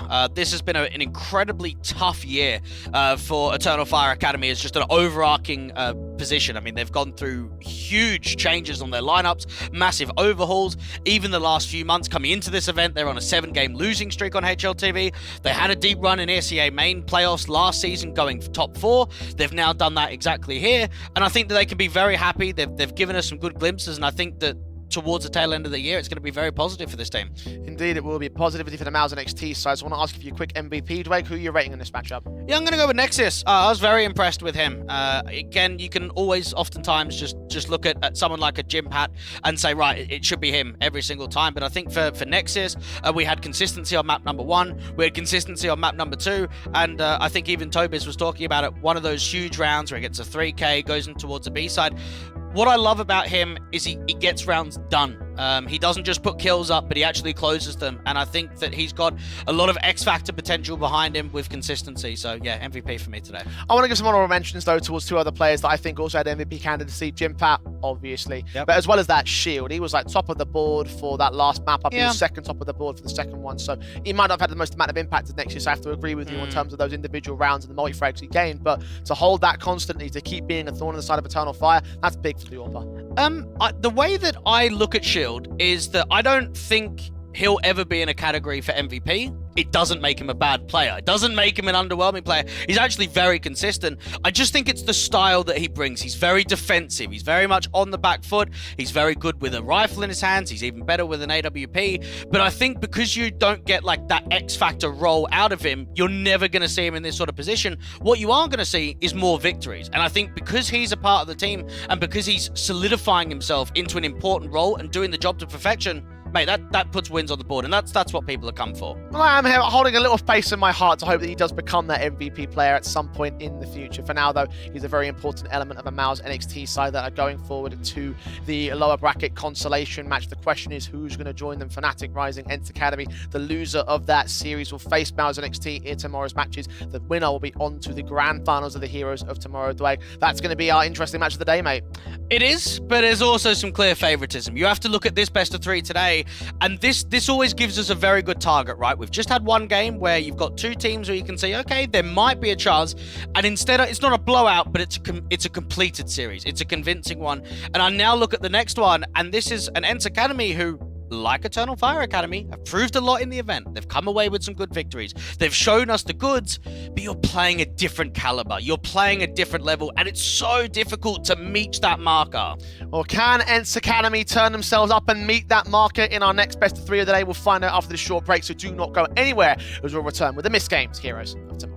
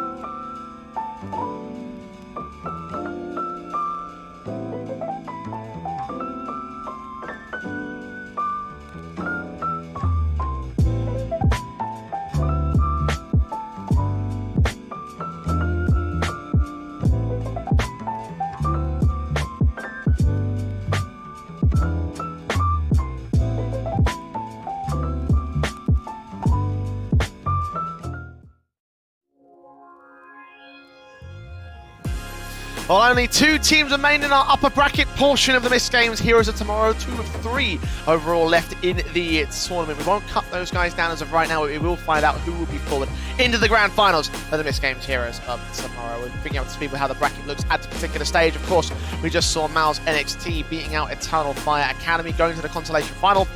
Fnatic and ENCE Academy wait in the wings, Dwayne. Now, as I said before the break, this one probably should be an interesting match to watch because it is in the upper bracket final. But as you also said, mate, definitely some favoritism involved in a certain thing. We know that for Fnatic Rising, even with their stand-in situation at the moment, they are the favourites coming into this bracket. They are the favourites coming into the upper bracket final. They're a team that can go incredibly deep in these sort of events. We know that in these positions of the tournament, they can hold their weight. And going up against an ENCE Academy side who have actually surprised a lot of people to even get to this stage. Yeah, for Fnatic Rising, I was definitely concerned about their stance in this tournament overall. Right? I definitely had them pinned to still go forward into the grand finals at the very, very least. I thought they might have struggled a little bit to get there, though, because of how that standing situation affected the squad. Right? Remember, when it was the Academy League, defending reigning champions, lost the best of 3 handily to 0-0 prospects. And for me, I was thinking, oh, is it really going to be the team that we want to see? Is this really going to be their position? Is this really going to be their position to dominate through the bracket? But so far, it's been so good, and I haven't. My worries have definitely been misplaced in the squad, I think. You've got a very strong all-rounding squad. I mean, funny enough, Adam S, the stand-in's the 5th highest rated player in the event, so he's actually putting a lot of weight forward in quite a few of these best of threes. I think Banjo, one of their anchor players on City side's been very effective. Volt's been incredibly consistent, and even for Wolfie, I don't think he's been out of the world. I think he's been fairly good, but we haven't even seen Wolfie at peak yet, and that is a fear factor going into an upper bracket final, knowing that one of the strongest players on your lineup hasn't even been unleashed. Fear factor for Fnatic or fear factor for ENCE? Oh, definitely ENCE. Definitely so. Because I think with this team for Fnatic Rising, there's a lot of stability. You've got a very strong and cohesive core. You've got a lot of players that can step up to the action. So knowing that we haven't seen a massive amount of AWPing potential because of the strong riflers, that is going to be a fear factor for ENCE. Oh, so just to play devil's advocate and play a contrary, if Wolfie's not been mobilised for this tournament, then, well, maybe it might not be a case that he gets mobilised for this matchup at the same time. He might not be on point today. We'll find out whether that will be the case for Fnatic Rising. For the ENCE Academy side, however, they're a squad that, of course, we don't have the same sort of regard in terms of the individuals on this roster. Yep. You've been talking up so many great players over on Fnatic Rising. Have been some okay performances, some stand-up players from a couple of players. Poddy, I think, has had some great AWPing development. Jowissi, obviously, can be one of those start individuals when he finds his form, and obviously not as consistent as we'd like him to be. But for ENCE Academy, they're definitely coming into this one as underdogs in my mind. They're a very tactical team. I think they've got a very good basis, a very good fundamental edge on how they want to play Counter-Strike.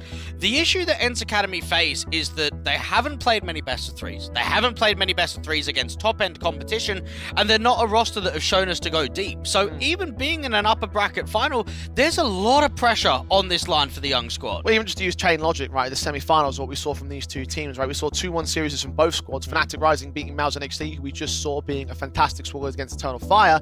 Meanwhile, ENCE Academy beating Eternal Fire and struggling to really get going at the start of this series, had to rely on a monstrous map 2 when we were talking about Eternal Fire potentially taking a 2-0 at that particular stage. So for me, I have to go back to that chain logic of which result do you value more. And for me, it definitely feels like I value the Fnatic MOUZ result more. Yeah, I'll join you on that one. I mean, just to look at the results for ENCE Academy, they've played 6 maps in the event so far, 3 against OG Academy, 3 against Eternal Fire Academy. 4 out of those 6 maps that we have seen so far from ENCE Academy in this event have gone 29 rounds or more. We've seen overtimes, we've seen 16-14s, we've seen 16-13, so dragging maps out, being right down to the wire.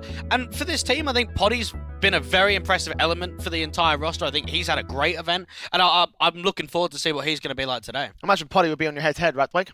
Yeah, he's got to be. I think that Poddy's been a guy that can take over a game. And Banjo on the other side, the reason that I've selected him, he is a role player. He's an anchor player on a lot of bomb sites on the CT side. He's been performing very well to me. Great multi-fragging potential, locking bomb sites down, and the idea it's a Finn against a full Finnish lineup. I think Banjo's going to be in for another good show today. Yeah, he's definitely motivated to sort of beat out his fellow countrymen in that sense, right? Knowing that it's full finish on the ENCE Academy side, you could argue that there's a world in which Banjo could be on this roster right now, if a few things went a bit differently, right? That whole prospect of obviously facing up against the players that we might end up taking the place of, or that might have been in that place of in their own right, and proving that Fnatic Rising are the better squad overall. Notice those numbers though, that Poddy's definitely better rated. Yeah, but that's because he's an AWPer. I mean, again, that's what I was saying there for Banjo, is he is an anchor player on CT side, so he's not going to have the best numbers. If you're looking for just straight up numbers, you're probably looking at a Wolfie, you're probably looking at Volt, maybe a MOUZ.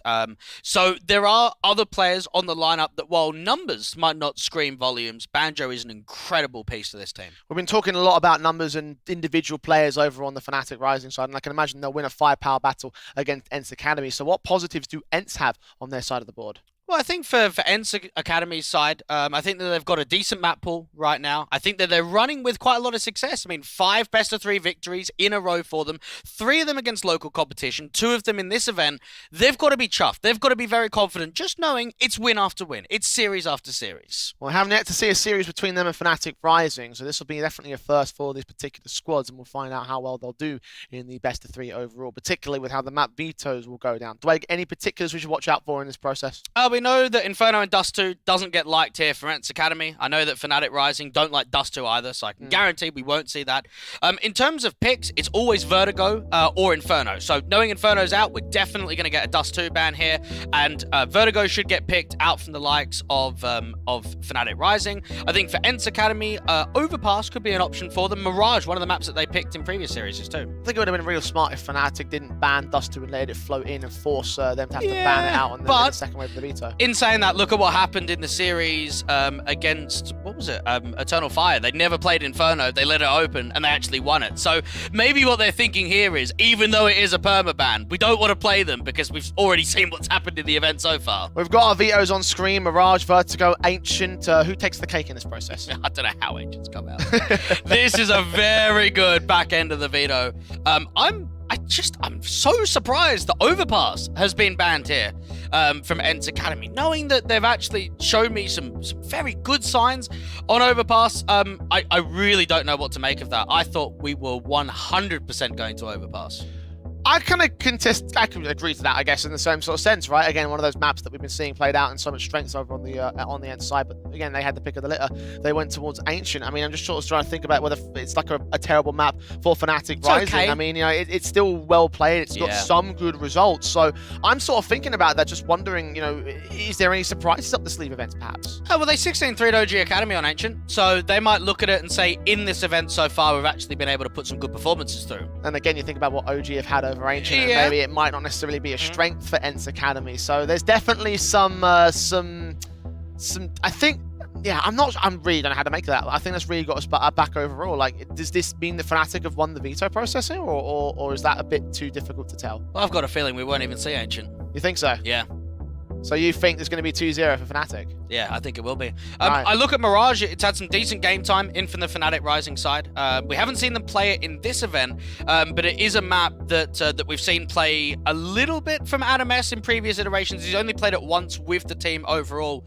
But I just have a look at ENCE Academy and I look back at that last series that we had, and it is a different level. It is a much higher pedigree than they used to. Also think about how they've played it in ECL over on the Fnatic Academy side against Forza, right? That was a 16-12, a very close map against an established tier 2 squad. So I can see the risks definitely taken for the ENCE Academy side.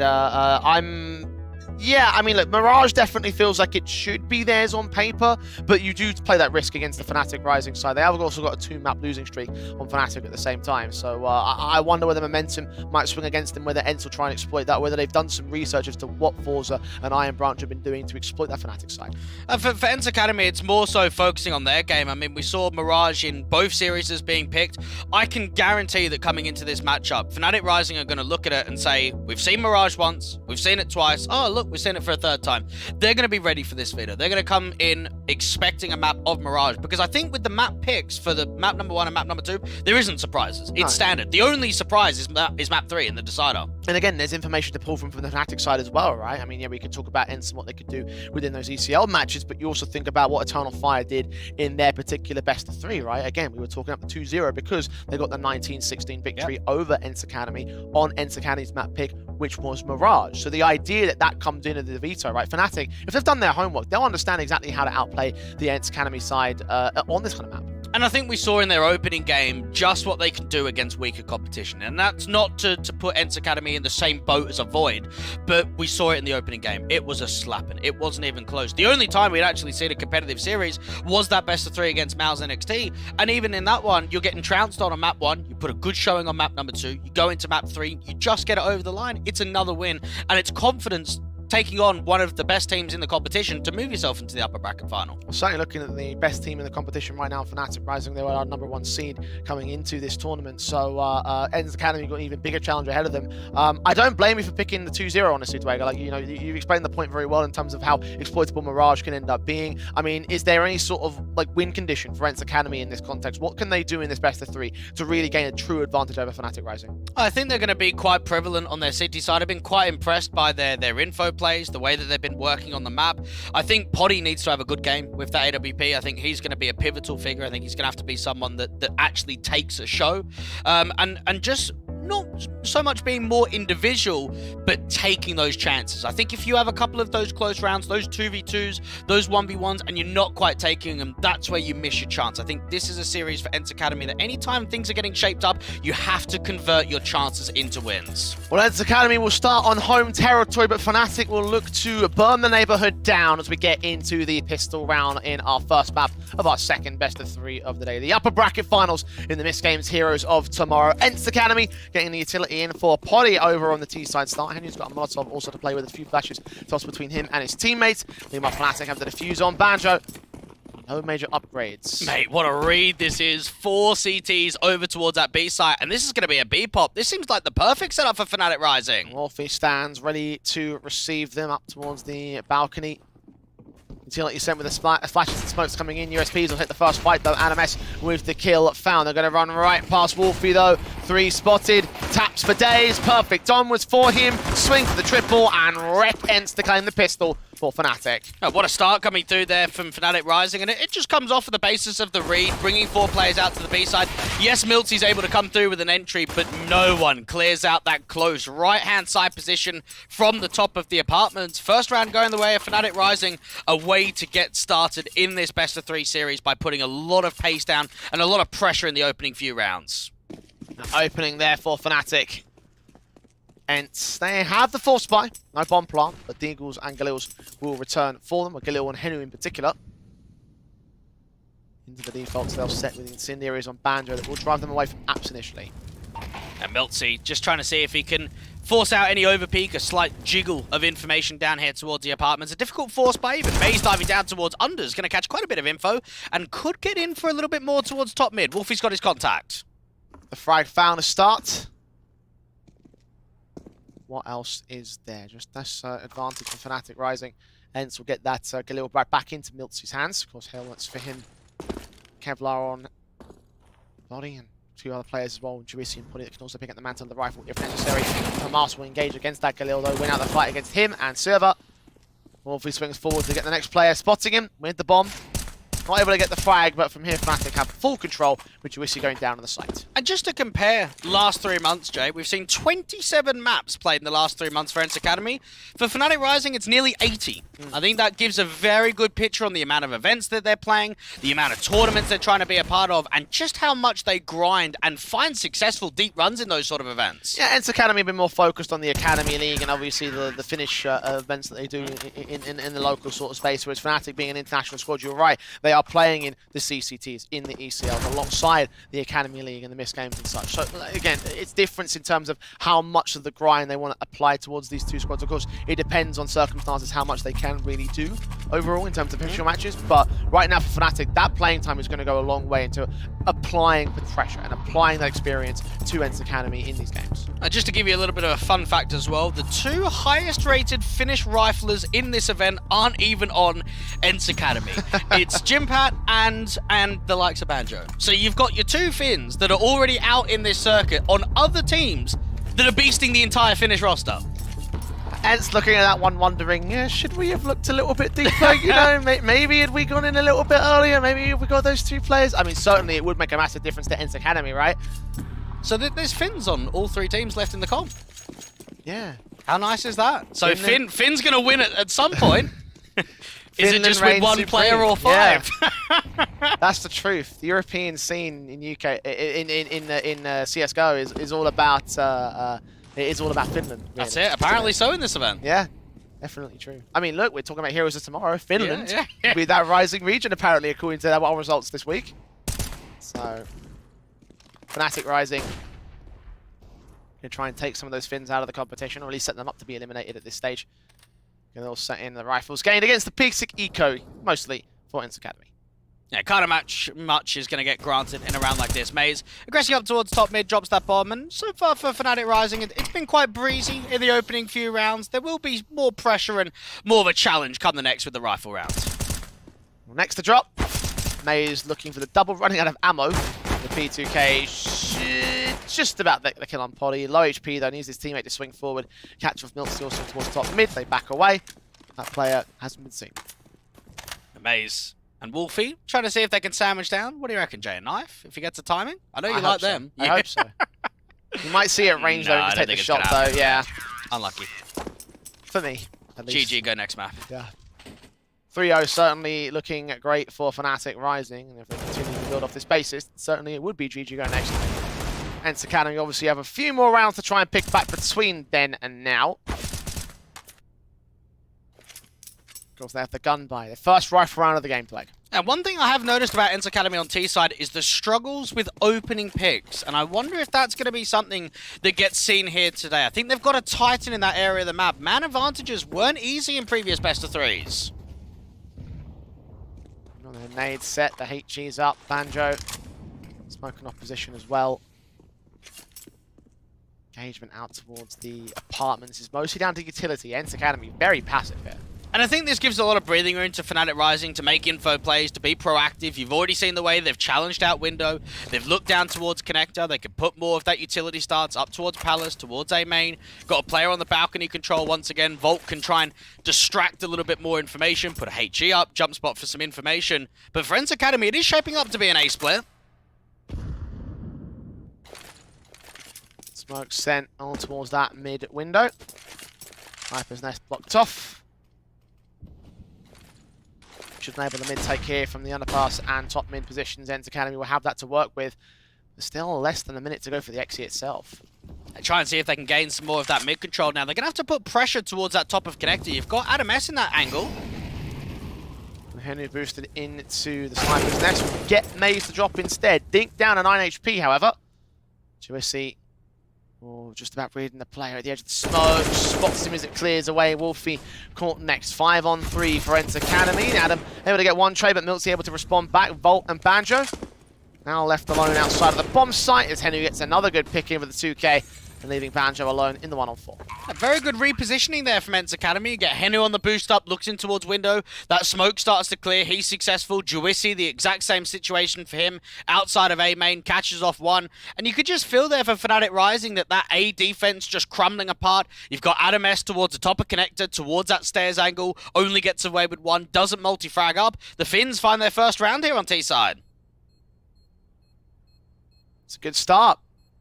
We're confident one of that. Of course, the money stabilizing for Fnatic Rising, so much so that even Banjo's going to stick around for the exit frags pretty deep in its CT spawn. But nobody's really going to face him here for ENCE Academy. They'll back away, hold their guns into the ramp control. Fnatic will be in with a bye for the next round. Just knowing that Henry was able to find so much in that, he might be a dangerous player in the mid-round. Juicy, good check of information there onto Wolfie. And ADAMS, just when that smoke starts to clear, could not quite transfer over to that second player. Now, ENCE Academy's best placement in an event was 5th to 6th in Assembly Summer 2022. Now they have top 3 guaranteed in this event and top 2 guaranteed in the Alyssa Open Season 3 event. However, we're still yet to see matches in best of 3s against top competition. Now their chance is here against Fnatic Rising today. So this is their first true series against top tier Yeah, competition? they haven't played any in best of 3s. Right. The only best of 3s that they've played was against Kova, FC Otto, Kova again, and Conqueror. And then, of course, what we've seen in this event. It might not necessarily be a victory on the table for ENCE Academy, but holding their own might encourage them going forward into their future matches. The engagement they found there starting Fnatic Rising. Back in with the rifles. The AWP is out for Wolfie, and you mentioned him being a bit of a quieter entity for his side. It's MOUZ that goes quiet very early on into this round, silenced by Server in mid. Slightly quicker this time around with some pace out there towards connector from ENCE Academy. Bring that bomb back in for Juicy out towards the apartments, and just start shaping up more pressure towards Henu's point of view. Tagging him down, Bolt in, finding the frag on towards Milty. 4 versus 4. HG's thrown up. Server caught, Volt goes down. Martin's sitting in with ENCE Molotovs. Smokes in to provide a bit of cover. Server's still trying to force out against the player in the backside. 2 more on the way in, and Banjo does indeed get a kill. Line up for the AK, only finds the first player of Wolfie. Bomb's been dropped, should get picked up here. Insignia to force out the fights, and Adames goes into the open, leaving it all onto Banjo. Backstab by Poddy, won't last long here. Second round for ENCE. And that was very tidy in there from Server. I like the repositioning that he's able to find towards the bomb side, draw those jewels out towards the open. It started with him with that first kill towards Connector. Volt only gets away with one. He ends up holding continuously aggressive. Server gets flashed into the bomb site, and Banjo just tries to waste time, hope to establish a crossfire. His teammates out towards Market don't find anything. 2 rounds in a row now for the Finns. Now the eco for Fnatic rising. Only too required for ENCE to reset us back to square one in this matchup, assuming they can get this next round on the board, of course. Matt 10's in for MilTz as he wants to do a little bit of money farming, get the economy state into a decent position. But it's rifles for everyone else on the T side, and they're going to apply those to effect against MOUZ first and foremost. Again out towards mid, and again going down first. Just knowing that ENCE Academy don't want to run into that stack, don't want to run into the eco pistols. Get that Mac 10 up for some farm cash. Get it as close to a 3-3 scoreline, and then you can put as much emphasis down on the next rifle round to take the lead. Rotations in for Poddy. Molotov sent in for Server. Henu leans forward and the apartment's tucked away with a minute on the clock. It's carefully placed for now. Oh, you mentioned that series against Forza back on Wednesday. We saw 8 rounds on the CT side being gained from Fnatic Rising in the first half. The benchmarks are set here against the ENCE Academy side. Decent damage on shots coming in with the Deagle, and Adames has just found a kill towards MilTz with the 5-7. Trades required by Henu, spraying to the backside but not getting the player that's out there. Molotov sent in. Banjo hunting for more as well with his Deagle, about to go for the swing, finds his player, able to get another one. That's a triple found, and Poddy left alone in a 1-on-3 situation. Adames is so ready with this AK. 4 HP for him, but Banjo, oh, he's hungry. He wants it. You could tell that he wants it as well. He might even get the headshot back. 13 seconds. Poddy's pressured. Needs to make a move in here. Catch that first shot. Player in the backside. Dealt with. Plant can be secured. Can also be denied. He's forcing out the fight. Wins it. But he's out of time. Nothing that he could do. The best thing he could do is try and hunt down onto Wolfie. But look at the way that he tucks it out there towards jungle. What a steal coming through from Fnatic Rising. What a hold from Banjo with a D. It's mostly him. Watch it again for his own part. Shot to bail out his teammate, who of course got the 5-7 kill on the third player. 2 Deagle shots turning into a third with the multiple taps, and Poddy might have forced out this crossfire. But again, it took too long for him. And ENCE Academy didn't do much wrong in that round at all. They had a 5v3, they had 45 seconds left into the side. And sometimes you could just have those sort of rounds where, mate, you're just getting railed. You just give a big round over to the opposition. All right, let's forget about it. Let's focus up on the next. From Fnatic Rising's point of view, that's an excellent steal to maintain the lead. A massive advantage, of course, being stolen back. Reinsert themselves in 2 rounds to the good. The CT forces. The default setting. ENCE forced to take it slow. Characteristic to a lot of their defaults so far this week. Means the Fnatic to hold their nerve. Try and see if they can flash their way in towards Connector. Volt, we've seen the amount of times that he's been aggressive on the angle, goes in for a fight, tries to fall back. A lot of respect being given. Wolfie trying to work with a crack angle. Might just get one as well. Oh, unscoping at the wrong moment. Server gifted a lifeline, didn't know how close to death he really came. Now he's inbound with the rest of the T's onto the short position. MOUZ also peeking away. The timing couldn't be better for ENCE. 2 on B, undetected as of right now, but Volt spotted out Server. That's good info. And also looking in for the trade against Vol, but Banjo finds the responsive 4 on 3, trying to make it 2 as Adames comes in with support against Poddy. The Yorps up, can't see the players over at the window, might see one man backing up past that smoke. Damage done to both individuals here as MOUZ looks to capitalize on a kill. Henu will come up with 1, but he's on 2 HP as his teammate drops. Adames swings forward in from that short control. Triple found. 5th round. And there's nothing more boring than being a B anchor, but you can be very successful. And look at Banjo, right? We've just given him the praise for that Deagle out in the last round. And right here, look at what he's able to do. Time wasting, stalling, finding kills. He's an excellent player. And this is why he's been a part of the lineup for so long. This is why he's been one of the only long-standing members from the iteration from last year, because they realize how important and key he is to this team. ENCE Academy. Down to the half invest once again. Tech 9s, PT50s, Deagles flashing their way in towards a very fast Pistolexi onto the A site, trying to get that bomb plant at the very least. Engagement from ADAMS though. Gets that opener, double up as well. Server able to trade both him and his backup on the site, but there's Wolfie swinging forward with that AWP. Server's going to get caught. Tank damage has been done. Bomb plant will just about be denied by Banjo, and Poddy now left alone. Flanked in by two individuals. The crossfires are locked. He's out towards Tetris. He's caught dead to rights. Might not be a bomb plant for ENCE, but 3 casualties taken by Fnatic. And here's something, just to mull over, Jay. Fnatic Rising have only ever played in one grand final, that being We Play Academy League Season 5, where they didn't drop a map in the upper bracket finals or the grand finals. We have seen in quite a few events that when they go deep, when they go right to the end, that is oftentimes where they're at full strength. And the level of competition here tracks with that as well. Again, you could argue Fnatic Rising are probably the best. I mean, if not an argument, it's almost a guarantee that they're the best team right now here in this tournament. You rated them as tournament favourites. I rated them as victors in my eyes. So if that stat is anything to lean on right now, they're holding all contention against ENCE Academy. Nades set up against the quick execution again, this time with a rifle set for the T-side line. No gaps in the smoke to abuse the bomb. Not yet to get planted, but should be soon. Now, Henry's going to smoke down towards that connector stance. It's all about the spam damage, and even servers trying to keep eyes towards CT. High enough the regular sprays through and connector control. Reload off the back of the bomb plant. ADAMS, M4 holding up at the trash cans. Gets this double in. Juicy and server caught back 5 on 3. Wolfie and ADAMS have already done quite a bit. And knowing that there is a backstab from Banjo, it's all about distraction. Try and lean their attention back towards spawn. Flash forward, HE's sent. CT's on site, engagement found. Miltsy gets his kill back, but 2 return from Volt. Amazing. Banjo picks up the last. That's effective and efficient for Fnatic Rising. Now, ADAMS has stood in playing with Fnatic for 1 best-of-1 and 4 best-of-3s.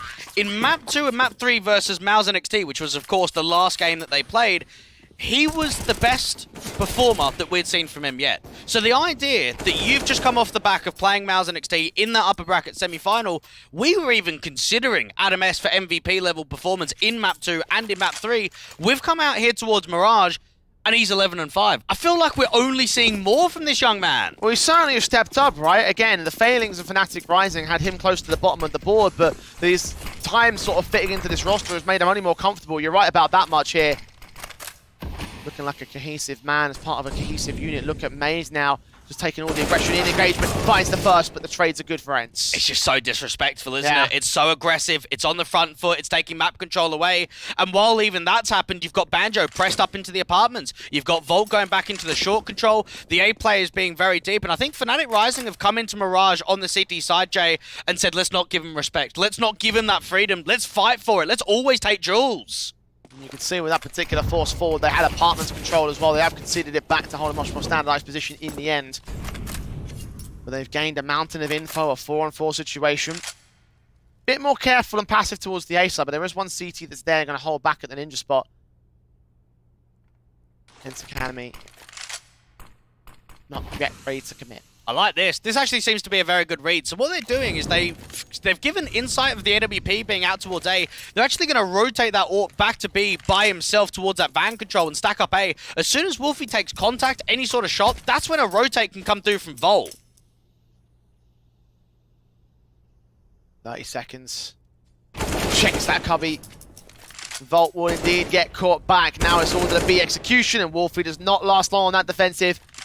Should be a save for Banjo and Adam. Up by 2 on ENCE Academy. Bomb plant to be secured. There's no retake here. I'd like to think that Henry's keeping them in the game. All of the rounds that have been won so far from ENCE Academy have come down to him finding entries and opening up bomb sites. Here's top fragger. It's not saying much, though. Numbers definitely lean towards his favour. He's going to grab that AWP once again. ENCE Academy can definitely thank him for finding the entries required to get into that bomb site. Fnatic Rising can't quite get the half just yet. These 2 rifles will save into another buy. Just knowing that for ENCE Academy, they have a round win percentage of 42.3 in the last 3 months on Mirage. So we normally in the ballpark between maybe 6-7 rounds. That's what we see from them on average. I think back to what we've seen from them in the event against OG Academy, they got 4. They were down 4-11 at the half, drove it back on that City side to get the comeback forward. That was when they were nearly 0-2 in the upper bracket quarterfinal. ENCE down on the back foot. Despite taking that one round, they are starting to get back into this game. It's a case of following it up. Fnatic rising in with the guns once again. The M4s, the AK, the AWP. Wolfie shots found by Poddy instead. Bolt going down for it. Advantage for ENCE again. A dry peek coming through before that smoke starts to bloom. Even Wolfie can start repositioning that orb, try and put some more intent for a pick back. He's actually playing up towards the stairs right now, looking to the Palace control. ENCE Academy with an opening man advantage. It's what they can do after this fact to maintain it. Positions held for now here on the T-side basis. Flashes in from the CTs. Not going deep enough to catch that player. They're mostly focused on the ramp entrance itself. Wolfie is so hoping for a pick here, though. Henry, meanwhile, naded back to return on towards the sniper's nest. That lands far better on MOUZ. Fnatic Rising have got a couple of players close in the bomb site. Juicy starting to walk out. Player on the balcony on an off angle gets deleted. Adam goes, 5-on-3. AWP if Wolfie heard the scope up. Does still catch the shot on server. That is the bomb being dropped as well. Back up on the way towards the Palace entrance. MOUZ got to focus on the player and connector though. As MiltZ drops the advantage, tips back to an even man standing. And that AWP is in a tough position, being spammed down, and Juicy actually catches him. Wolfie giving away a little bit too much right there. Would like him to hold back and save onto the site itself. 3-on-2 for ENCE Academy. Henu walking in, catching MOUZ, seeing the shoulder, peeking ahead of it, getting the kill back. Banjo trying to hold on to contention in this 1-on-3, getting that first. Bomb should be recovered and has to commit towards the A site, sure. Might have to go for a retake here, though. Spam down, trying to deny the bomb. He gets close, but not enough. Damage certainly compounding onto Henu here. Hoping he can still catch him at danger, but no real chance of doing so. Forwards. Rest of the bomb site. Smoke down, a cover off the cross. No second smoke for the bomb itself. AWP Poddy is watching the wider face. He's so ready for him to pop out here. Shots ringing in. Player needs out. Shot not missing from the AWP. 2K to his name. Forward to the board of ENCE. I don't think Wolfie could have done anything differently there, because the issue that he faces is that they don't have vision towards connector. Yes, you've got MOUZ out there from jungle, but there is a chance that there's a player towards top of con, so how can you retreat? If you get out towards default and there's a player con, you're a goner. So Wolfie just thinks to himself, okay, let me play down here at underpass, try and escape via the molly, and just ends up being spammed. That's an excellent couple of kills from Juicy out there from Palace. ENCE Academy. End result is, of course, advantage dwindling for Fnatic Rising, but an M4 in for Banjo still. A hero rifle, part of an overall eco. Getting the first pick on Juicy. There is an extra gun to play with now for the CT side.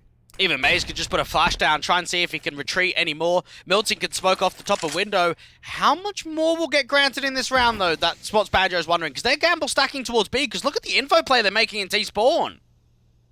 All the way up, still connectors uncontested, so the T's could walk into that. I smell it still. The bomb is in the apartment, so I was about to mention that, because if they get the killing as this one player, suddenly it throws everything off entirely. He's got his knife pulled out, and Wolfie's landed the headshot. This wouldn't even be a deco still, it's harsh pistols. It's unreal if this round comes through. Even MOUZ gonna peek up towards top mid. No one's looking, but the damage isn't quite there. Oh, he got close though. You can see the headshot angles. Adam's P250's pulled out, and he's so ready for a decent kill that he's gonna land against MiltZ. 5-on-2 now for Fnatic Rising. ENCE finally get one back. But look, they just swarmed the bomb. Even Wolfie could just try and play around this smoke. Continuous to tap down. They've got to deal with Poddy in the orb. 30 seconds. They're backing away. I think they're going to go for a save here. ENCE don't have time to get this bomb back. Fnatic beat them into submission. What a steal that is. One that gets them the half. What an exploitation being found. And you only have to criticize the default there for ENCE Academy and say, how have they not had a single lurk towards A main, towards Palace? Yes, for Banjo's sake, okay, he gets an opening. But there should be no way in which two players can walk aggressively in T-spawn like that. It should not happen.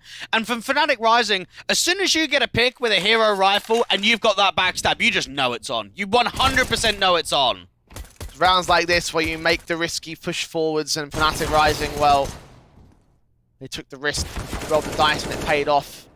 not just in the round's sake, but they also caught all 3 of the AKs that fell there for ENCE Academy. So 3 guns the way we like them, Blake. And this is 2 anti-eco steals. Think back about that Banjo Deagle play out towards default. 2 rounds in a row against sloppy, weak buys that ENCE Academy have not been able to come through of. Here they stand once again. Orp in for Poddy, does catch the opening again. Wolfie can't win the fights in middle. ENCE Academy have been consistent in that particular regard, so it does give them the one up here. And they have punished Wolfie in quite a few picks out there towards window and connector. MOUZ is going to look back down. Shadow advantage could be in for the first. Molotov will drive him back, though. We're doing damage towards server, at least keeps him very low HP. It's still a 5-on-4 for ENCE Academy. Volt's expecting short to get taken, and just this height advantage that he can work with in ladder, even thinking that there could be a walk-in towards that window control. Now for ENCE Academy, they are shaping to go back up towards A. There hasn't been anything spotted from Juwissi on that lurk out there from Palace. Malt's looking down in a sniper's nest, catches an angle, pushed out by Adam S. Miltz, who's going to get caught in the back. And now Juwissi is dealt with, spray back against the next couple of players, catching server. MOUZ tapping on against Henu, but Henu trades him back. 3-on-2 situation. Flash is missing out by hitting the top of the pillars. And Henu will try prod forward. And there might not even be a chance of getting the bomb down. They're going to have to brute force a lot of these duels. Adam S just has to retreat. Decent flashbang forward. Henu continuing to drive the issue though. Molotov sent, engagement found, can't hit the shot however. Incendiary back out against the man. Bolt gets a kill. Henry with a responsive. He's to the 1-on-3 though. Bomb in the open. Backstab out. Connector player's got to hold his nerve and hold his position. That's behind the pillar itself. Bomb. Taps. Spray back. Adam will get the ninth for our Fnatic. And this is where we have to look at the small little errors, the small little mistakes, because we could safely, comfortably say that if both of those anti-eco rounds get won, we're looking at a drastically different scoreline. We're looking at 6, maybe 7 rounds with the way that the economy is going to be mismanaged because of that, because you're not taking those chances. And that's what I said in the very early portions of this game. You've got to take your chances. You can't let light rounds disappear, because now Fnatic Rising should get double digits at the turn of the half. By all accounts, ENCE Academy, half invest, upgrade pistols in theory, could steal the round back, but well, they haven't applied that theory like Fnatic Rising have in their ecos. Wolfie looking down towards mid control. He's got Volt with him. Can put that incendiary up towards the top mid boxes and just work with that info. Seems like an A fake to try and over-rotate them. That bomb's going to end up on B. M4 set for Adam S on the backside, hoping with the HGs down, flashes over. Damage will be done to Juwissi and Poddy. Lean out towards the B site. MOUZ is a little bit pressured back here towards JL. Volt's trying to try and take out that back line. Banjo indeed gets the kill back, does get overwhelmed by Poddy's position. That bomb known. New flash forward, swinging. Adam's going to drive that player back in. The mid flank from server could have done something if Poddy was able to stay alive, but just pressured in from all sides. Couldn't hold on forever, so one pistol versus them all. Got to go down for the money bonus here. So this will indeed be double digits for Fnatic Rising. And this is looking eerily similar to the scoreline we saw between ENCE Academy and OG Academy at that 4 rounds on T side. Server tries to do his best to force out a duel onto Volt. I guess it's more players to drop. Baited off shot. Deagle returns. Wolfie wastes no time putting him down. Going into the last round of the half here with Fnatic Rising holding dominance on the CT basis. ENCE's position on their own map pick might start to look a little bit less stable. And again, we mentioned the risk of picking into this map against the Fnatic Rising side. At 2-0 looking very juicy for Fnatic. It sure is. 5 wins and 2 losses in the last 3 months for them. Fnatic Rising trying to get as much potential out of this first map. ENCE Academy, while we've seen Poddy be involved in quite a lot of opening AWP picks, I think from a general consensus, we haven't seen the X factor and the height from Poddy that we have in previous maps. Well, Wolfie's going to find server. Kick things off on the right foot, and Poddy was always great at punishing that AWP there towards mid. Now caught off by Volt. Miltz will drop 5-on-3. Fnatic Rising looking like a well-formed unit and one that ENCE just cannot seem to dismantle. Juwissi tagged, forced away from Palace to Wolfie's AWP. I just don't see a way out for ENCE. Not at all. Even MOUZ fighting down with a flash forward from Volt, focusing that attention up towards top mid, and MOUZ should be on for a couple. Nice and easy angle, deal with Poddy, and now Juicy, last one left. And even for his sake, I mean, I think he's had a difficult game. He's been the Palace lurk. He's been helping them out on the A-splits. I think he's had some important kills, but when you then look at the numbers and it's only 4, you think, well, how important were they really? Like, I know that they were important to the round victories, but it just almost feels a little bit misleading with him in this first half.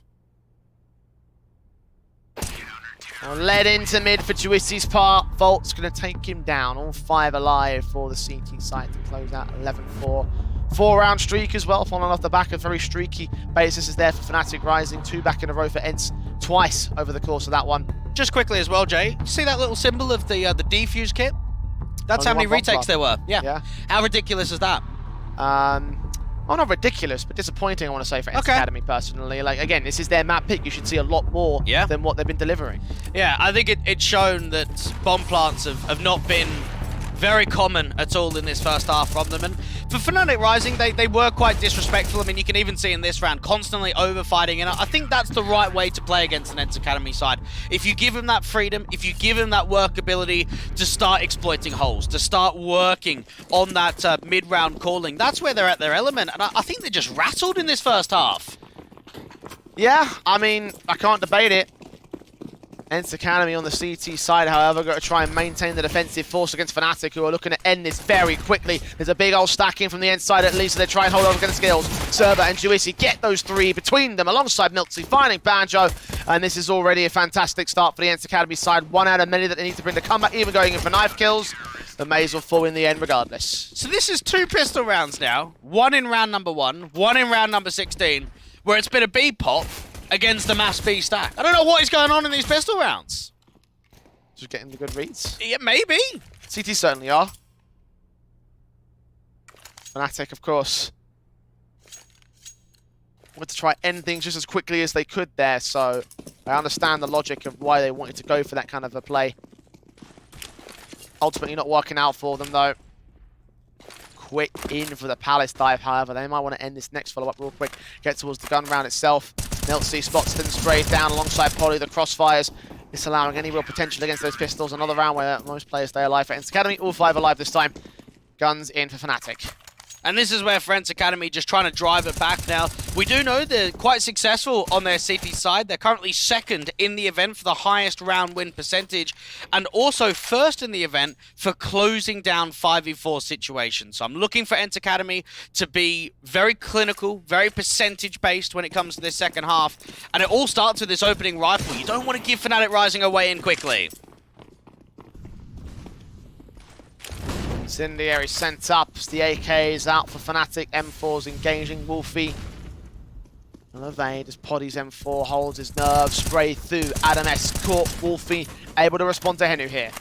And just a quick trade coming back towards that mid stance, and now you can start seeing the way that Volt's up there in Palace. You've got Wolfie still up there towards top mid. A couple of individuals coming down towards underpass shows us that it will be a late end split towards A. The bomb's still got to get recovered towards the back end of T-spawn. Yeah, Wolfie can grab that. Just received 2 HEs up ahead of the stack, and somehow he's only on 76 HP, so not the greatest placement there from ENCE Academy, and great evasion tactics from him. And behind it. Still hold confidence in this 4-on-4. ENCE Academy waiting for Fnatic's hit. 60 seconds before it comes through. The server, deep HE in towards the apartments isn't going to do anything. They need an info play. He's going to catch off the short aggression. MilTzy just out in the open. That's massive as well. Reducing the B site to just 1 individual in the apartments. Wolfie might have to challenge him directly here. Have got that individual coming in from underpass. Meanwhile, Volt's out from Palace. Rotations are being called, and actually that bomb makes his way in towards spawn instead. So actually, it looks to be an A play, especially as that mid-rotation gets cut off for Poddy, and at this point, ENCE suppressing the B site. Just an overread there. You had server aggressing out towards the apartments. Volt can smoke off towards jungle. Put a molly down towards underbow. Just start clearing all of these close range angles in case anyone else is down here on A. Trying to get a good read against Fnatic Rising, but ENCE just struggling with it. Baited the information basis. The bomb will get planted. Even swing back. Server will catch off MOUZ, but Banjo returns the trade, and it's all left to Juicy to hold on to his M4 because this retake is so far off. It's not going to happen. And just to give you a bit of an idea about some of the HLTV world rankings of the winning streak, FC Auto don't have a rank. Kova 254th, Conquer 266th, OG Academy 107, and Eternal Fire Academy 249. You're facing now a Fnatic Rising at 61st. A very different level of competition. One of the strongest teams in the Academy scene, one of the strongest teams in this event. And I think it's just showing, and it's giving us a grand picture of what we're seeing here on Mirage. At least the savings are going to mount up for ENCE Academy. They can go for a rebuy back here. Might have one player with difficulties, but up to that, looking towards this weapon basis. Fnatic Rising. Very well-defined round there from them. ENCE. Yeah, they'll have the M4s across the board. And we know that ENCE Academy, since forming, have played 38 maps on HLTV. Fnatic Rising for their core is over 100. I think that just gives you an idea, too, of how long that lineup has been together, even further than the likes of ENCE Academy. Works in position, Henu. Lead up here with the M4, watching the HUs put up towards the sack. Not gaining much here for now. Now, Poddy's just trying to see if he can work with that smoke down there towards the bottom of Connector. Try and keep them at bay. They've got to lean forward for an opening pick. Fnatic Rising, where they found so much strength in that last round was just slowing it, keeping it very much minimal in the mid-round and forcing info plays, and that was where they were able to brute force a lot of the crossfires. Flashes in from Wolfie to try and get them into the mid-control. Fnatic Rising still playing passive in this default. They got some good patience, don't they? ENCE Academy had patience as well on their T side, but Fnatic have definitely been better. Execution basis. It has only been one rifle round, fair enough, but a very successful one. They're going to look to try and make it successful again. A crunch down towards this Connector player. You've got to imagine at least a 1-for-1 trade is going to be necessary in this position. Well, Juwissi backed up at Dark, 4 in from Con. Wary of the power control as well from Fnatic Rising. Wolfie smoke in and provide a bit of cover. His teammate's going to walk straight through it. Look on against the CT sideline. Poddy trying to hide over at Jungle's entrance. Gets his double alongside Miltzy's kill, and ENCE going to lock it down. MOUZ with one trade. Should be responded to all the same. This is the last man left in a 1-on-4. And just some poor util there coming through from Fnatic Rising. There was a gap on that jungle smoke, and anytime you're trying to split in towards A with time limited, you can't afford to have gaps in smoke. That one hole out there towards jungle cost them big time, and then even Juwissi out towards the balcony just plays himself on the other side of counter utility. It's 5 to the good still for Fnatic Rising. ENCE trying to catch back up. Fnatic don't have an investment. Let's be happy with the fact that ENCE can rest on their CT side as bringing in a potential comeback. Of course, a little bit off from really making it definitively so. The gap has been reduced here. Wolfie just hoping to try and see if he can bait out any aggression out towards a mid-control. Nice HE there from Server towards B. Damage on 2 individuals, Banjo and ADMS. It's burning a little bit with the follow-up incendiary, and we'll fall back here to join the rest of Fnatic. Mid-control looks to be hunted for. Miltzy. They're just trying to keep an awareness in case there's a walkout, there's some sort of contact. Even up towards top mid, it's unlikely that too much is going to get granted. The run boost out to try to force Poddy out, and he still lands Banjo. Spray through and doing damage on towards the Bolt. Wolfie Adams going to fall. Tony comes in with the triple, and ENCE find their 8th.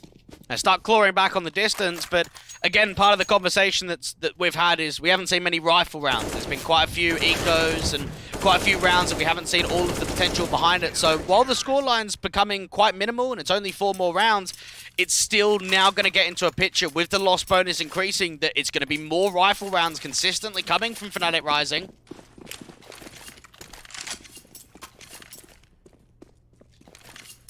Got 4 AKs to play with here for ENCE.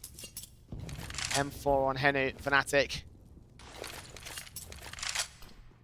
Smoke some flashes against their position. Of course, we suppress back towards the ramp default.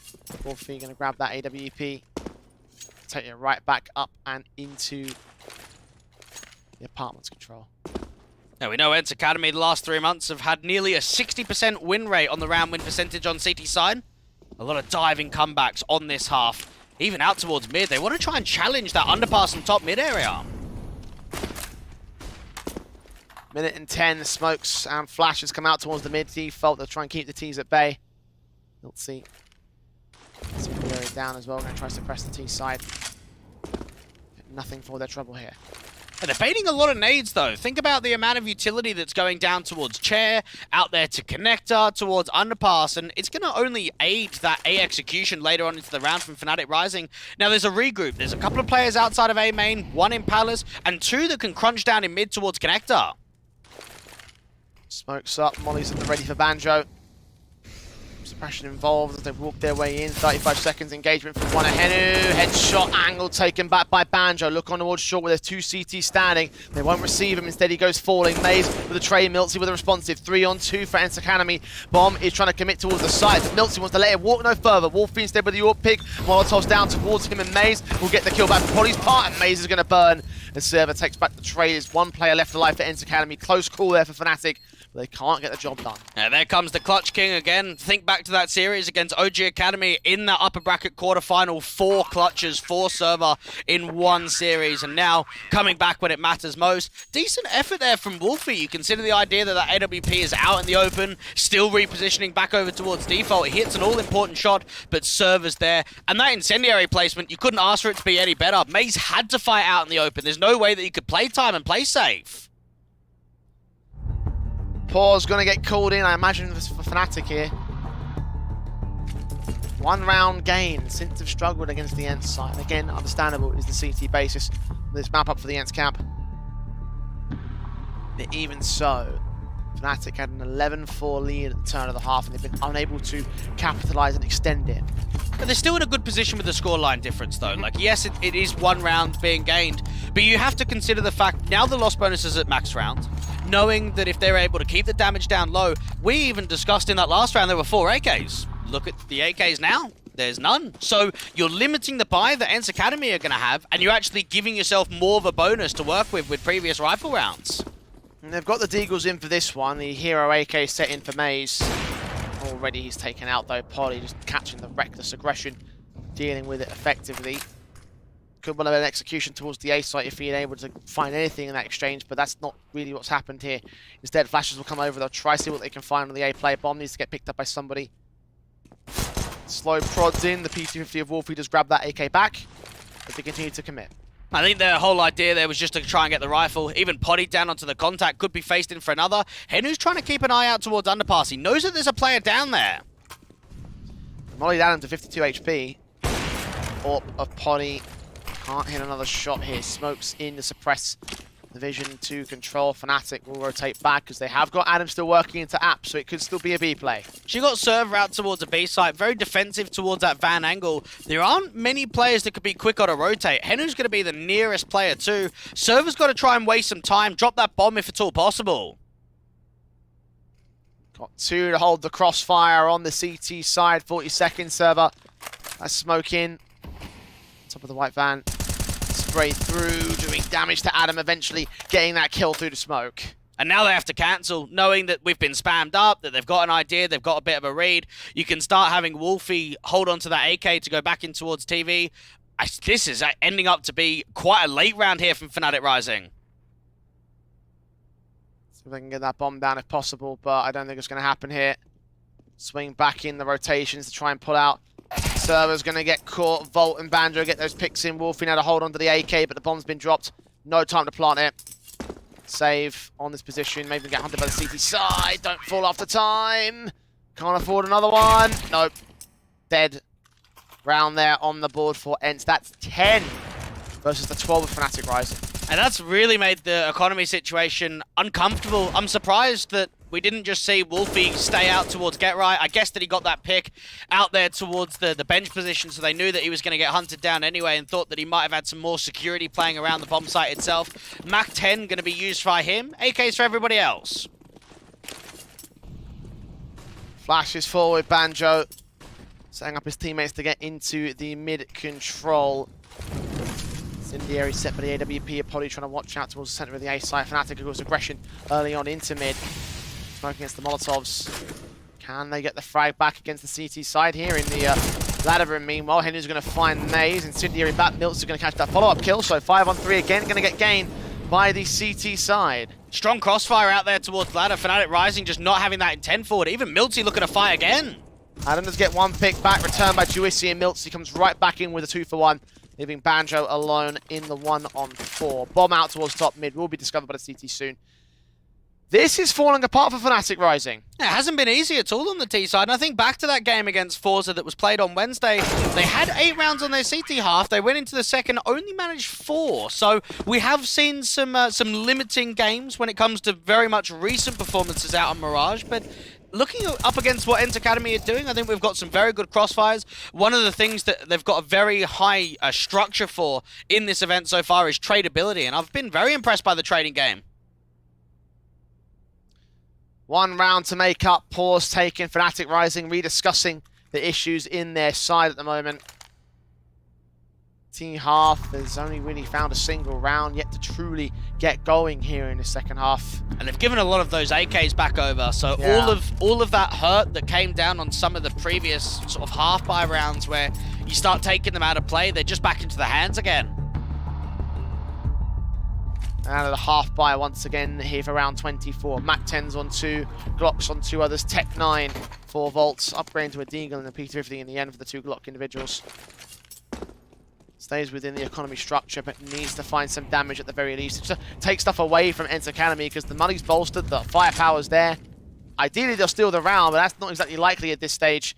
Making their way up and in. The T-side players out towards the ramp. Control. It's Juicy with the kill to start things off. Volt turns 2 Tech 9 picks.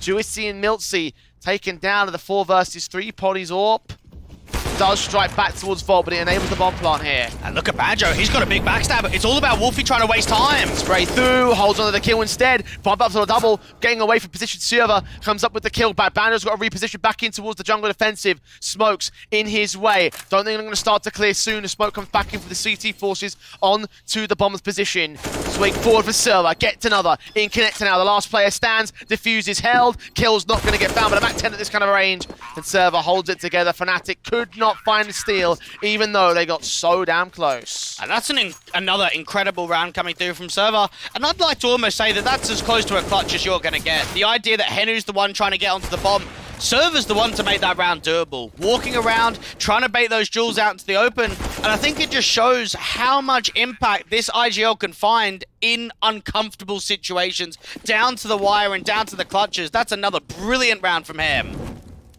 It's 12 apiece for ENCE Academy. Equalizing against Fnatic Rising, quick in towards the mid control, desperate to get another decent opening pick here. So far, so little is gained. MOUZ, AK taps and bursts through against Poddy. That's a start again. To beat them with pace, and even Banjo catches another. Now they can slow it down, a lot to work with. A 5-on-3 scenario. Fnatic. Positions held on the center of the site. Nays sent back as well, 1 CT. Doesn't really require a face against Banjo, requires the face on Volt though, so the trades are again found by ENCE. MOUZ in at the ladder room. Henu going to try hunt for him back towards Sniper's Nest, focused entirely with the reload. Just watching for that cross. That's a bit of a misread though for ENCE Academy. They're actually stacking up the B site. You got a player in jungle, 2 out towards B. This actually gives a lot of room for Wolfie to work with to get that bomb down and to play out a 3v3 post plant. Well, there's MOUZ waiting patiently to catch Henu. Now it's all to the B individuals, friends. You mentioned the rotations, they're going to stick with it. The bomb will go down, though, and they might as well go for the retake here. They've got loads of money. I'm with you. Look for exit frags. Try and keep it more expensive. You want to try and keep that AK into play for Server, but you might as well throw yourself at it. Spotted, tapped up by MOUZ, though. No AK save for Server. Triple in for MOUZ, in fact. Wonderful place from mid, giving him the basis to work from there. And Fnatic Rising just about to regain the lead. It just felt as if that slight acceleration, that slight lean into connector was something that caught ENCE off guard. You lose that first pick of Poddy, MOUZ the next one to fall, and then even MOUZ just sets himself up with a little bit of an off angle, playing on the railing out in mid, looking down towards the Sniper's Nest, towards that murder hole, gets a 3v2, brings that bomb back into A. Just a solid start to the rounds, and an even better mid-round from MOUZ.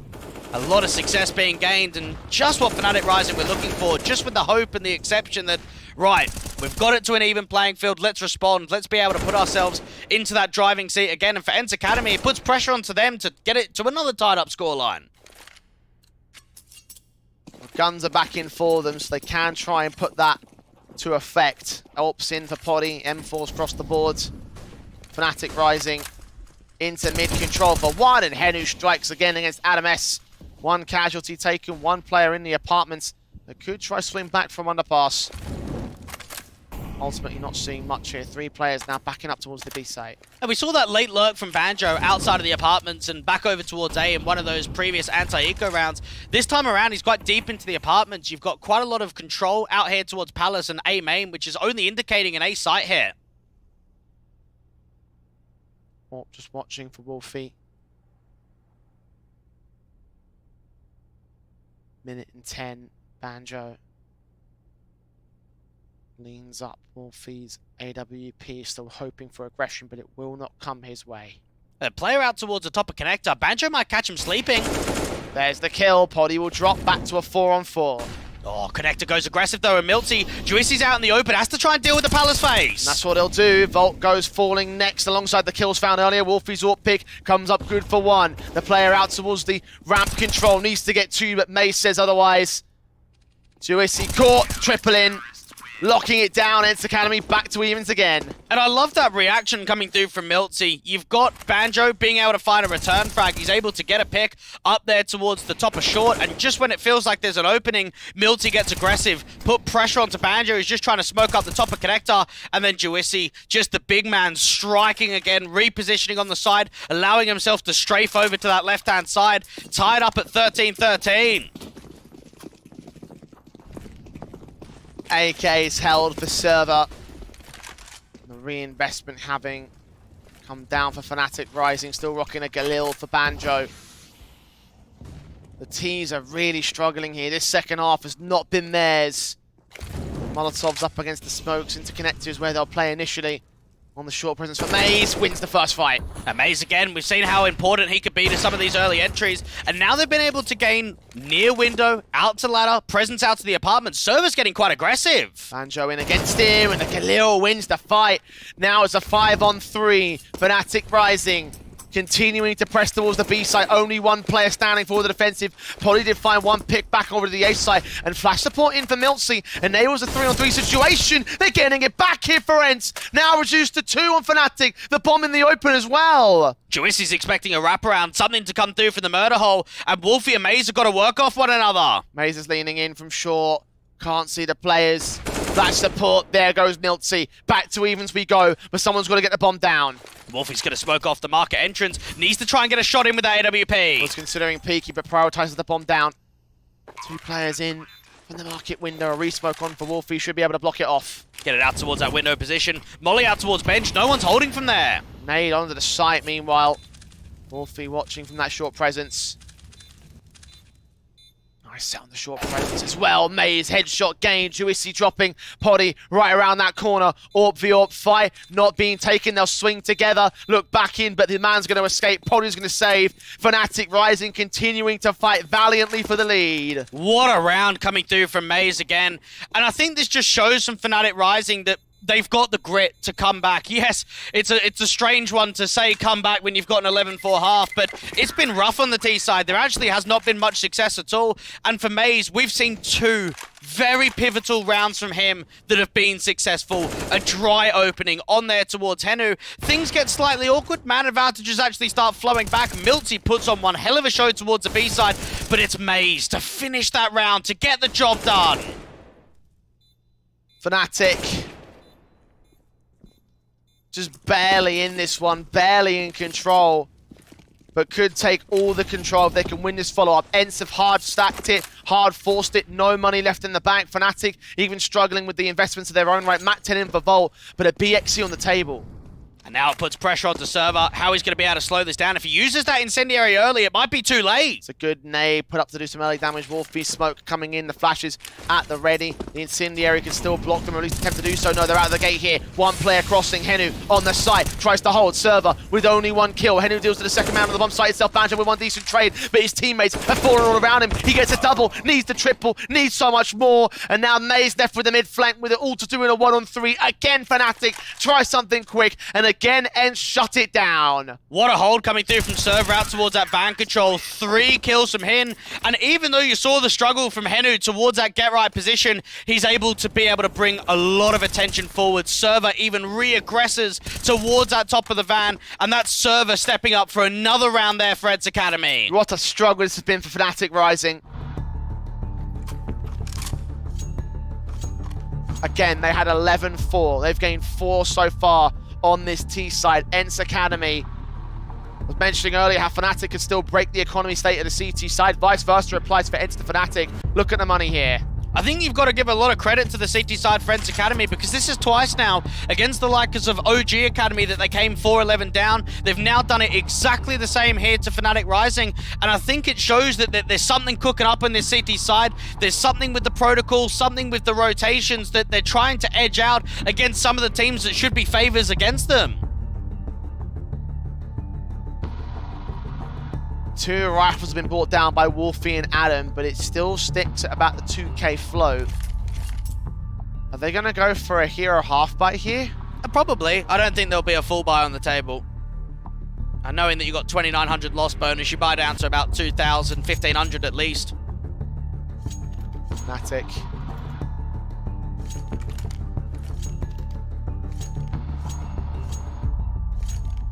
Looks like they will go half scene into this one, even mostly in eco. With these blocks coming out for several individuals. Bit of util for MOUZ. Passing off to his teammates. We'll see what the 2 rifles can do here. And MOUZ trying to see if he can smoke off top of connector. It could be pacey into mid again for Fnatic Rising. Mollies are sent back against the CT forces to try to deny any sort of major map control up there. Decent nade on doing damage for MiltZ's part. But no kills found early here. It's all about the distraction, how they can over-rotate them. Seems like it's going to be a B split here from Fnatic Rising. Jumping for information out towards the apartments. Henu picks up one, MiltZ picks up the other. Nades back from Sirva doing tons of damage. Volt is left alone. 1 on 5, ENCE Academy should get to 15 on map points. Lovely round there from ENCE Academy and Server in particular. You can see that nade stack down there towards the van control, just going over towards the apartments, denying any accountability, even those upgraded rifles, not taking any weapons out of play. MiltZ aggressing through the top of connector to catch that short wraparound into the B side. Fnatic Rising, 1 more to go to bring it into OT. ENCE Academy, 1 more to go to win their map pick. Round 30. Where the definitive favourite for me right now seems like ENCE. They have been on a tear through this CT side. Fnatic Rising have not shown us enough in the second half. Mirage might have been risky, but it looks like it should go the way of ENCE as Poddy picks up Wolfie to start things off, and Henu gets Adam S in the mid control. So much success within the first 20 seconds of the round. Even MiltZ can get flashback into connector and drop another player. That's MOUZ to fall now. Volt and Banjo, last 2 players remaining. Bomb should get picked up by Volt. Banjo working into underpass, desperate to get anything here. But I think this one is over, Dweg. ENCE Academy have been incredibly rock solid on this CT side. And when you consider the idea that they even gave them a couple of those anti-eco rounds out in the first half, gave Fnatic Rising a couple of steals, give them a length in, give them some more rounds to work with, a better scoreline, and they still deliver like this. HE placement to perfection. 16-14 for ENCE Academy. That's a great showing there from the Finns in the second half, and they had to work hard to win their map pick. Yeah, from 11-4 up, Fnatic Rising, only 3 rounds on their T side. I have to say that it was impressive for ENCE Academy. Definitely don't want to take that away from them on that comeback basis. But a disappointment for Fnatic, not getting any more done in that T side half. It's a missed opportunity. It definitely is, and I think for Fnatic Rising, that's going to be a wake-up call towards the end of that first map. Again, it was an opposition map pick. We've seen how they've been able to respond on their own map picks and in 3-map deciders in other series. But yeah, for Fnatic Rising's point of view, probably should have been yours, not to be. Well, considering we were talking about a 2-0 potential victory for Fnatic Rising, it certainly will be one that they might regret if they can't get the 3rd map over the finish line. Certainly the 2nd map, most certainly, which is their own map pick. You mentioned it can be a clap back there, Dwayne, over on Versco, which is what we'll head towards after this short break. Don't go anywhere, because we're back after this.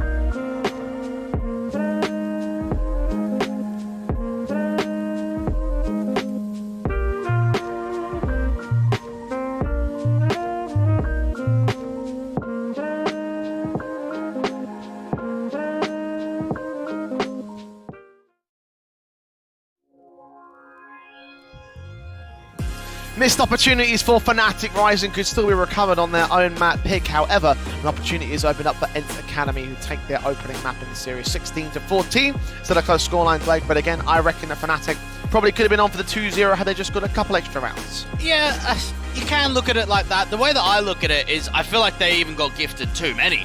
When you're able to win 2 anti-ecos on one half, that already changes the complexion of what a first half scoreline is going to be like, let alone going down 16-14 right at the end. Yeah, I feel where you're coming from with that one, I guess. I just feel like, again, to me, like Fnatic Rising just looked like a dominant force in that first half, and they should have had enough momentum behind them to close it out, and ultimately that's not what happened. So we have to play out on their map pick of Vertigo, see whether they can get any sort of advantage now left in this best of 3.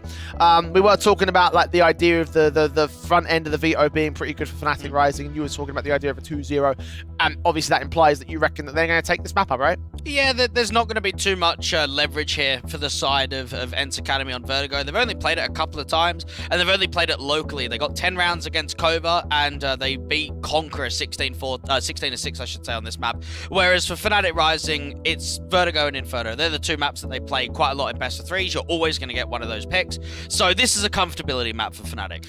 Yeah, I'm definitely going to join you on that one. You know, this is a map that they've played, 21 times in the last 3 months, like a ridiculous number of games against academy sides and otherwise in the ECLs, in whatever tournaments you want to sort of muster up, even over the course of Heroes of Tomorrow. They've been playing this map quite frequently, and it's one that they always tend to win out overall. Not many great results on record for the ENCE Academy side here, so is there any sort of win conditions or opportunities or chances you can see them being able to take anything on this map up? Not unless we're going to be silly. I think the opportunity is going to be in map number 3. I think for ENCE Academy, there should not be a way that they can 2-0 this series. So we're saying the only way they do it is if they get a 16-0.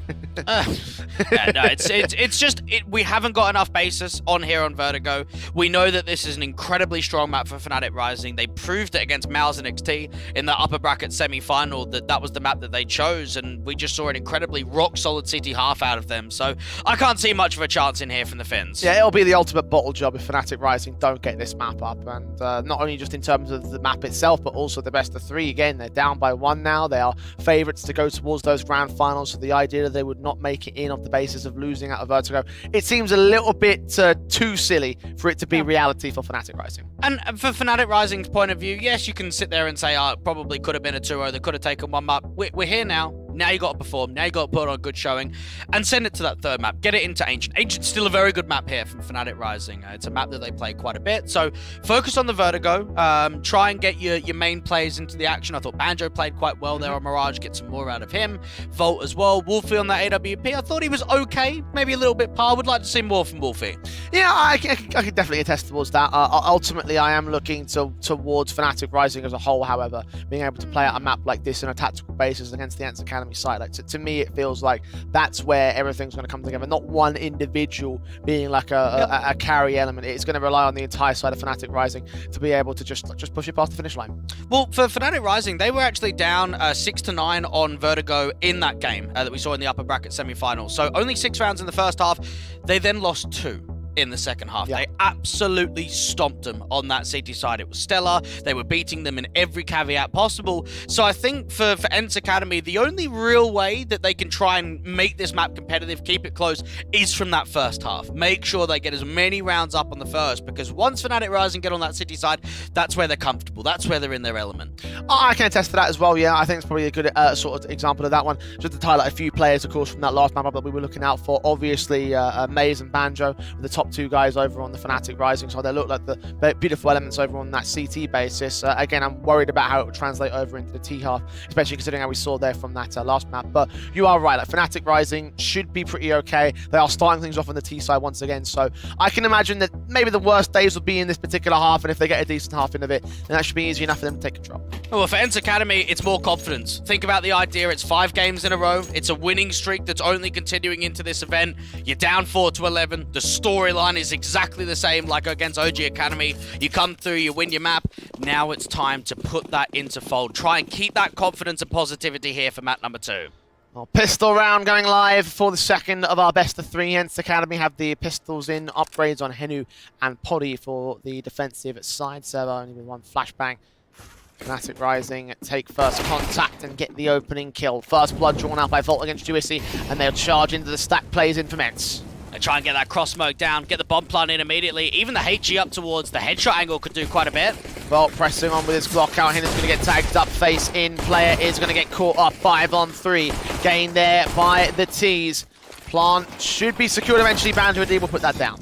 And now for ENCE Academy, you might even think about backing off here. 3v5, you've just got nothing in that round to work with at all. No kit being invested. This is an incredibly tough round. Poddy will prod forward here. Julie's in hand. Checking back sight. There's Banjo caught off.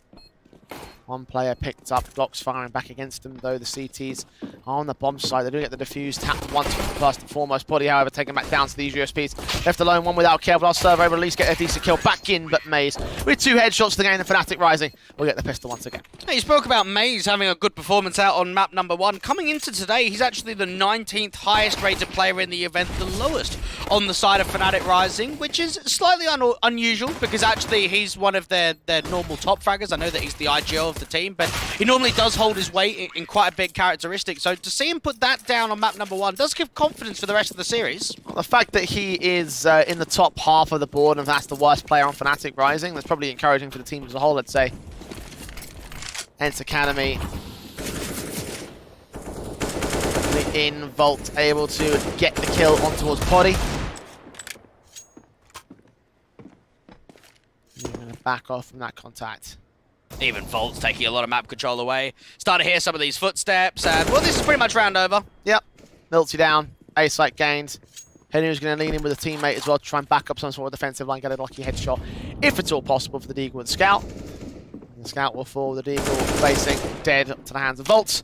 Looking at triple there towards the alley entrance. Wolfie looking in for a bit more. That's exactly what he'll get. All 5 alive for Fnatic, rising 2-0 on their start. Do you know what's a bit of a fun one about both of these teams, Jay? You have Volt that played on Vexed and Whitey that used to coach Vexed. It was different iterations of the lineup, but at one point or another, both teams or both players were on Vexed Gaming. Good old classic UKCS references, isn't it, Dwight?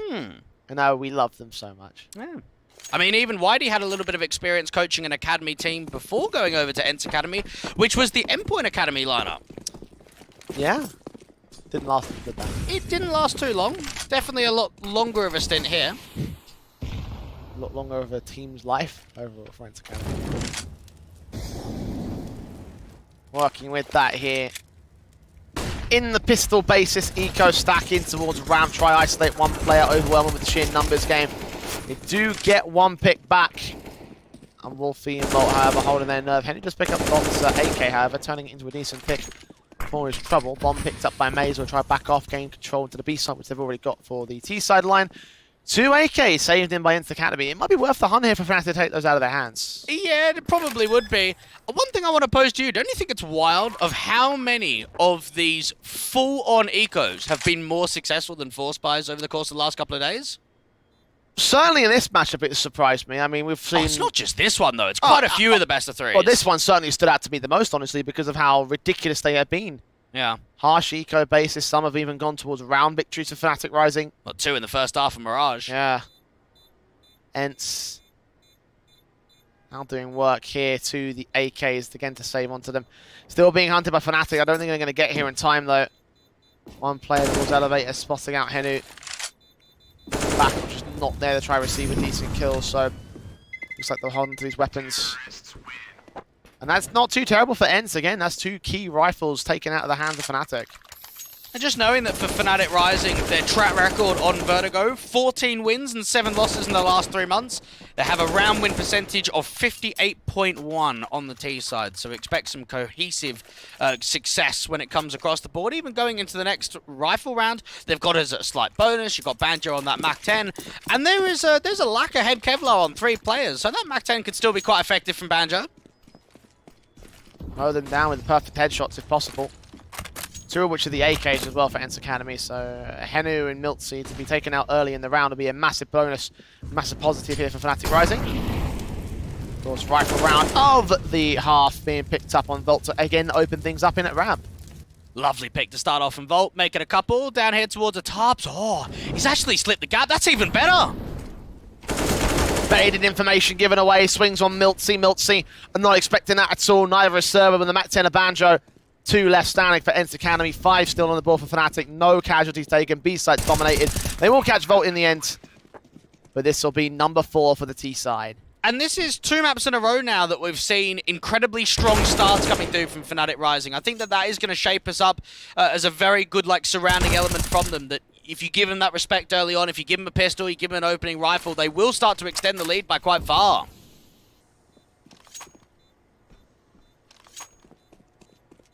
The 4-0 start, ENCE Academy.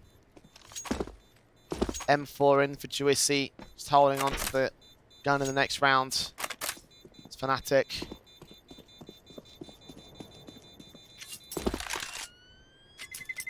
Again, just hold the confidence, hold the pressure, hold the line on the T side. You could just see there from Volt, first of all, that crack angle. I mean, that's a tough one. Even I'm squinting my eyes to try and see that person up there towards the top of tops. But that small little angle being held and then being able to exploit even further, having that wrap in from Ali towards the back of yellow, putting more pressure down towards the A site while more of the offensive's going over towards B. We're seeing a very good mid-round adjustment here from Fnatic Rising in the first few rounds of the game. Smokes and nades, standard defaults, passive positions held by Fnatic Rising, trying to bait ENCE Academy to go forward. Rebuy on here for the CT Forces and AWP and for MiltZ. Similar story for Wolfie over on Fnatic. Server, just trying to see if he can spot anything out. Volt's catching a very good timing, hoping for some re-aggression to come down to the top of ramp. Molotovs on HG's on. Incendiary set for Potty. Flash forward, sees one, dives out of the way as he can't quite get the kill. Henry can though, double up, he's been unaccounted for here at 51. Sprays come through, but the USB still ends up with a double. Volt trades it back and doubles back with alongside Banjo. 3-on-3 situation, but the Orb still standing at the corner and MiltZ gets the advantage back. ENCE Academy just don't give up there, just consistently fight up there to the top of Crane, and Volt and Wolfie has still got leverage to work with in this round. Resmokes on at the Crane itself, Volt. Big opportunity here with the Molotov sent in. We're wary that 2 players in from Ali and Volt is indeed going to be wary about them. Flashes against them. AWP shot ringing out. They know that they tried to regress, but the second play, flashbang back comes back forward alongside another one here from the T side. Incendiaries and HG's up. MiltZ tagged the 5 HP. And this is actually looking very promising because one of those strobe bullets are getting closer and closer. Volt has to land one of these kills. 28 seconds and he's trying to lean around the site itself. Backs will be turned towards the main entrance. Backside, snipe is this. There's MiltZ, caught off at last. Finished off by Volt's kills. 18 seconds though. They've got that alley position as Wolfie goes down next. Flashbang forward. Volt still hunting with a double up. Needs that triple. 10 seconds. Swing up. But the kill found for Server. Keeps it together. ENCE will get there first. That's another clutch coming through from Server. And my goodness, how many times are we going to call him the Clutch King?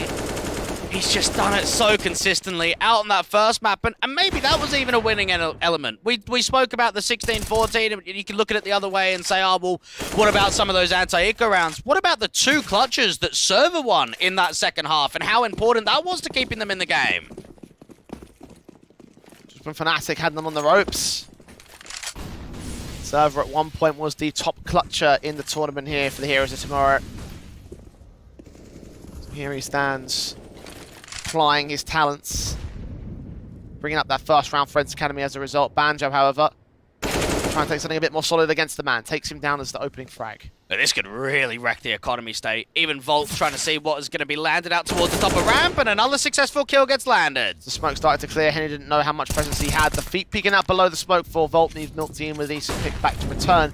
Now 2 CTs standing on the B defense. One in from mid, one on the site itself. Smokes will come back eventually. The bomb will get planted here. ADAMS has got to wait for an aggression to come through that smoke. Even that AK towards the right-hand side should catch off the MP9. There it is. ENCE might consider the save here at a 2-on-4. The Orb at least finds one pick back in mid. Maze down, and Wolfie dropped by Potty. Continuous shots ring in, 2-on-2. Needs to return. MiltZ pressing forward. The M4 needs to wrap over, needs to grab the kill against ADAMS. But now Banjo is left alone. AK trying to defend that bomb plant position. Open up. Half the time a tick by. Spoke comes down as well. Respoke on towards the main cross and everything.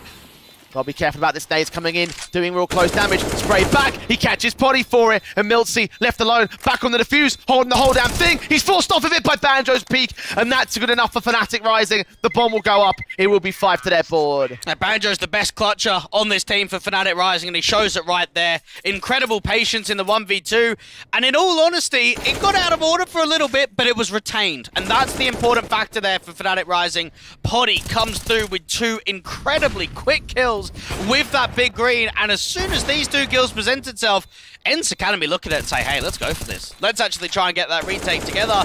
And instead, that's just caused another reset. MiltZ not quite being able to get that defuse together. There'll be a half buy on the table. 5-1 for Fnatic Rising. Massive clap back. Nades already doing damage to Potty. SMG brought in alongside the AK save. Can grab another one right here. Nades back to do some damage. MiltZ follows suit. The AWP, however, flicks back, catches the trade. 4-on-3 for ENCE here, though. Henry's going to still fight with this AK, so that was actually MiltZ, one of the distracting players that was going to fall there. Keep that tenure on. Try and keep the pressure down here towards ramp. Don't respect Wolfie. Shots ringing out as he tries to force them back, though, and he's going to be successful in that regard. Molotov's in. Minute and 10 to the clock. They'll make their way out towards the ramp default. And this is where ENCE Academy, you do have a steal potential. You've got Juicy out here towards mid, and now ADAMS is going to be able to strike. There's still plenty of time on the clock, so they can slow this round down. There you go, Henry down. Even Stevens on the man advantage, 3-on-3. Creep around, comes in towards ramp once again. A lot of emphasis bet towards that B site, and ENCE Academy starting to get the idea that maybe should go the other way. It's all going to be about the distraction, about that fake. Try and see if you could draw them over. Crosssmoke can go down from Wolfie. A player out in mid could actually have a pretty big backstab from ADAMS. Kind of required at this stage here. 28 seconds. Comes in with the back lines covered off. Boost up for Juicy. And there's ADAMS with that pick back. Must be aware of the boost, and Wolfie read it. A tracer, perfect flick to the head. That's a man down. That's a 1v3 for Poddy. Mate, some of these shots that are being hit, you just have to open your eyes and think, what's happening? I can do that. Well, no. I don't think most people can. Poddy could save onto an AK. Put a nade down. He's looking for a bit more here. Ultimately, with his position revealed, he realizes at 21 HP, no Kevlar, no kit, no util. It's best to hold on. 6 to the board of Fnatic Rising. Even when they're in an awkward spot, they find a way to fight back here. Just knowing that Volt is finding so much success towards ramp, I think this has to be an expectation and a general understanding of ENCE Academy on how they can adjust on the CT side. I think we've got to see a little bit more of that adaptation, maybe even retaking ramp later on into the round, giving the respect in early and then getting up towards Crane and towards Ali and just looking to fight. Because I think out of all portions in the map, that's where they've been losing the majority of duels, is towards the ramp control.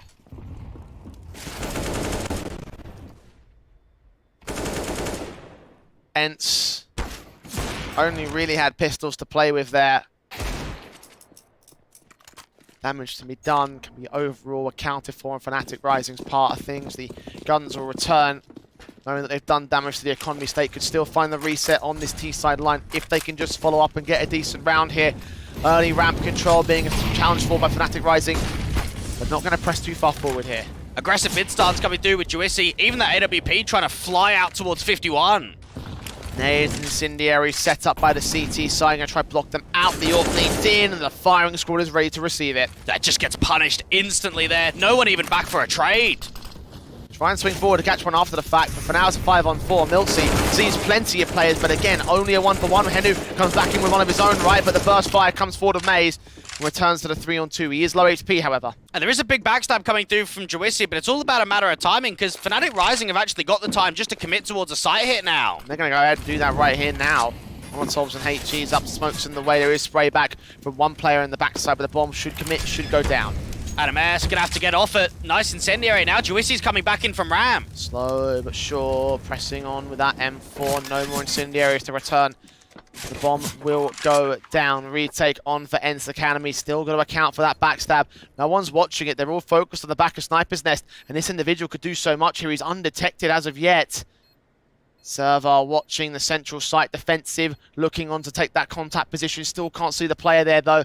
ADAMS is now ready to receive. Juicy has his back turned. Kill gets found. One man left out towards the back of the oranges.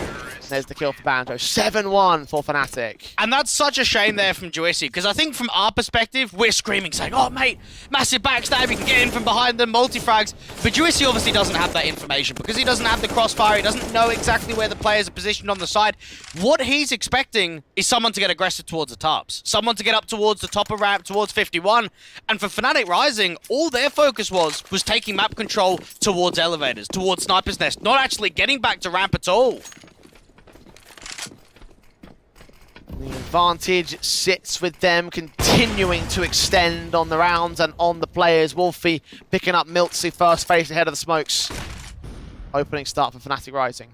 And this is what you want to see from Fnatic Rising. Having a close map number 1, having a chance to close it down in 2. You come out to your map pick and you just show the competitiveness. You show that class that we expect from this type of team. Molly set, AWP's out, flashes forward. Poddy connects on Volt next, so there is a responsive from ENCE, 4-on-4. Henry's trying to make more of an info play towards the bottom of ramp. Now, he's not going to aggress all the way down. Can actually just pick up that AK and start shifting quite a bit of a gamble stack towards B. Minute to work with, server. P250 holding. Banjo leans as Polly does catch the AWP here. Banjo with a responsive and doubles up again, but double back from ENCE Academy. 2-on-2 situation. Banjo leaning in closer, and the player on the site is tunnel vision. That's Polly's orb scoped in, ready to receive a cross, but instead Banjo just works up, looking for the quadra, almost gets it on the burst spray, knows exactly where the last CT player is, and Wolfie's watching also the same. Has to prioritize that bomb plant though. Henry's going to try and do his best in the clutch. Banjo's already presented so much in the rounds. AK leaning in for a bit more, backed up behind the generators, seen there by Wolfie on the cross.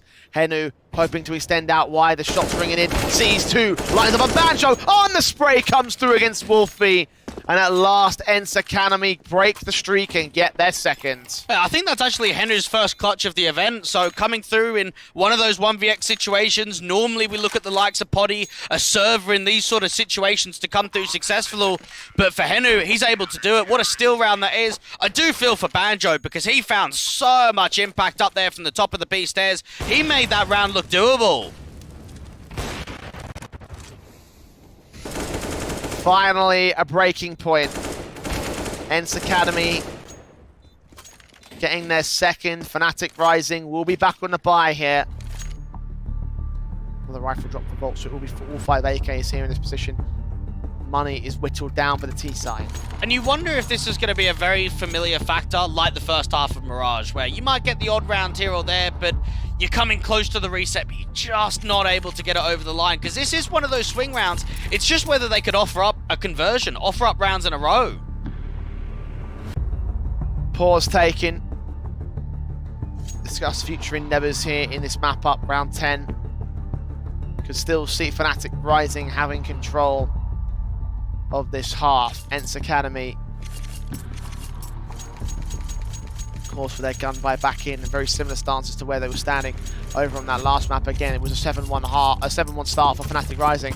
Before ENCE started to get some decent rounds on the board, make it 4 to close out that first half on Mirage. Will history repeat itself again in this series? Do you know what I am noticing, though, is another slow start from Juicy. That was something we noticed in the first half. He was only down there at 4 kills. Don't get me wrong, he was an impact player towards the tail end there of Mirage, but now even the B-pop is going to be the explosion. Server swings, gets Volt. Banjo with a responsive. That bomb's been dropped in the open. The rotations will come back pretty quickly here from ENCE, however. Kills found against Wolfie's part gives them the man advantage here. 4-on-3, Banjo looking to trade, and that's exactly what he does. Gets up close towards that Guardian position. We know how successful he could be. And even this backstab coming through from MOUZ should be able to at least cut off one of the rotates. He flash back forward. Banjo is going to get caught getting too aggressive in that case. Now they're going to need that backup to come in with that backstab there from the T side line. The central site defender needs both individuals to be up here. Orb swapped out for M4. Adamesh gets that 1 kill. MOUZ with a responsive. MOUZ, AK up, sprays through, doing damage, but MOUZ just jumps around the corner, gets his kill together, brings in number 3 for ENCE. And that was poor coming through from Fnatic Rising. They 100% thought they were saving. You could see MOUZ was even down there towards the bottom of bridge position, and you had Banjo getting aggressive up towards Guardian. I just think in an upper bracket final, yeah, you want to crap down on towards making that economy low, but you can't be making aggressive moves like that. And it puts so much pressure onto the young man, the stand-in of Adamesh, to say, oh, well, sorry, mate, you're by yourself there. Not ideal there for Fnatic rising. ENCE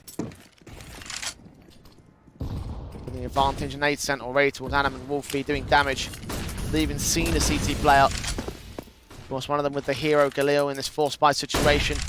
Tech 9s, Mac 10s brought out as much as they can get out of this round. Fnatic trying to cling on for dear life, but Adam's clinged on to nothing. Even out to the mid stance, you can see the way that ENCE Academy are going to put a little bit more focus down with budding up, allowing themselves to have dual, multiple crossfires, even flashback in. Juicy's going to go aggressive again. Follow suit onto Banjo as well. That's the second Galil player dropped. No recovery for MOUZ this time. 2 left standing for Fnatic. Now, what a rip-in to the buy round coming through here from Fnatic Rising. While it wasn't ideal, we've seen a lot of impact coming through from ENCE Academy. Juicy still maintaining this mid-control out to the sandbags now. Gets his quadra, dropping the bomb. Dropping any chance in the round. Fnatic. These mid-games and late games have looked rather scrappy from them so far in this series. ENCE bringing us back pretty effectively as Juicy lands the ace. The burst through against them, but fed there, 1 by 1 for every player there for Fnatic Rising. Survival life for ENCE Academy. They just wanted a mid-walk. They didn't want to use that util. They wanted to try and see if they can catch Juicy off guard, and instead they start filtering through for quite a few individuals. 3 rounds the difference. Scoreline's fairly competitive right now. 3 rounds to the good. Fnatic Rising wasn't quite as competitive a while ago for them. They were holding a dominant lead. ENCE Academy have certainly brought this one back. Oh, the PT-50 from Adam doesn't enable a kill on towards Juicy. So we've seen some very famous Fnatic steal rounds over the course of this series already. Do find the man advantage, but Volt is traded back towards ramp. Now, Henry's starting to find a lot of success down here towards that bottom portion of the ramp. Even MOUZ with a HE placement deep in front of the mid control. Might want to try and re-aggress it. You got Wolfie on the other side, that P250 flash around the corner. Oh, so close to another opener. MOUZ is so low. It could be an easy pick for Fnatic if they can insert themselves correctly. Adam is also low. It's not only a man advantage, but a HP advantage above the player on Fnatic Rising. P250 refacing for him. Finally gets that kill onto Poddy, however. Now the Deagle Banjo tries to strike out from stairs. He's hoping for some re-aggression. You've got Server back there towards a default position. Adam S in City Spawn deals with MOUZ. Suddenly, Server's the man alone. The backstab inbound from Henu. Oh, the adjustment comes in against MOUZ, however. That's pretty good. Now needs a little bit more out of this one, but now Adam can strike, get his next kill back in. That's a 4K for him in this round. Banjo with the bomb plant. Henu was trying to cut off rotations back towards the A ramp control, but now he's got to go for the full-on retake in from CT Spawn. Now, we've seen Heno in a clutch before, just only the previous round. It's now up to him to try and see if he could do it again. He's got an incendiary, could drive Banjo out in the open. AK watching the right-hand side. M4 trying to swing back forwards. Lean in, footsteps heard. There's the spray. 8 gained by Fnatic Rising. ENCE Academy conceding an eco. What an eco steal once again, and this now makes it 3 or 4 rounds in the entire best of 3 that Fnatic Rising have been able to pop trumps with not a fantastic buy at all. You don't even have players with armor in that round. Adam S that's actually without anything. MOUZ probably should have caught Server off there, but they crunch him down towards the tail end. Adam S with a huge round. ENCE Academy. Guns back to return. Force the issue back in SMG in the buy. Player at sandbag scene. Headshot gain against Juicy. MOUZ kicks things off. And just when they start punishing, just when you're able to come away with a steal round, look at what they set up in the next. Volt trying to show some ramp aggression, work around the util, player to the top right, already dealt with. 5 on 3 for Fnatic Rising. Volt damaged up a little bit. MOUZ will swing to try and get that trade back against him, but Henu's also low. Fnatic responding in kind to whatever the CTs want to throw out of them. Now towards the B site is where they'll go. Server with a lot of work to do on his lonesome smokes back. Engagement against one player, not the second though. Banjo keeps the advantage. Henu's got a backstab, he's low HP. Is anyone watching for this? No, they're not. MOUZ gets caught, 2 left standing. Henu's going to hunt for a bit more. That nade going right past MOUZ, but Banjo still gets the pick anyway. Bomb plant can rotate back in towards the A site, but Wolfie gets the kill before he even gets towards spawn. 9-4, Fnatic Rising. Coming back in this T side. Well, this scoreline looks familiar. Only feels like map 1 again. I did draw the parallels earlier to make even the 7-1 score. A lot of danger, a lot of strong first half performances coming through from Fnatic Rising. And ENCE Academy, they've had their chances here on the first half, but they just have not been able to take the majority of them. Henu, it's almost felt like he's been left high and dry. He's been involved in quite a few clutch rounds, some high impactful rifle zones, but just not enough consistently with the rest of the team. Nade stack up there towards the top right-hand side of Alley. ENCE Academy bringing a light eco into round 14. The Eagles trying to strike in with the wall bangs. Poddy evades one. Thought he was going to take a decent shot back. He's a little bit late to the party up on sandbags. The player's going to make his way in towards Crane already. MOUZ first man forward. Deagle standing for MOUZ. Does drop Wolfie. That's a star. Any more here? It's actually very dry on the contact coming through from MOUZ. Trying to peek up before some of those smokes go down. Finally, Volt's going to help him out. So this pretty much cleans down the round. Yeah, bomb on the site. Plant to be secured. Not much in it for ENCE Academy. It was kind of an eco anyway with the upgrade pistols. So we will have number 10 for Fnatic Rising. ENCE will look towards the final round of the half to try and make it a 5th on their CT side. Fnatic just hold their own. Now, Volt is actually now equalized with the same amount of kills that he got in 30 rounds on map 1, just here on Vertigo.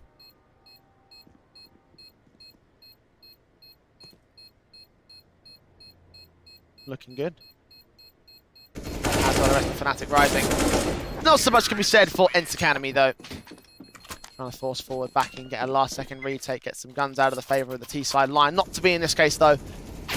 Now here come the true rifle rounds here for ENCE Academy. One more to go in the half. See if they can make it happen. And you wonder, for Fnatic Rising's point of view, because they don't have a coach at the moment, could that have been a bit of a detriment to not closing out on MOUZ, not having that mental breather, that sixth person, just to rein them in ever so slightly? Because they've shown on both map number 1 and in map number 2 that on the first half they've been very consistent, they've led by example, but it's just when they're on the back foot they haven't quite been able to find those responses. Look at Potty here. M4 in, kill found against MOUZ, that's a start. Advantage for ENCE. Volts trying to get involved again, get the opening kill for the T-side line. Tagged up to 7 HP to a 4-on-4 scenario. Now Banjo's going to try and make a play out towards the top of the B stairs, just try and see if they can counteract. MilTzy to peek back down towards Rab. There is a player close towards that right-hand side, starting to move away. Oh, Volt's going to check the backstab, 7 HP. Doesn't see the man. Pixels to gain it. Spray back from Potty, doing a ton of damage to his backup as well against Wolfie. Volt swing back. Spray still fantastic for him. Meanwhile, Adam S strikes upstairs. Bomb needs to get picked back up and the backstab's closing in for Juicy, but still he's turned away from it. Kill gets found. Banjo with a trade to respond. Him and Adam S up against Potty, who has bomb control still. Banjo needs his backstab to come together from the bomb site itself. Look at this patience coming through from Banjo. Just slow the round down, work with Adam S. Potty's in such an uncomfortable situation. Oh, that nade gets the kill as well. Adam S alone. Potty revealing a little bit of pressure. Now up against the ramp default, has no idea where the T-side player is. His back's turned anyway, as he makes it a hell of a clutch for a 3K and a 5th round for ENCE to close the half. And for Fnatic Rising, they'll be very happy with that. Being able to get double digits on the first half of your map pick of Vertigo, they showed and dictated a lot of pace. I thought they exploited very nicely in the mid-round. We saw more from Adam S on this map. We saw a cohesive performance in from Volt. Banjo held his ground nicely. And for ENCE Academy, there were moments, there were a few rounds here or there that looked okay. But across the board, this was a good showing. This was a very strong performance in the first half. 10-5 for Fnatic Rising, still holding the lead in the T side. ENCE Academy now after their own T half. Let's see whether Fnatic Rising can start to turn the CT basis towards their favour. They were having a hell of a time over on the CT start of Mirage, of course. This map not as fantastic for the T basis of ENCE Academy. Will that make the difference? 5 rounds, Fnatic Rising even thinking about slightly overextending an info play out towards the bottom of the B stairs, where ENCE Academy start moving forward out towards the mid control. Banjo's at least going to spot for info. Do some tag damage, but take a lot more in return. ENCE Academy straight into the B bomb site. To be a plant down and a retake on. Potty just clearing out as much of this site as possible. Knowing that there's a player down there towards the floor position, that could actually entail quite a bit. MilTzy engages 1. Volt is going to drop here. Back towards CT. Henry's going to strike on towards 1 and 2. MOUZ down. Adam S and Wolfie, last 2 players remaining for Fnatic Rising. ENCE Academy now up against both players into the stairs. Angle based upon MilTzy. We'll lose Henry, but get Adam back. Look for the second man. He's such low HP. Could breathe on Wolfie, and that'll be good enough. There it is, 6 to the ball of ENCE. Now you just find Fnatic Rising in a position where they're trying to make an info play, they're trying to aggress down towards the B stairs, and instead there's a counter-action. There's a slight walk in towards the mid-control. Banjo spots for information. Henu, again, with a lovely sequence from him. He's putting on a fantastic showing out here on Vertigo. He's been involved in quite a lot of the multi-frag rounds. He's been involved for the majority of the successful rounds too for ENCE Academy. Now they are looking like a solid unit already here in the pistol basis. Fnatic Rising back in with the eco basis themselves. Server. Try to be the first man forward to the Mac 10 towards the B side. There's no one there for Fnatic though. Potty can just think about getting those cross smokes down left and right side of the generators. Just exploding down. Fnatic Rising trying the gamble stack towards A. Doesn't work out. Try rotate back and gain some sort of contact in the B site if possible. Of course, plant down for Juicy. He received with nothing else in return for Fnatic. They actually will start to look towards the back lines and the save call, which doesn't make a lot of sense considering they're not even Haven't even got any Kevlar here. Mac 10, that's why they don't want to farm up the cash for him. Good shout, actually. Might not matter though, Service challenging them. Kill with the first and the second. $1,200 gain for those 2 kills. At least MOUZ will trade back against the man, but there's plenty more rifle coming down. Lose control in this round. A couple of kills, so still some deaths to come through for ENCE Academy. 3 rounds the difference, but now you've got to put that emphasis back onto the rifle round. And this is where, for the Finns, they'd love to be able to get started on the right foot, make that scoreline differential even closer. But from Fnatic Rising, this is where they can put the hurt on as soon as they allow those M4s to come down. Now remember, when we saw Fnatic Rising taking on MOUZ NXT in the upper bracket semi-final, only 2 rounds was lost in their second half. They hardly gave any breathing room forward. Fnatic. Their M4s on the board. ENCE Academy come up with the AKs, of course. No damage done to Volt. Henu caught tagged up of his own right. Tease sitting here at the bottom of the ramp position. Careful placement, one try baiting Fnatic for the opening kill. And Volt just going to smoke off deep. Can actually allow himself to get slightly aggressive. Try and put some more stance down here towards the bottom of ramp. Really fight for that map control.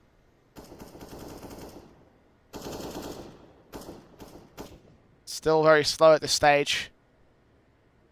Ramp seems to be the play for ENCE though. 2 CTs to receive it. Rotations might be a little bit slow here for the rest of Fnatic. And that should be okay. I mean, they've got Henu quite deep out here towards the B stage. They're trying to see if an info play will come out. Even that spot for information is very good there from Volt. He would have seen mass players and that bomb. Took some damage for it, but didn't quite get killed off. So positivity as that third man definitively joins the site defensive. But Volt re-peaks for more and gets only damage towards MiltZ. Poddy with the opening frag. It gets flashed in for a teammate, but just doesn't quite help. They get the volley out towards the sandbags. There is a player up there, further back passive towards the headshot angle. So that's not going to lean anything out just yet.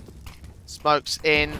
Server up against the M4s coming out. The nades forward. Player up towards top of white. Undetected here. Sprays through against one, but only one. Server with the trade back. The bomb's dropped in the open. Molotov's against it. 20 seconds. Decent kill there for Wolfie. Follow-up's not quite on point though. 3 on 3. Bomb plant can be secured or will it? Player forces forward. Wolfie adjusts back. Server low. And Wolfie through the smoke will catch him. Fnatic will get their first and a half. That was very chaotic coming through from Fnatic Rising, but chaotic for a reason, Jay. They wanted to keep that pressure on. You've got MOUZ up there towards the top of the headshot angle, Henu trying to peek on the contact, and there's just players flying out everywhere. It just means that ENCE Academy can't focus on getting the bomb plant, can't focus on getting comfortable at all in that round, and that's actually had quite a big hit to the T-side economy because of it. Pause taken. ENCE on a hot streak with the pistol conversion, looking so confident. But Fnatic found a way back into the game with a very confident defensive of their own right. Still took 3 players down, so the economy could get reset by ENCE if they can follow it up. And where is Poddy? The guy that dropped 21 frags, had a lot of AWPing out there on Mirage. Haven't seen much from him on this second map of Vertigo. Even the IGL of Server, while we don't always expect him to be a top fragger, he put up 23 kills on map 1, including 2 very important clutches in that second half to get it over the line. He's still on single digits. Incendiary set. HG's put down by Banjo. Watching for them to make their moves up. The bomb passed off to Issy. Will lean in first and foremost. Try to take contact in mid. Volt spotting out towards the bottom of the ramp sandbags and just seeing nothing out towards the forklift. There could be quite a lot of pace in this mid round. Plenty of players to try to cut off the main T-side force, but Henu in from stairs, getting that first pick. Banjo takes him right out of the equation. Adam S comes up against Uisi. Now Volt's on the rotations back of his own right, looking in towards mid-control. You have to stand and fight against them, lining up a triple, only getting a double. Not like it matters. Adam S holds confidence as Fnatic don't allow a bomb plant. And you could just see in that round, even though Henu gets an opening pick out towards the B stairs, even though he's able to strike, nothing else gets granted. Up there towards the top of B, nothing is being successful. In that wraparound towards mid, they get cancelled so hard towards Guardian that they end up just having to go A, and Volt repositions in towards that elevator's angles, allows himself to be on the front press. 4 more rounds to go for Fnatic Rising to send this to map 3. Gun setting a standard, but the pistol's pulled out for ENCE. Should be 13 for Fnatic. Now would be a great time to see ENCE steal one of these rounds back. Fnatic have gained so many ecos over the course of this series. ENCE, it would be the start of something special if they can take round 20 away. Oh, come on! It's a Glock round! If. Nah, Big if. If there were a couple of upgraded pistols, we haven't... I don't think we've seen any full eco steals. We've always seen a Hero M4 or at least a couple of upgrades. In this case, they will isolate Banjo back. Wolf be able to hold down control. AK in the hands of Server. They're trying to become the hero back here. Henry engaging with that Glock does find Wolfie, so damaging one coming through alongside Server. 2-on-2 situation. Those kills return back. Damage done to Fnatic Rising though. ENCE Academy did quite a fair amount in that round. It's not a bad round. They do get quite a bit out of it. You are right about that. Not getting the bomb plant means that the AWP upgrade probably isn't possible. That extra cash injection would have been a nice handy one when you get that much impact out towards the top of B. Not to be. AK's out. ENCE Academy, though, striking back. I mean, Fnatic Rising have proved in Rifle v Rifle rounds it hasn't been that competitive in the second half. Well, for ENCE Academy, that eco round does certainly set up a reset against Fnatic Rising. If they can follow it up, if they can get this rifle round together, the gap closes significantly. And for ENCE, it would relieve a ton of pressure that they're facing right now. 6 rounds to make up against Fnatic, only 3 for Fnatic to close this map down. The Volt's very aggressive down here from the bottom of ramp. Now he's got a teammate of Wolfie up onto the contact. That's the AWP playing towards 51 in the top of alley. Even Banjo's not seeing anything out to the B side. ENCE Academy might just start to act when the smoke starts to clear. I'll play carefully for now. He smokes on towards the bridge. Incendio trying to drive T-side players back. Molly's flashes sent. Volt's going to catch none of that. Damage done early towards ENCE is all that Fnatic will find. Henry's been very successful out towards his B stairs. He's just hoping to try and catch someone moving forward. Even MOUZ just being able to put that HE placement down there towards the back of the forklifts. It's chip damage. It's not a massive amount of damage, but it is consistently impounding. Juicey's going to try and help them out on the ramp take. 2CT still here aggressive. Server gets the kill for it. Wolfie man down. Advantage sits with ENCE Academy here. Now that was probably slightly too aggressive in there from Wolfie. MOUZ towards Crane, looking for a headshot and catches Server immediately. There is a walk-up from Henry towards B, though. Make their way in towards that B site. Banjo holding outside of the site, burning quite a little bit to that Molotov. Bomb down at default eventually comes through, so retake on for Fnatic. And MOUZ going to be able to get that bomb plant, but it's how they can slow this round down. There's still quite a bit of utility around. Juicy with the HE placement up towards Guardian, and now for ENCE Academy, they've got to fight off one another. Banjo's tagged Adam a little bit, less or so. MOUZ holding on for contention. Fnatic Rising need to make their way in relatively dry. They got smokes that can come through, but no flash support. MOUZ at the backstab does win the fight. Draw attention away. Needs that second headshot because MOUZ strikes. ADAMS and MOUZ come up good, and ADAMS holds down the double for the defuse for the retake. Successful on Fnatic. Mate, that cautiousness, that patience coming through from MOUZ, and I think it's moments like that where you can look at Fnatic Rising and it shows you they're drilled. It shows you that they're experienced at this sort of level, that in a 4v4, when you don't have a crazy amount of util, when it doesn't feel like there's a way in, wait for your opposition to make a mistake. And that's exactly what MOUZ is able to filter through out there towards the bottom of the B stairs. That's reset cancelled on ENCE's part. They have a rebuy back, however. Not a lot of lost bonus for Fnatic Rising, but they're still on victory road. 2 more rounds to go. Just about closing it down. ENCE Academy looking like they want to bring some pace to ramp. Incendiary's on from Volt facing in. Spray through, gets that first pick going for the wider face of 51, and Henu punishes him for it. Body's still spamming. Those bullets finding even further connections onto Wolfie. He's down to 45 now. Still alive at the moment, though. That AWP Blues abusing the gap in the tops. Can't quite connect the casualty. A respoke on as Henu leans forwards. MOUZ catching MOUZ, and Wolfie will drop. Adam gets that one pick, but returned by Poddy immediately leaves Banjo in the 1-on-3. Juicy holds his nerve, gets his kill together. And now the economy finds itself in a very awkward state. There's not a buy on the table. You've got both MOUZ and the likes of ADAMS down there with hardly any money.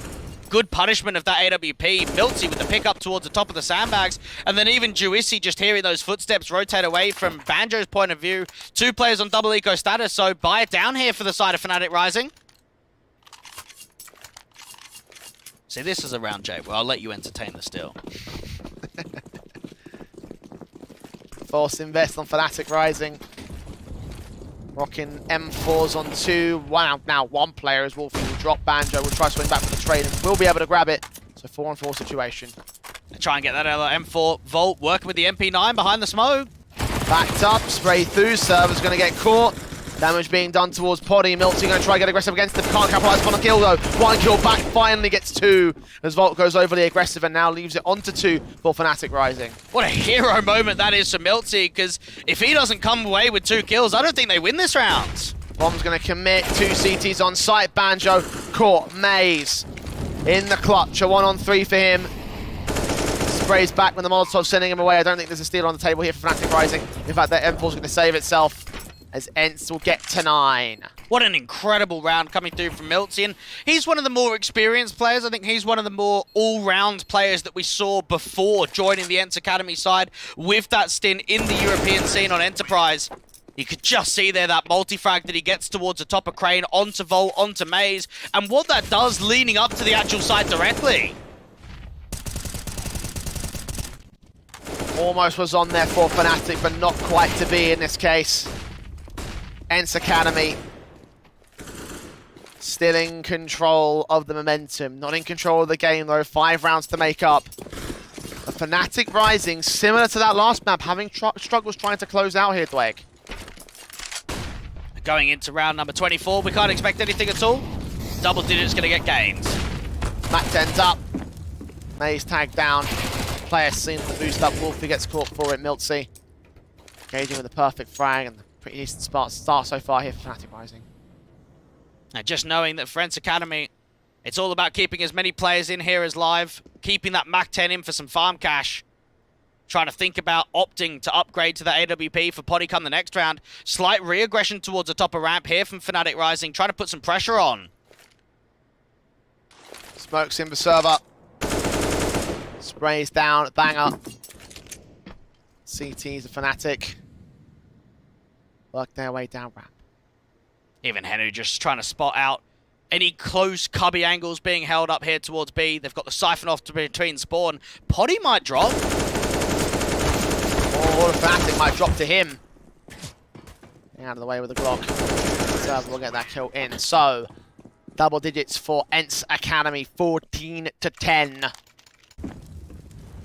Fnatic still hold the lead for now. Their guns should return in the next round. And this is where Fnatic Rising could just close it down, put that added pressure back on Banjo to get up with that M4. Now, there isn't a kit in play as of right now from Fnatic Rising, so it might be a little bit more tenured to have more risk behind it. Don't give as much respect for map control as possible. ENCE Academy have started to find a groove on how they want to equate themselves towards a ramp take. Server up close and personal already. AK engaging, finding Volt. Does burn back towards MOUZ, so it maintains a 4-on-4. Fnatic Rising keeping pace and now getting a lead with Henu's drop. Henu just being dealt with out towards the B stairs, and knowing that there's aggressive player towards ramp, they've got to be wary of this. Flashes forward, AK's engagement, MilTzy sees and sprays Wolfie back to a 3-on-3. ENCE Academy keeping pace for the time being. Now look at what's happening out in mid now. You've got Juicy on a walk contact. You've got your A player starting to spiral through. He might try and catch a rotate, and actually MOUZ falls towards the top of ramp. You said this is the round where Fnatic can close it down. Whether they will close it down is another story. Especially as Banjo falls in mid, and Adam S should be known towards the backside here. The sandbags does catch one up, just send the bomb right back into the B play here. ENCE defend off a 2-on-1 post plant. And this is a very good mid-round call coming through from ENCE Academy, just to work with that lurk with Juicy, start working off the map basis, and both of them are going to fight together. Moving to the right place at the right time. Adam S catches one, back turn towards the next though. And the 14-7 has closed to 14-11. Fnatic Rising just can't find that breaking point round. ENCE Academy just finding themselves with a lot of room to work with. Wolfie getting punished aggressively. MilTzy able to spot MOUZ there towards the top of ramp. Juicy gets himself deep towards CT spawn. And it just shows that they slow it down, they work with the patience, and they're successful for it.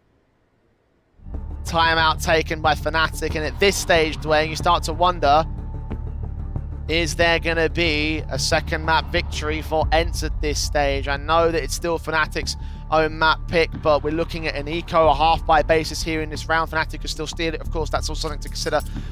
But at this stage, again, Fnatic have let 4 in a row go back to ENCE Academy. The momentum is building, and they're looking really good right now. They are, but I am still doubtful. You have to look here from Fnatic Rising and say they're still a team that can close down series. Yes, they let it go in map number 1, but they shouldn't let it go down on their map pick of Vertigo. They're going to have quite a few more rifle rounds to work with. They've got a few good chances to get this over the line. And for ENCE Academy, it's just about making sure that even going into the next round, which isn't the rifle round, that it's clean. You're not losing casualties.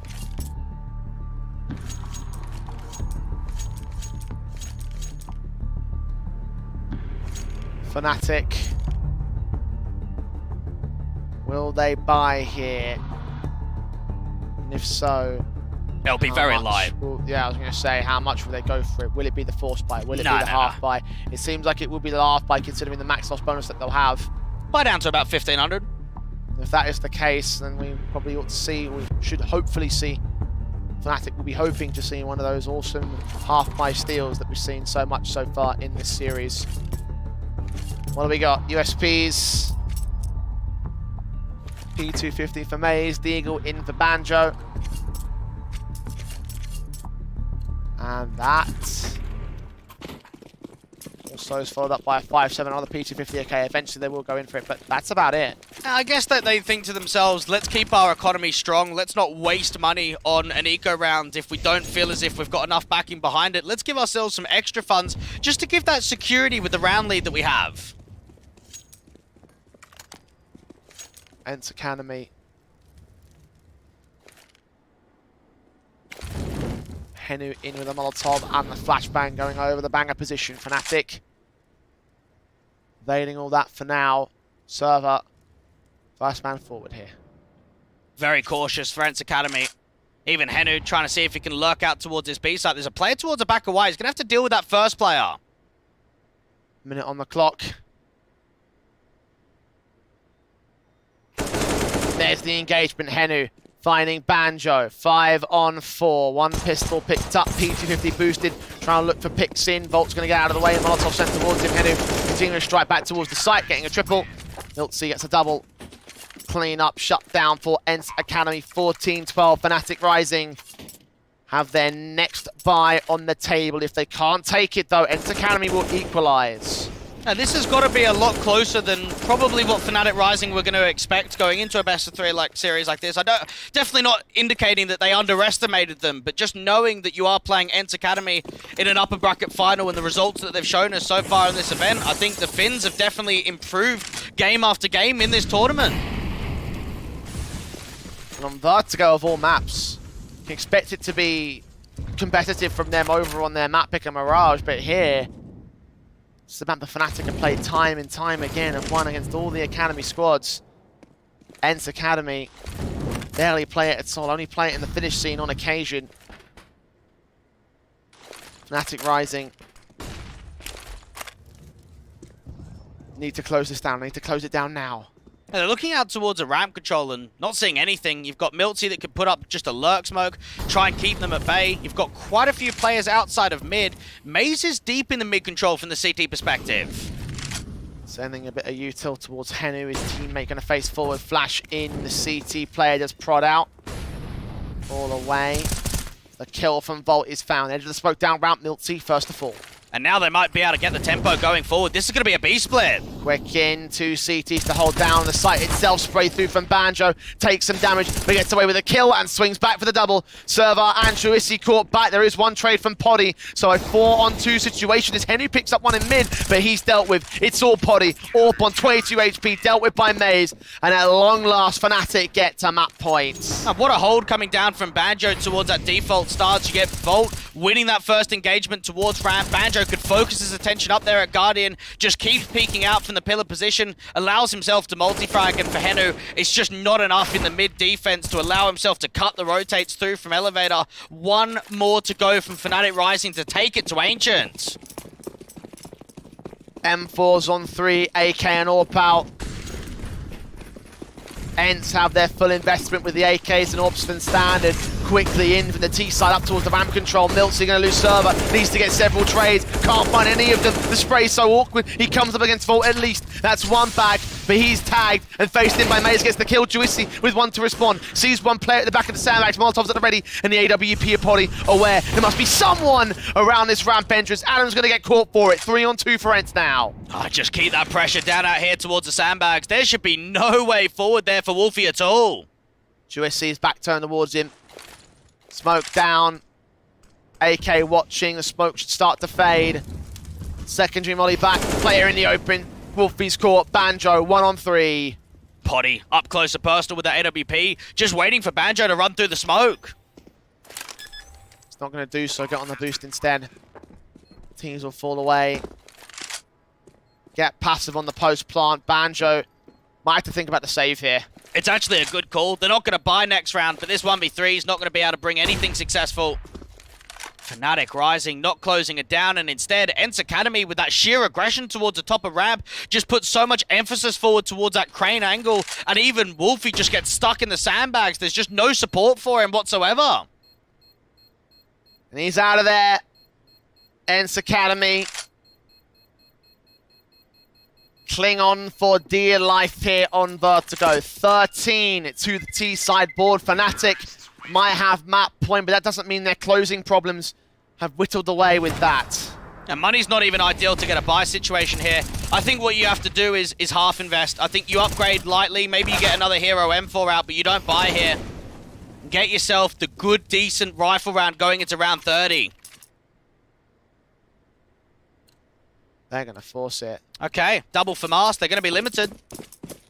Gives themselves two chances, I guess. Round 29 and round 30 to close rather than just one. ENCE Academy primed and ready to take two back in a row, though. The next buy will be weakened for Fnatic Rising. Body straight in to look up the tops. Shots ringing out, the AWP about to give him the kill, but no, it's only a leg shot. And there's an aggressive position down for the right-hand side. Volt already starts things off and picks up an AK. For a bit more as well, Molotovs might get sent in his direction. The smoke fades though, 5-on-3 for Fnatic. Oh, Volt's found so much. 2 kills away from the 30 bomb, and he's actually going to re-aggress down from the bottom of ramp. Flashes back, Juicy does catch one trade, but Volt's still hunting around for more. The AWP support from Wolfie. Firing away, but Banjo has caught Enu next. 2 left standing. 1 left standing for ENCE Academy, and Fnatic Rising should look to secure their map pick a little bit late. But a map for them nonetheless. Poddy in a 1-on-4, trying his best to hold the clutch in this one, but Fnatic, they're bearing down upon him from all sides. What a position coming through from Volt. So much intent down there to the bottom of the ramp control, and so much success as well. Poddy's going to try and do his best, but not to be. Ending up with a 3K there from Volt to close that round down. Fnatic Rising, here we call map number 3. Indeed we do, but again, Dweg, there was a 14-7 lead at one point for Fnatic Rising, and knowing how they got to 14 rounds as well over on that last map up, struggled to close, allowed a lot of opportunities on Mirage for ENCE to come back, allowed opportunities right here on this map as well to also come back. I look at this situation, I think I'm seeing a pattern here. Yeah, for Fnatic Rising, I think that they're starting to get the hurt of the stand-in situation. The idea that you're not with your full lineup right now, you don't have peps or you're working with a stand-in and just having some difficulties closing it down. They do send it to a third map, but they definitely won't be pleased with that performance. Yeah, I mean, Adam S was still middle of the board, so it wasn't necessarily his fault in the numbers game. But just because of the individual, it changes so much in a team cohesion point of things. Yes, of course. That is, of course, what I was trying to get at there in that sense there. Fnatic Rising not quite able to make it as confident as they really hoped it would be. And with losing the first map in this series, they send it towards map 3. It will be Ancient to close things out. I haven't seen much of Ancient over the course of this tournament, but we'll see it right here and now after this short break. Don't go anywhere.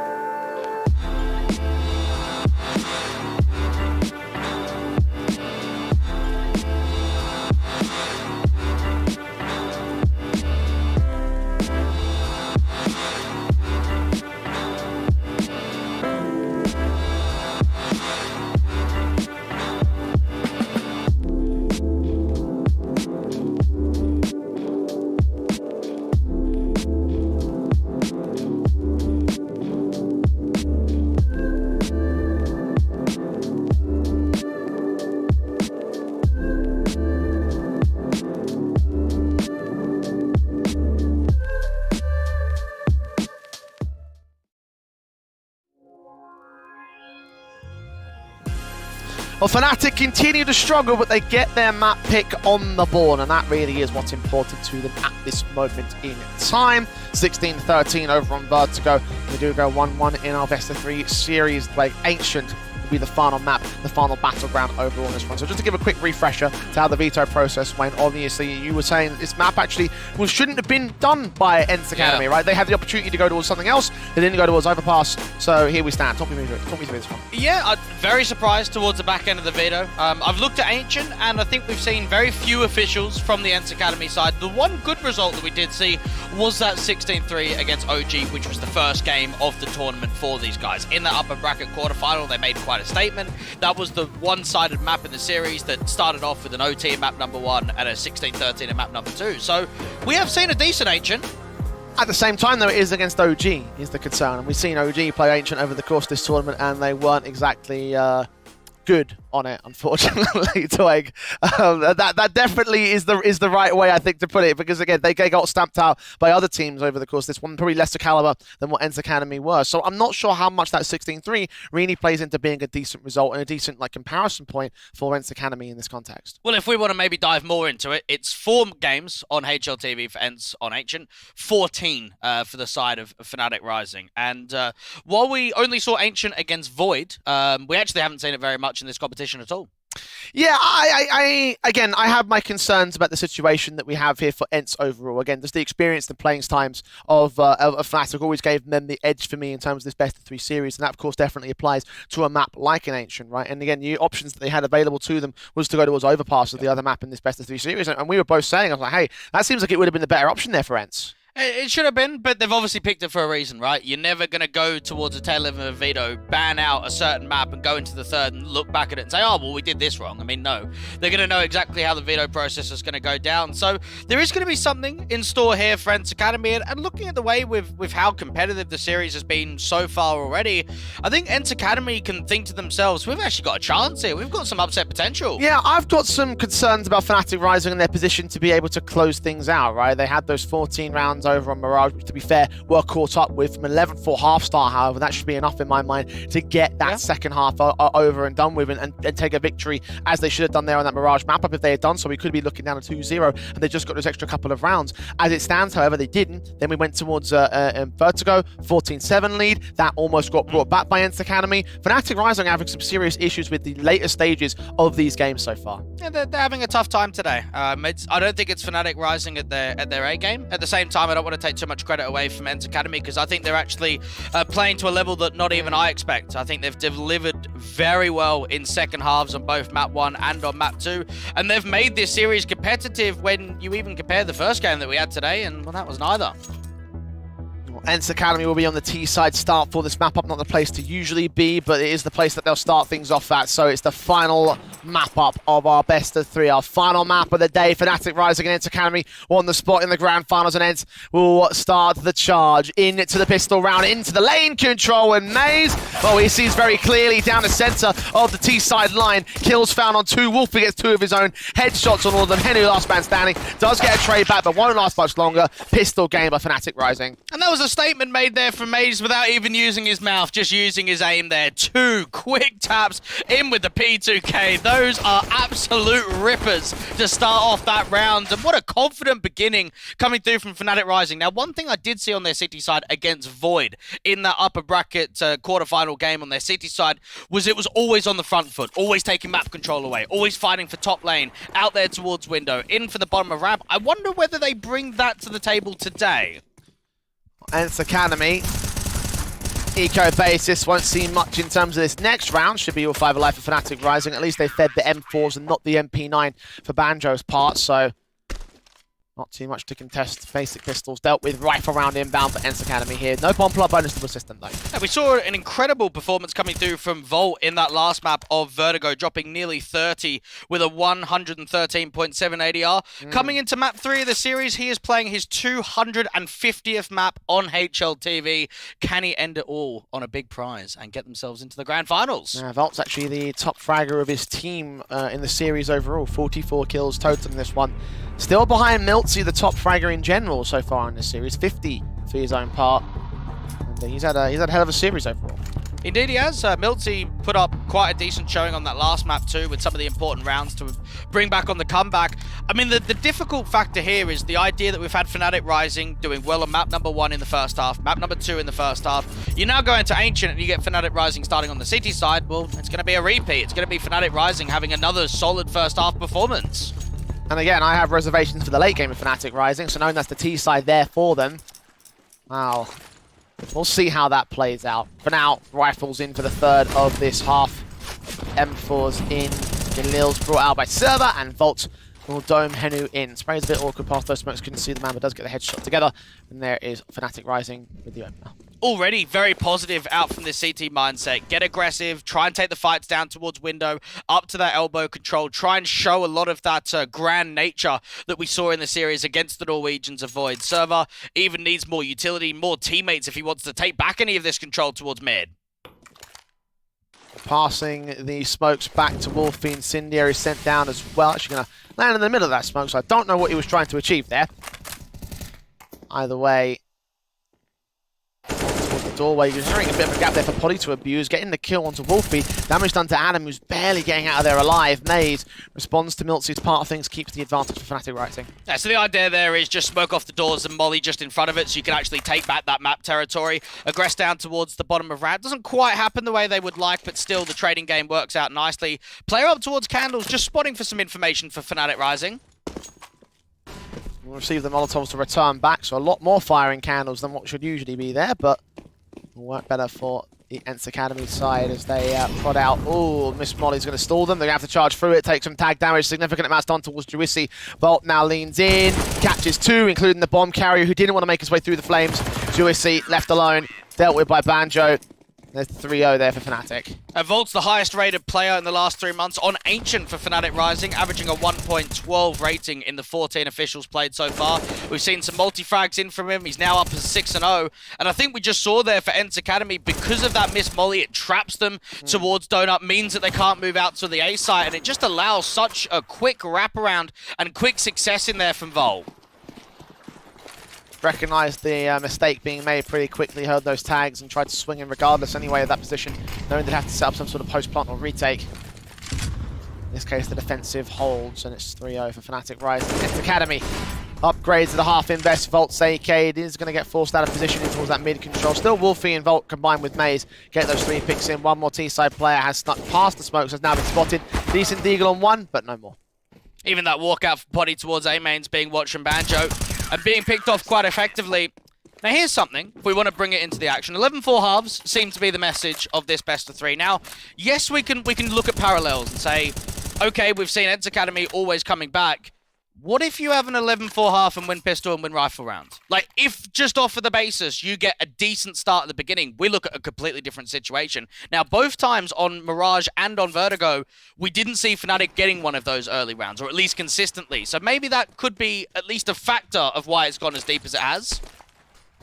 Well, in that case, that might be the key thing they have to change coming into the second half of this map up. Definitely so.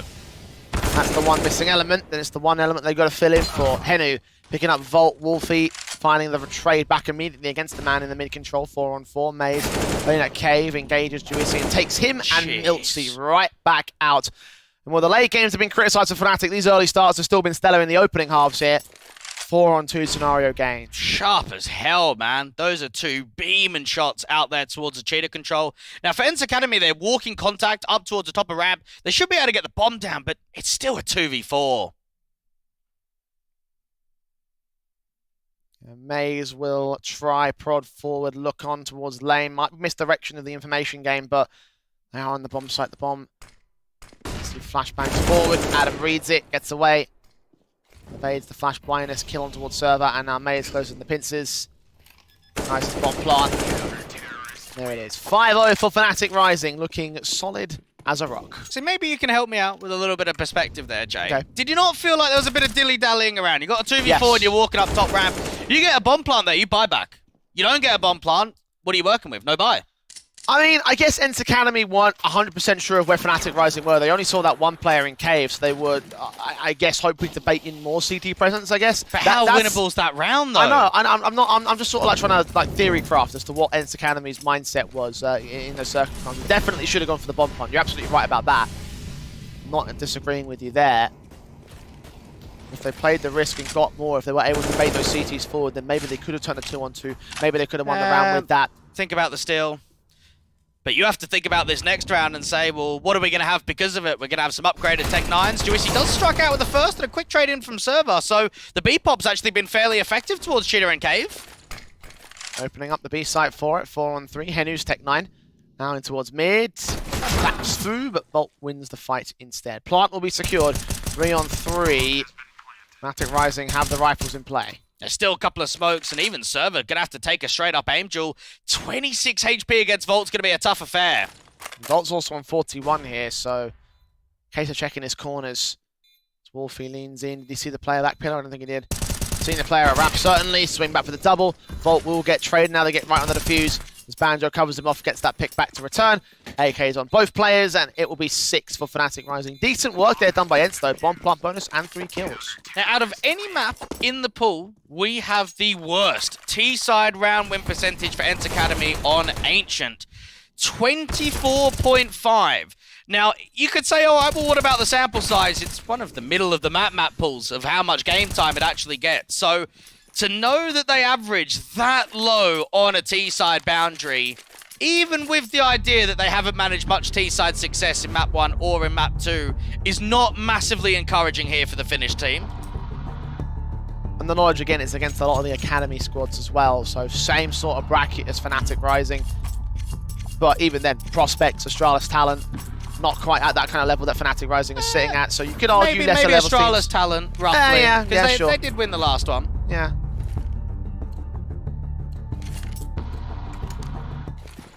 Not encouraging the fact that this T-side has not gotten started and the stats don't aid them either. MiltC, big player that we talked about over the course of this series, being one of the big men of ENCE Academy, yet to start here on Ancient.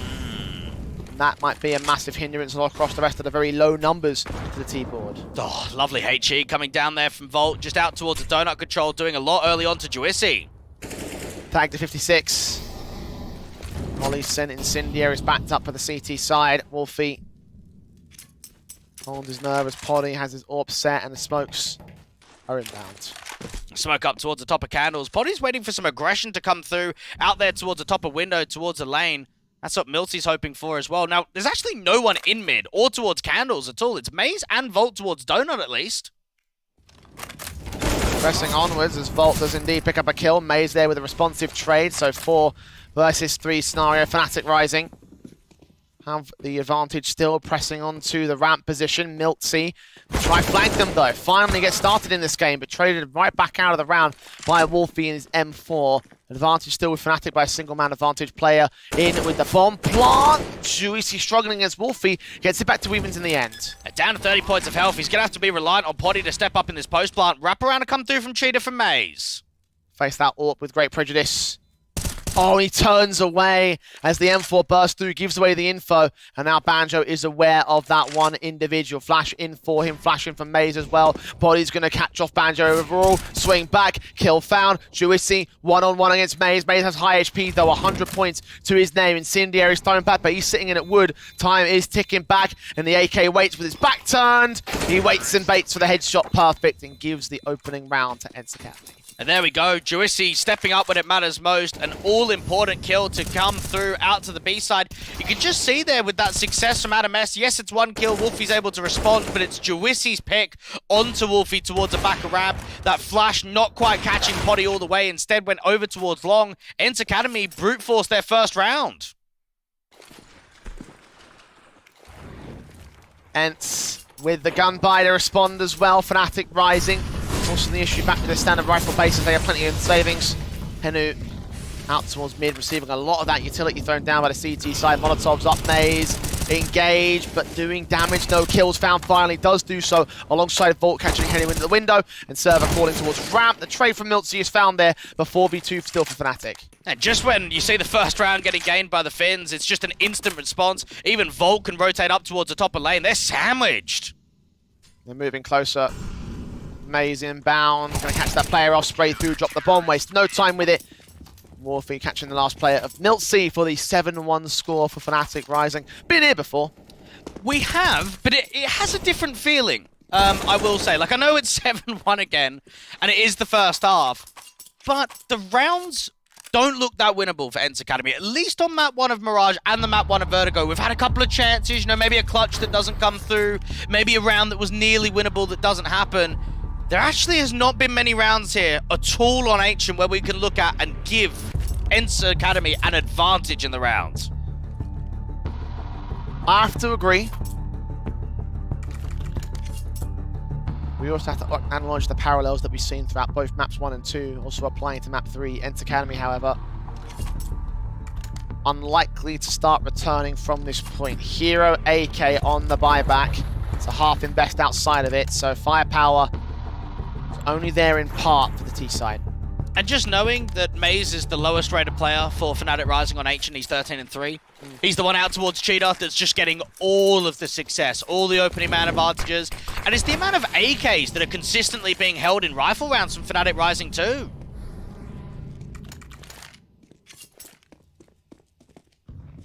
Got the flashes thrown up, Volts looking in. T side. What a read this is. We haven't seen much A presence at all from ENCE Academy in this first half. There's already 2 on a crossfire, 1 up towards Tree and 1 on the contact from Banjo. So carefully placed by ENCE, finally moving in towards main, and Wolfie just mows him down. Drops the bomb on top of Tree, by the way, so that might already be the round being gained by Fnatic, just by default, essentially. Deagle's in for Henu, caught off, catches 1 kill on the way out of the round.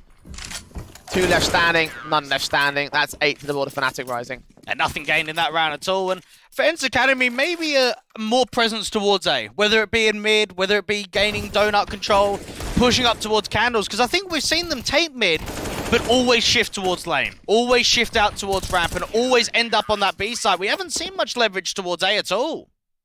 They tried it once, didn't work. Of course, Pistol's out for that round. Mac 10 now in, but Juicy was part of the full gun buy for ENCE Academy. AWP in the poddy, only 2 kills deep for him. Really, the numbers just aren't matching up to what Fnatic Rising are doing. 3 players on double digits or above there for that CT Force. ENCE Academy just not contesting at all right now. And already the damage done in this round. Now Volt down aggressive towards the bottom of Elbow. Doesn't know about a player that's running through, and Henu does get caught eventually. Already that tag damage and spam up coming down towards the lane players. Milty's trying to catch a timing, get aggressive, and catch off Adam S. It's a 4-on-4, but MOUZ holds his nerve on the site defensive lone holder of the B site and still keeps it at a 3-on-2 for Fnatic Rising. That one trade from Poddy found elsewhere. Now leaves 1 T-side player with the bomb to get gained outside of the B doors. And Volt can now start peeking on the contact. With the walkout on A, I guess just try and get in towards CT spawn. Poddy can bring that bomb back over, but it's how much time it's actually going to take for that bomb to move into the A side. Server might have to deal with rotates before the bomb even gets planted. That might be beneficial here to the T side, though. Plant. It's got to come down, obviously, to the A play. It's a smarter call for Poddy rather than fighting in a 1 versus 3 as the position, essentially. Server has found himself in the corner, though. How much will he bait from this before he starts striking against the CT forces? Bomb will need to go down soon. It's outside of main. Server will go unchecked. Perfect, perfect. That's what you want to see. And now the wraparound coming through from MOUZ. His best angles to come in from Donut, being watched for the moment from Poddy. AK in, found 2 kills in this round already. Needs the full-on quadra. And Poddy says no. He's double his gains. Server, however, the hero of the round for ENCE. Server's been the hero on so many maps, so many best of 3s in this sort of an event. And it's rounds where they need it. Rounds that they need a victory. Trigger Discipline comes through with a couple of kills, make sure that they find their second, because all of these handful of rounds here or there for ENCE Academy in the first half, you're going to need it when you get into the second. You're going to need at least a little bit of breathing room. Early mid taken. Wolfie sprays down 1 when Volt will assist with the kill. Actually get the kill with the Molotov. Wolfie assisting with that one. 5-on-3. Found already by Fnatic and not a lick of damage done in return. And this is twice now. The ENCE Academy have won a round and then instantly there's just a clapback. Server does at least find an entry, even out towards window. The trade's back there from Volt. Juicy caught damaged up by Wolfie. Smokes in against him. Gap there for Poddy to abuse, but the CTs are going to face a very specific angle for him to gain it. He actually found a position to work with, excuse me. Adam We're going dropping, but Wolfie holds his nerve. Poddy left alone to clutch. He will get that bomb plant in. 1-on-2. Retake on for Fnatic. And reposition wants to get back over towards that ramp control. Volt's coming quickly, and he's seeing no adjustment in towards Cave. Also Banjo coming in from the back lines. Poddy making his way back in from lane. The sprays through will just draw his attention back onto the site because noise has been made. Let one CT cross away. We'll reface back soon. Flash is sent over, not catching him. Incendiary's back on. Jet driven away. The diffuser just hold itself. B9 for Fnatic Rising. ENCE Academy responded to instantly, exactly like you said, Dwayne. One good round for ENCE and then just flat back for Fnatic. It's just a very good anti-rush nade setup there coming through from both Wolfie and from Volt. You got both players, double Incendiary, double HE out towards Elbow. And Wolfie's just with common spams, and I think that's something that you can definitely do on Ancient, is that with anti-rush, as long as you have decent crosshair placement, mate, you're just going to spam it. You're just going to wait for players to run out in the open, and that's a very successful mid-hold coming through from Fnatic Rising.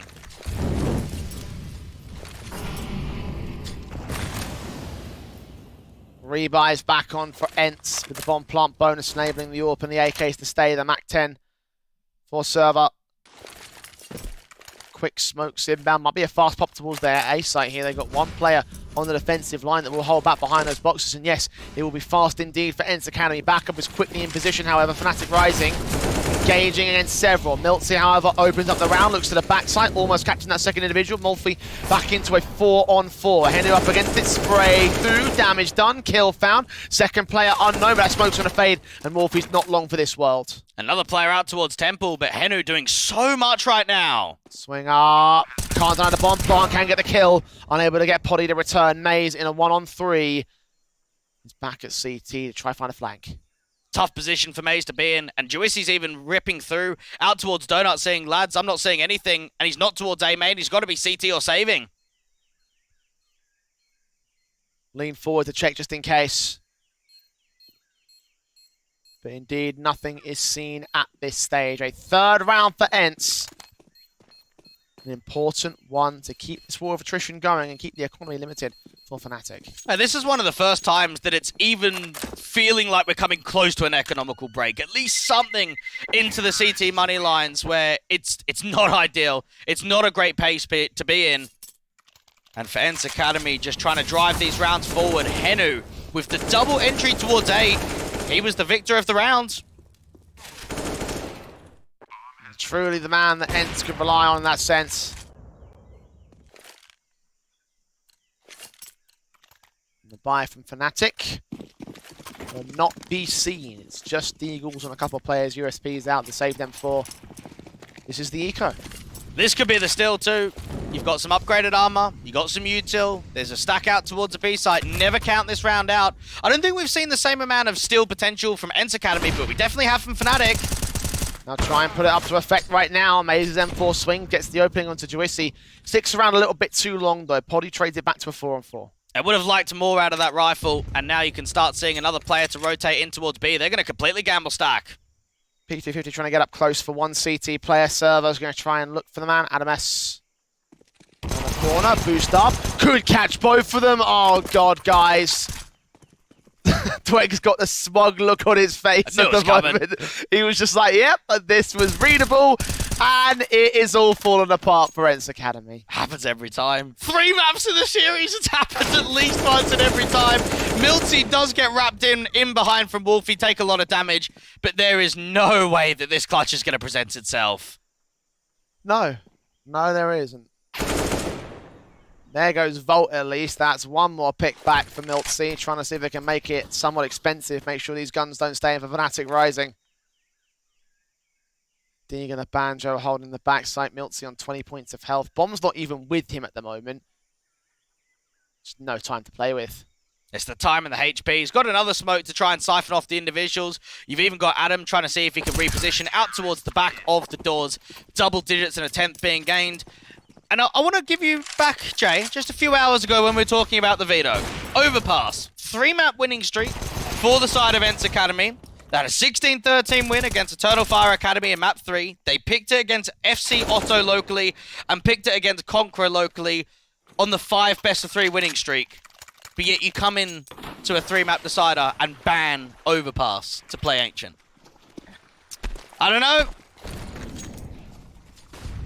I'm going to go back to my stats and try and figure out if I can figure out any sort of way that ENCE would think. Let's not play overpass against Fnatic Rising. But right now, it definitely feels like it was the wrong decision to make, and I think ENCE might be questioning their own decisions at this present time. Fnatic Rising have lost the opening frag at least. Juicy and co walking forward towards this A contact. It's all about driving through that first initial entry. They've got the man advantage. They've got to hold it and try and fight back to this CT, try and force him further away and get the bomb blown. Flashes in, Mac 10 in against server. Banjo lining up so much damage. No kills found in that exchange though. Plant secured. Volt just charges straight forward to the suicide dive. Juicy can deal with it. Forcing off that bomb plant for the time being. Juicy will follow suit on ADMS. And MOUZ is left alone.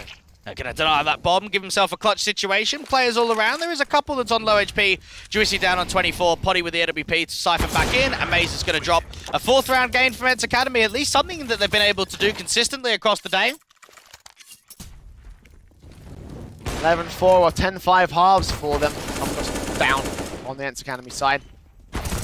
You're right, the recovery positions are held by ENCE at this stage. Can they follow suit and make it just like the last map up as well?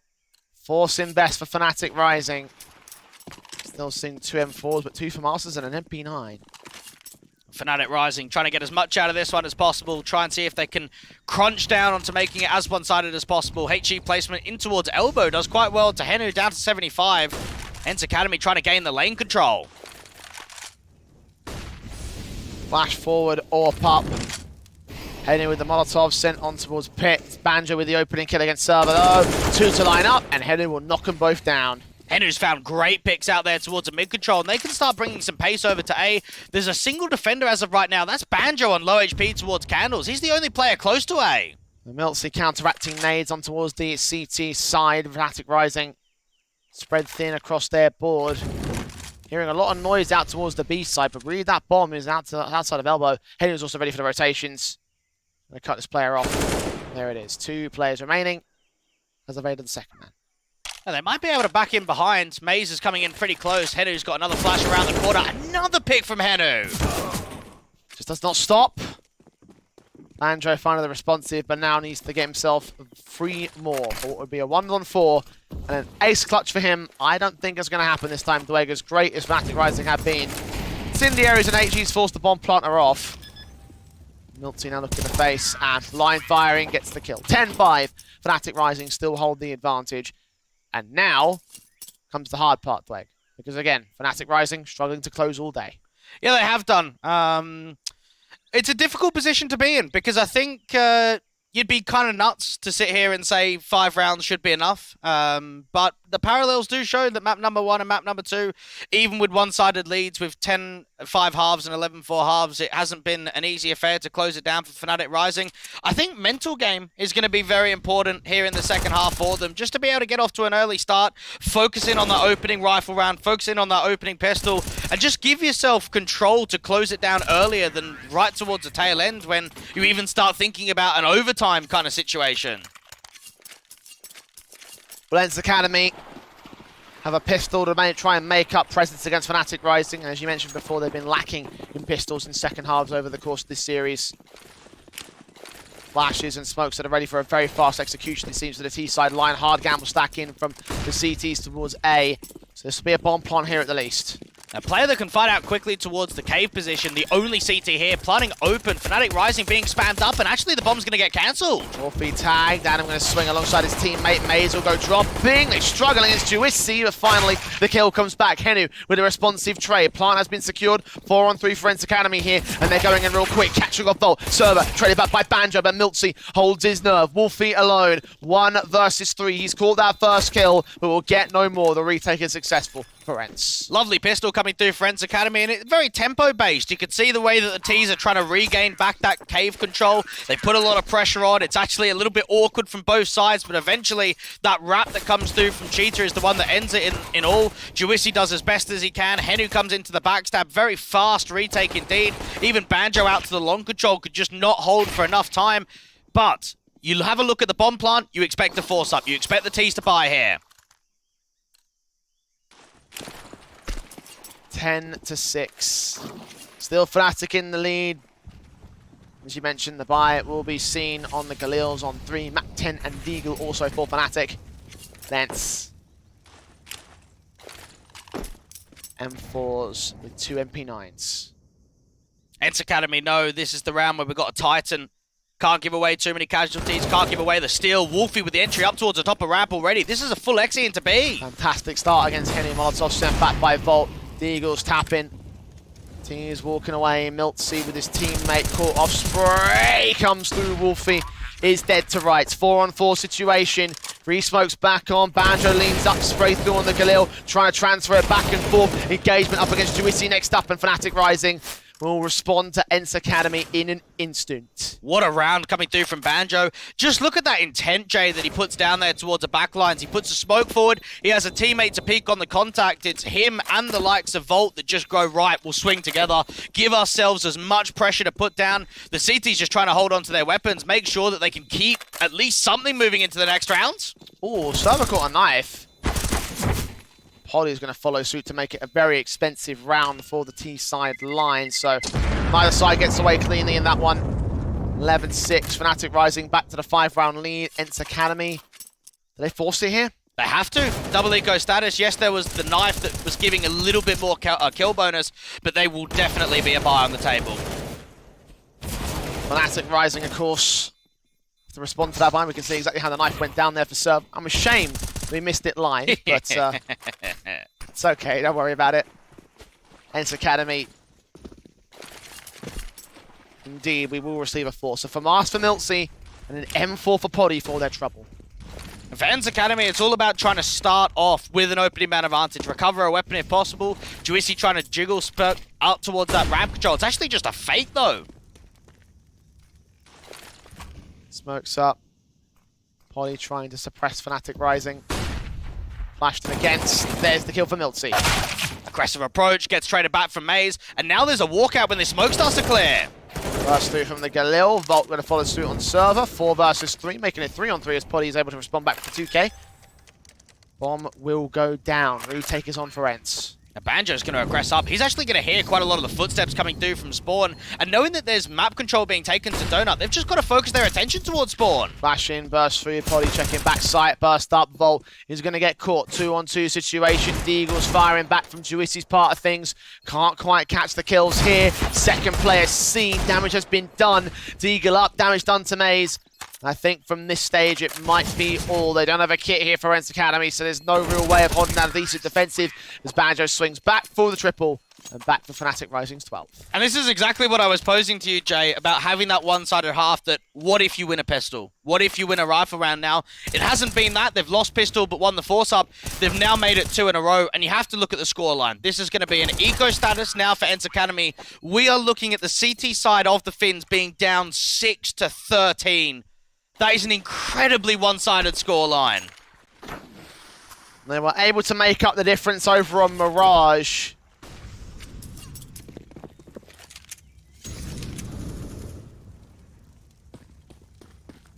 ENCE already picked up on the opening kill here. You're right about this eco base there, for much that resist the AKs, and Adam will make it a quadra. Pretty easy for it.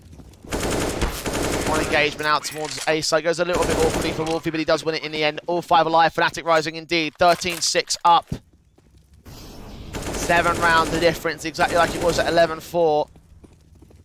So now, Dunn's return and ENCE begin the long climb to return. And this is do or die right here for ENCE Academy to put a round up now. You don't have that AWP forward for Poddy. You've got M4s across the board. I'm looking at my MiltZ. I'm looking at my header and saying, mate, between one of you two, we're going to have to step it up in this round. You're right about do or die, Dweg. Lose this rifle, go to the eco and make it 15-6. But MiltZ does strike first. MOUZ, first casualty. MiltZ took some damage for that, but it's a start for ENCE. Now Volt can start working some of this map territory towards the top of lane, put some emphasis down to Cheetah. Juissy's even thinking about working around this smoke, just catching an idea in case there's a boost up towards White out there at the bottom of Ram. Smokes and mollies up the position. It's in the air, he's held. minute on the clock, and they'll go passive. The rotations in from Fnatic Rising will make their way in. Yeah, they've baited quite a bit of utility here from the ENCE Academy side, and you can see the way that there isn't much of an info play at all. MOUZ is going to smoke off the front side of A main. There's a single player from Vault that can come through from the likes of Cave. Everybody else could probably be on a walk-up from Ram. Flashes forward, CT's moving, Banjo, M4 held, turning away from that flashbang. Back player in that wood position is Juicy that can strike. Trades from Banjo are good. Poddy and Henu hold their line. Volt is left alone. His AK leaning into the backside. Can grab that first and that second. Needs that third and that fourth though. Bombs on site. 20 seconds to make both those kills happen. And it won't happen. MiltC returns fire. Just a good B hold coming through for ENCE Academy. You've got Juicy out to the long control, just holding on the bait contact. MiltC starts it off with the opening man advantage. And then between Juicy and Henu, they just strike together. Bolt finds himself in a very uncomfortable 1v4 just to make the round winnable. Not to be ENCE Academy winning the all-important one. But now you look at the next one and think, well, there's still a chance that ENCE Academy can get reset. And for Fnatic Rising, they've got another buy on the table. We did say that last round was do or die, Dwayne, and in the case of ENCE Academy, they chose do. It probably is another do or die one, though. Let's see whether they pick do this time around. SMG's in for Silver. Smokes up to main as MOUZ prods in alongside that AWP of Fnatic Rising, trying to hunt for these ENCE Academy players. Leaning heavy towards that ramp default. There's a resmoke that comes through from the top of the ramp, and this is going to be an explosion. They're going to commit. One player out, Juicy catching the kills. Banjo caught in the massive amounts of fire on the bomb site. Poddy can spray back through that smoke, return with the information gained on the casualty of his own teammate. 4 on 3, ENCE Academy. Not certain whether this is the ruse, have not seen the bomb yet. The bomb plant will be secured soon enough as Juicy gets one more pick back. MiltC also rotating in, catching one of MOUZ and doubling up towards Adam S. And the confidence has returned for ENCE Academy. Nicely done. This is 2 good rounds in a row. Yep. And this sets a lot of confidence, like you mentioned. It sets a lot of AKs to get saved forward. It's another bomb plant, so for the likes of Fnatic Rising, the buy opportunity is getting stronger, but not for a rifle round, just for a half invest. Juicy out here to the B site. He's starting to get involved with quite a few multi-frags. Number 8 for ENCE Academy. Fnatic Rising down to the half-buy. Can't afford major weapons in this one. We've seen many half-buy steals, of course. And at this stage, it would put them on for the victory against ENCE Academy. ENCE won't let him walk so easily into that. HG's down. Easy kills from MiltC in mid. Adam does get that one trade, though. And just keep the pace forward up towards A with an AK being recovered. If they deal with this player close A main of server, there could be some workability. Does engage against the entryway and the site, so that quickly shuts down the potential that Fnatic Rising had there. 1 on 4 for Banjo, it's dealt with by Henu. 13-9, Fnatic Rising facing ENCE, and they're rising to the occasion. Fnatic Rising find themselves in a position where they could focus up on the next rifle round. ENCE Academy. We've seen this before. Yep. We've seen this position, and for the Finns, it's just about driving home this comeback, and this would be an incredible result if they're able to take it over the line again. The first grand final that they'll be a part of. I know that they've got another one that's going to be played in a couple of weeks' time, but the best placement that we've actually seen from a finished event is 5th or 6th. So this is already top 3. Win this game, bring the comeback forward, you guarantee top 2. It's been an incredible tournament run for them so far. And there's been a lot of hurdles. I mean, don't get me wrong. They nearly got O2'd by OG Academy. They nearly got O2'd against Eternal Fire Academy, but they're still wins. The fact of the matter is, when you're talking about those 2 teams, and ENCE Academy have been O2'd by those guys, and it's like, you know, how are you holding a fight against Fnatic right now? Yeah, I think it just shows their grit and determination in late rounds. And it shows it at the end stages of games that they can still deliver and that they can still put performances up. This will be one hell of a way for them to cap off their upper bracket run, to take on our top seed in the tournament and beat them. Yes, in a 3-map affair, but beat them nonetheless. 4 rounds to make up. ENCE Academy are on the comeback. Fnatic are on the bye. Just got to keep as many of those AKs alive as possible for ENCE Academy. Early nades going down towards their elbow control. I'm starting to notice a lot of lane presence, a lot of B-pops coming through from Fnatic Rising, so I wonder how ENCE Academy are going to be able to adjust with the util standpoint and actually fight against this. Flashes forward, taking on contact, smokes in the way for Henu. Backed up as Juicy holds the center of the site. The AK wrap over, sprays a little bit manic, but comes up good against Volt there. MOUZ with a trade back to a 4-on-4 situation. He makes his way in alongside Milson's trade. MOUZ able to double up, 3-on-3 scenario. Bomb should get planted. The late lurking mid from Adam looks to strike, but Poddy is ready and waiting. Now, Poddy's just got a better patience there, and that bomb plant has still not gone down. Server can smoke off the K position, put some more intent down to long.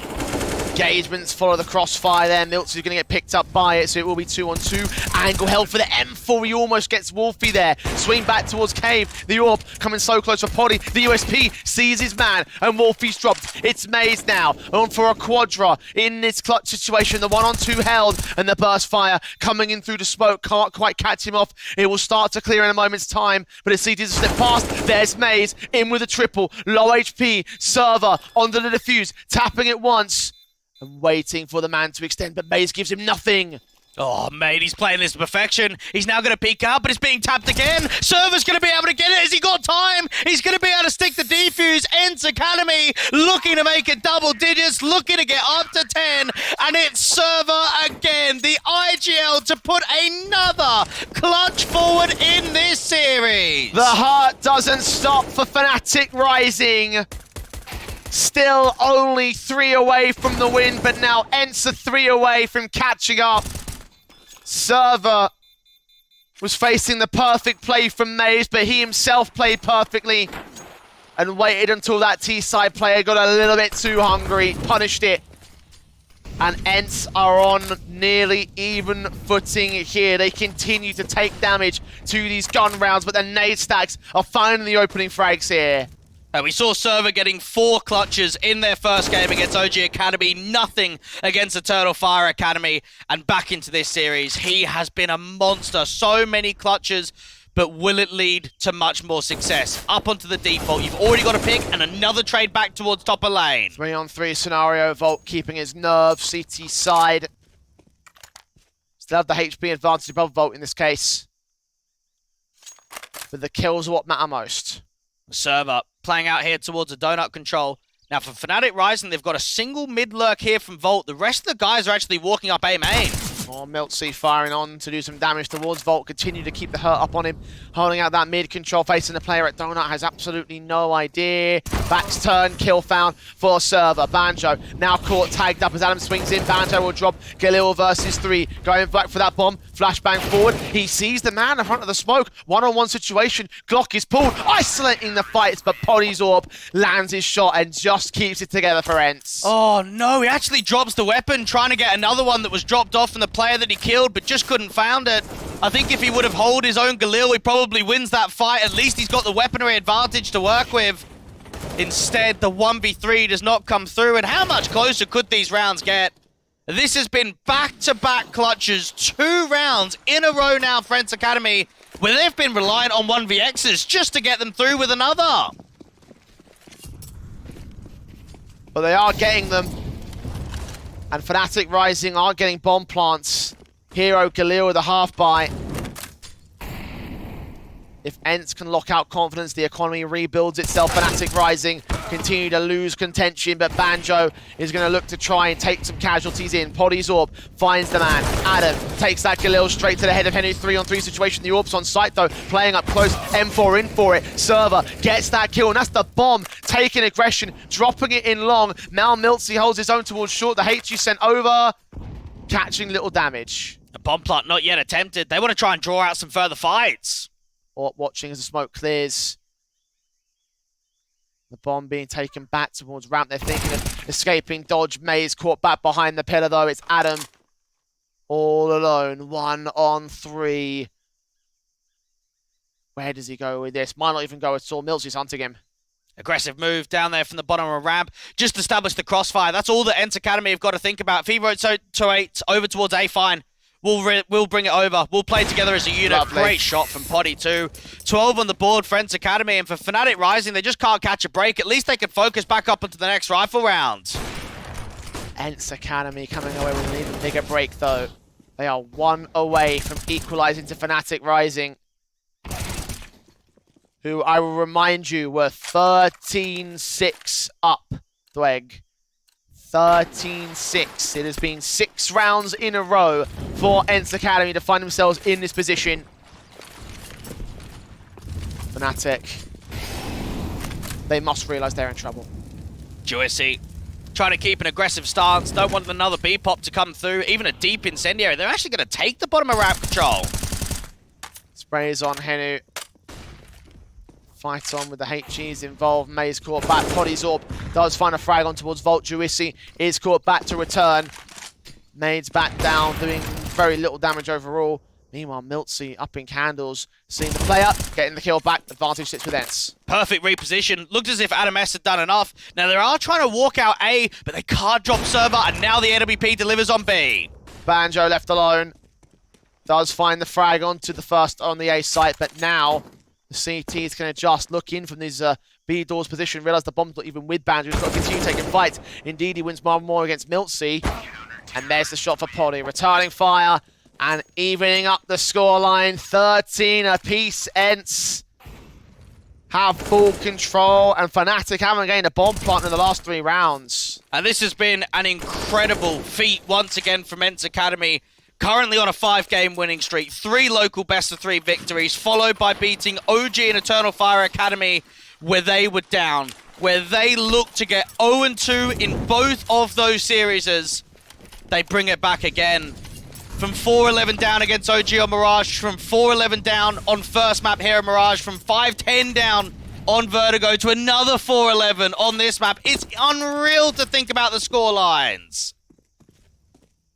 ENCE have fought the tenacity time and time again.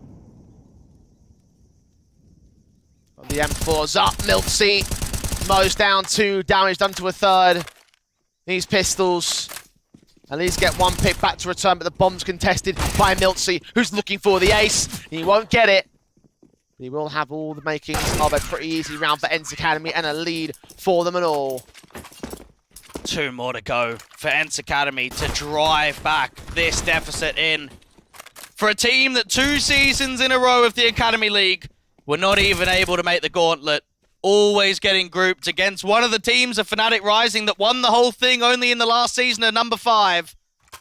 Coming through as the top seed, the favourite here in MistGames Heroes of Tomorrow. ENCE Academy are on for another massive upset. This would be the ultimate bottle job for Fnatic Rising. Every time they have gained a stellar opening half, and every time they have let ENCE catch up in some capacity. In this case, it would be to win this 3rd and final map of the series, win the series overall, knock them into the lower bracket. Juicy caught off by MOUZ though. Advantage still sits with ENCE Academy as Fnatic Rising try trade back to evens, get onto the bomb site. The bomb needs to commit now. MOUZ hoping to try and cut those rotates. ENCE Academy are playing it cautiously, waiting behind that smoke. A boost up to try and peer over the top of it. Hasn't seen it though. Nades up against him will force him back. That bomb only just starting to get recovered by Banjo. They've got time to play with. Check lane just in case, but it's all about the backside. Server gets MOUZ here. These 2 last T-side players got to face up. Volt getting tabbed up. Banjo engaging. Server ends up with a kill against the bomb carrier, and the Molotov from Poddy forcing him back into the corner, getting the kill. It's match and upper bracket point for ENCE Academy of all teams. Another clutch, another 1vx to add to the tally here for ENCE Academy. I cannot remember the last time I've seen a team in a best-of-3 win as many clutches as these guys. They have done it so consistently on map 1, map 2, and now map number 3. And it's led to 9 rounds in a row. ENCE Academy are on the precipice of upsetting Fnatic Rising. We talked about the MOUZ Fnatic grand final. We might see it in the lower bracket consolation game, Dweg. ENCE Academy would do something very special today. They've got those guns in, the AWP, the M4s, the AK in for MiltZ. Fnatic. Galil's brought into this round. Galil's Dweg.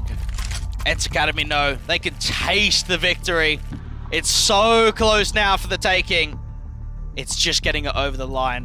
1 more frag. One more round, one more opening man advantage may just make a difference here in round 29. Fnatic, they know they're on the ropes. They know that ENCE have been whittled down on the economy state, but with all these rounds, it might not matter. They have to get a victory. They have to get this one. Even the spam. Wolfie coming close up there towards a cheater position. That's Juicy and Henu to play off one another. Smokes up. Suppression involved. The server watches back of Plat. Waiting for contact in from Main, but the T's are not leaning to the A site at all. MS is going to be able to smoke off the top of candles. Potty can put a HG down towards that bottom of ramp position. AWP is posted. It looks like the T's want to at least act towards a mid control. Molotov's in. Spray doing some more bank damage and giving Wolfie the kill as Juicy is forced out into the open. He's taken out as the first frag of this round. Great spam, because that might not have been checked. Just to be able to force him out into the open. Now start indicating a more presence over towards B again. Wolfie walking up. Smokes at the ready. Posted position, and you check out the back lines, but seeing nothing at all here. Incendiaries backed up by Poddy. 30 seconds. They know. Already Milties are starting to aggress down mid. He can backstab through. He can try and come up to the top of lane. No presence directly on the bomb site here for ENCE Academy, though. Banjo engaging Miltsy. Gets that tap to the headshot. 5 on 3. Henu boosted. Capture the bomb carrier. 16 seconds. The lineup continues to put damage on the board. They're going to grab that bomb. They're going to get a plant down safe here. Can they be denied? No, they can't. But Vault falls to a 3 on 3. Henu's done so much, and this AWP's waiting. Poddy's waiting for the reface. But he looks back to the back lines against the backstab, but nobody there isn't. Server watching over the site still. They lean up with the smokes at the ready. Poddy pressing forward. Server looks towards Cave, sees nothing. Did he see that shoulder? I can't quite tell. He's caught one. That's a second kill. They've got to get on the bomb though. MOUZ holds his own. 2, 3 to line up. MOUZ saves Fnatic. Holding on at the very last second, the very last hurdle that ENCE just can't seem to jump. Oh, and look at the buy. The money is ruined. This is such a big round to come through from MOUZ just when ENCE Academy were able to win all the 1vx's in the world on the last map of Ancient. It's MOUZ, it's the IGL, it's the Dane to step up when it matters most on low HP with that Galil. And now the buyback is only presenting 2 M4s. I guarantee they just screeched a sigh of relief in those comms on Fnatic Rising. Because you're right, Dweg. Breaking the streak, breaking the buyback. ENCE Academy not out of the woods just yet. They were so close. Found the retake up until the last player. And then they panicked and Fnatic punished it. Round 30. And look at the investment for ENCE. Server is hoping that they commit. We've seen him hiding out towards this cubby position towards A main, and so many times he's held here, waiting to see if he doesn't get overlooked. Deagle in for Juicy, captures MOUZ back to a 4 on 4 though. Smokes in, Server is detected, dealt with by Banjo. Advantage, sitting with Fnatic Rising as they get the bomb down to the A site. Now even spoke off towards Donut, focus that attention back towards CT, bomb plant coming through, there's one person on a wrap coming into Donut. Given a couple of opportunities towards ENCE Academy, a couple of entryways that they can find into this retake. The M4 engaging for Miltsy, does find Vault. Poddy trades back on Adam as Banjo gets involved in the mix. 2 on 2. Smokes clearing. Juicy with a frag back. It's Wolfie and his orb to step up big time. Land his flick and his double. And Fnatic Rising take us to overtime. Oh my goodness, what a map 3 here in the best of 3 in the upper bracket final. 2 clutches back to back there from Fnatic Rising. First it was MOUZ, then it was Wolfie. Overtime is calling. Man alive. Just when you start to count Fnatic out, just when you thought the comeback was there for ENCE, it's not to be. It is not to be at all. Fnatic hold on by the skin of their teeth. 1 round was all they needed to break it. But this is uncharted territory, Dweg. We've seen resurgences from ENCE shut down by Fnatic Academy. We've seen resurgences that have come back to ultimately take the maps themselves. We've yet to see an overtime in this best of 3. Do you know what we have seen though? ENCE Academy in this event on best of 3s, going the distance, going to overtime. They've gone to overtime twice, both times unsuccessful with map wins. Is this where Fnatic take back control? Molotov's up, Henu, M4. Trying to prod, spray up for the wall bangs, trying to get that advantage that ENCE will not find. Server's quite aggressive out here towards A main. He's got Poddy in there with the AWP. Both players to peek on the contact. Wolfie's hoping for a swing and completely blinded. He deals with MiltZ. It's a hell of a start for Fnatic. Smokes back in against Juicy's part, will fall away. Back into cave. Adam S and co. Just working the mid control. Now they know that there's someone out there towards the top of candles. That's Server trying to spam in for damage. Look at this stack. They're going to rotate a gamble over to B. Mollies and flashes up. Utility to return back over towards that B site. Meanwhile, the AWP on A. Holding at Donut, connects on Banjo. 4 on 4. ENCE. Fall back. MOUZ might try and sell an A fake here. Just get a smoke down towards CT spawn. Allow themselves to press more players back over to that A commit. Even Server can re-smoke off the ramp control. That's well timed. Swing forward. Sees one. Volt gets caught. Advantage still sits with ENCE Academy right here. Fnatic rising. Lean in. M4 burst through Adam. Picked up. 2 left for Fnatic. 20 seconds. They are running out of options here. AK swing back, does find one trade. They're going to go for the hit, they're going to go for it now, but it's got to be the B play. I don't think they're going to go for it all. It doesn't seem like they've got enough time. Server up on this long contact's going to drop the bomb, and that's going to call it. MOUZ just got to hold on to the AK from this point onwards. ENCE Academy going into the first round of overtime are rewarded. Do get the lead back. 16 for ENCE Academy. If only they got that one round earlier. How we could be singing their praises. Fnatic rising, however, the victims of their own pace. Too slow for the ENCE. And now bring their guns out. MR3 10k, so some economical management will be required here. This is the 7th map in 9 maps across this event for ENCE Academy that's gone 29 rounds or more. We've seen so many maps, so many series go the distance. I look back at that first one against OG Academy in the upper bracket quarterfinals, 17-19 loss out on Dust 2. You think about Eternal Fire Academy, 16-19 loss on Mirage. Twice now we've seen the overtime losses, but this time they start on the right foot. Rebuy for ENCE. Fnatic back in. Another do or die around here for the international squad. The Finns feeling like they're in control at this stage. They'll move forward. AWP caught by Juicy's peak, and he might go in for a bit more. Oh, this is unorthodox. Very aggressive flash around the corner. Juicy spamming through, does eventually fall. 4-on-4 scenario thanks to the return frag there from Banjo, even standing on the man advantage, not on the HP. Look at A. Look at the position that the CTs find themselves in. No one's on A directly. If there's enough distraction, if there's enough pull at B, Adam S might just try and walk out A main. They'll be waiting for that smoke to clear for him to try and work his way into that A site. They're making more noise here, though. You are right about that part. Jump from MOUZ. Did not see the player at window. Now he does. Adjustment to the headshot. MiltZ's down. And that's everything. That's to bring so much attention back over here towards B. And for Fnatic rising, look at where that bomb's going. It's going to be an A regroup. Molly's sent. Volt leaning up.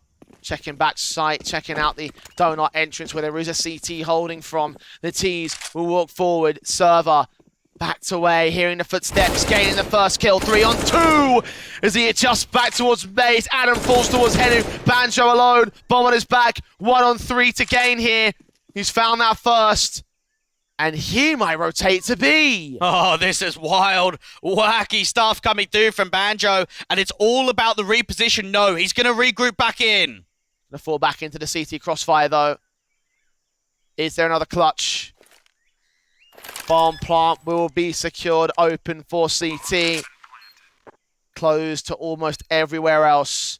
Jumping up, Holding back boxes. Scopes being heard there in the donut position, so he's going to wait as Poddy leans forward. Flashbang turned away into, and he gets killed off for it. ENCE Academy by number 17. 2 in a row, just what they needed. You want to try and stretch it to that deadly 3-0 though. Getting your way up to 18 to 15, that's really going to put a crutch to close it down. Juicy caught with that first pick. Looked as if Fnatic Rising had done enough. That's a great pick in there from MOUZ, but server, mate. What a hold that is towards the donut control. And without that double, that round's not winnable. You're right. It was an advantage for Fnatic prior to that point. And ENCE are doing it again. Fnatic Rising. T-side struggles continue. Their AKs are in, but ENCE Academy's hold on by the AWP out. The sprays from MOUZ. Look at what he's done to the HP bars already, and there's much more that came from. He sprayed down 1, Henu could line up potentially 2, and he'll get them both, drop the bomb, and most likely drop the round. Oh my goodness, another shutdown. Even Volt trying to work towards the top of lane. Here's that reload, swings out in the open. The AK struggles with the fight to end off Henu's life. The nades doesn't even get him either. Taps up the back of MOUZ's head, but Juicy comes up good with a spray back. MOUZ is left alone, catching 1, but Henu taps his way to victory. 18-15, match point again for ENCE. This looks good. This looks very promising coming through here for the Finnish team.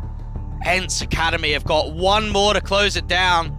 And for Fnatic Rising, there just has not been a break in the regulation second half, in the overtime first half. It's been all ENCE Academy. -2 rounds on the reset. This has been ENCE's half, ENCE's game.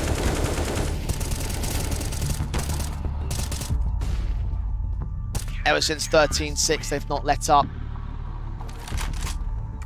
Fnatic Rising back up on the bye, but need 3 on the trot to keep this together. Even Banjo's deciding to AWP, knowing that he's the A-site anchor, try and make something different. No AWP for Wolfie in the round.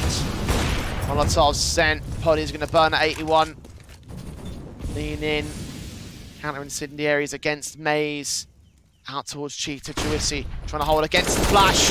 Gets the kill. An all-important one, because that brings more attention back over. Trying to work close towards that window smoke. There's a CT below him. Spray back. Volt caught. Does run into the hands of Wolfie. Banjo's up on a site, meanwhile. Will burn back to server. He's dropped the bomb. It's a 2-on-2. Wolfie's got to come in quickly, but at the same time, does he want to aggress through the smoke? The spam comes close to deny the bomb. Not quite there. Henu's still alive. Backstab inbound from ADMS as well. They have no idea. Orpa's caught. Henu low HP. He's dead to right. It's the same. Fnatic Rising. 16 picked up, survival of the fittest, and in this round it's them. What an incredible sequence coming through from Banjo. Think about that AWP down there towards A. We don't see Banjo AWPing very often. He's not an individual that picks up the big green.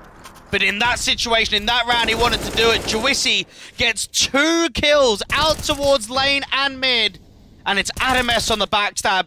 Trigger Discipline in for a couple of kills. And that's an extra 1 to add to the tally. 2 more to make it another OT for Fnatic Rising. Guns to return as you would expect. ENCE buying back in full force. Fnatic Rising.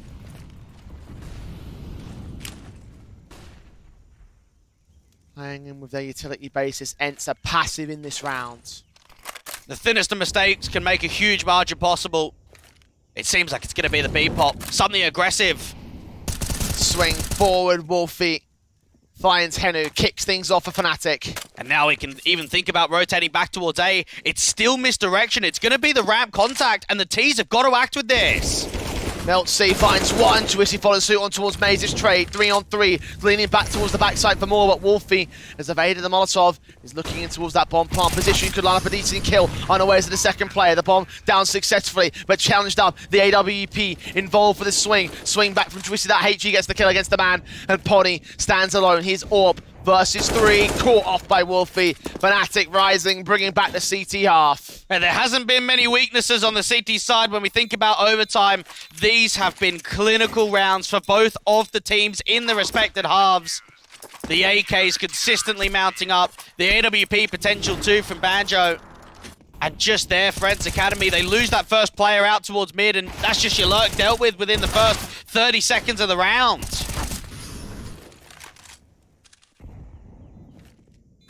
Two on the trot. Fnatic rising. Need one more to take us to another OT. ENCE Academy. T-side in position. The offset with the M4s, the AK of Volt, and AKs across the board for ENCE. Nades on doing early damage. A missed door smoke coming through there from Fnatic Risings. If they want to aggress down lane and towards ramp, they're going to have to re-smoke it. Lean up. Slow. Careful. Nades. Then outside of lane, Molotov's also in from cheating from MOUZ.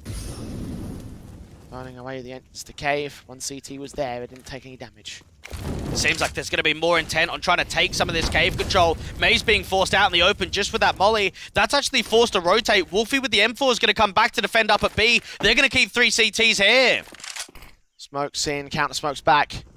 Flashes at the ready, the triangular death trying to face in. MOUZ does get that first kill. Banjo watching for wraparounds, but MOUZ is leaning forward as ADAMS will fall. MOUZ with a double. Juicy, backside, 3 on 3. Catching off one, but Wolfie keeps the even trades. Bomb will go down, retake will be late. And Volt's going to come in quickly towards this cheater angle. It's all what he can do with the crossfire, because Banjo's still stuck in CT spawn. Finding utility back here. Waiting for his teammate to rotate over. Flashes will go over to indicate he's making his way towards the back lanes. Volt leans up, and ramp has not been accounted for. Servers going falling. Henu now on for the 3K. Bomb's not planted for him either. Checking wood, smokes on towards the bomb site and on towards the cave entrance. Sprays doing damage. Phase through. Henu, kill found. Volt on the defuse. Henu's too busy reloading. It's another overtime. Fnatic rising, taking us the distance. Oh, what a play coming through from Volt. And it just shows the nerves kicking in there, sticking that defuse. Henu not committing out towards a fight, doesn't want to re-aggress the re-smoke. And who's going to win a T round? Who's going to be able to come on top with at least one T round here in overtime? That might make the difference at this stage. Considering how CT-based this whole thing has been, considering how both sides came in with 3-0 CT halves, one T round might be the winner. ENCE Academy will have their crack at it first in OT2. Fnatic rising back into this match for the time being. I feel for ENCE Academy though, Jay, think about the pressure. They have had 5 series points in regulation and from 18-15. They haven't closed it. They've had 5 chances. Fnatic up against it. MOUZ has caught Volt. There's the start for ENCE once again. T-side start this time for them though. MOUZ being distracted out towards B. There's a little bit more of a press and a slight group up towards A main, and it actually seems like Fnatic Rising are getting the right read. Up, shot, connects towards one, but Henry, the forward player, gets ADAMS in the back. Banjo will fall away with flashes that do bounce off walls. That might still seem the retreat here for ENCE. And they're not going to commit with this. You've got Wolfie still with that M4 out towards the cheater control, just keeping his eyes locked. He's going to move back towards B now. ENCE Academy have not been able to secure this exploitation. They're going to have to commit towards a B site exit. And with Henu low, same with MOUZ, this could be tough for a site here. They're slow walking their way in from spawn. Worried that there might be some sort of aggressive mid play from Fnatic Rising. They're wrong to assume so, though. They are backed up. In from the long control, there is one player ready to receive them. Tees will make their move. It's how long Wolfie waits with the trigger discipline, how much he finds out from this long angle. Flash over for Henu, going to provide some assistance. Wolfie gets the one, Juicy gets both him and Banjo back, and it's a 1-on-3. That might be the 1T round we're looking for. It seems that way. MOUZ is going to go in for the clutch. Very doable when we think about the HP numbers, but still a tough affair. Backed up. M4 hoping for anything, but so far so little is found. Flash is inbound. And a swing and a hit for MOUZ. Makes it a 2K. Makes it round 19 for ENCE Academy. What an incredible round from MOUZ, because he got the opener. He got this first pick in there towards mid. Banjo responds. Fnatic Rising start rotating a lot of players back over towards A. Wolfie needs a couple there. Can't just get away with one being the only B player down on that long contact. And ENCE Academy come through with the all-important T rounds.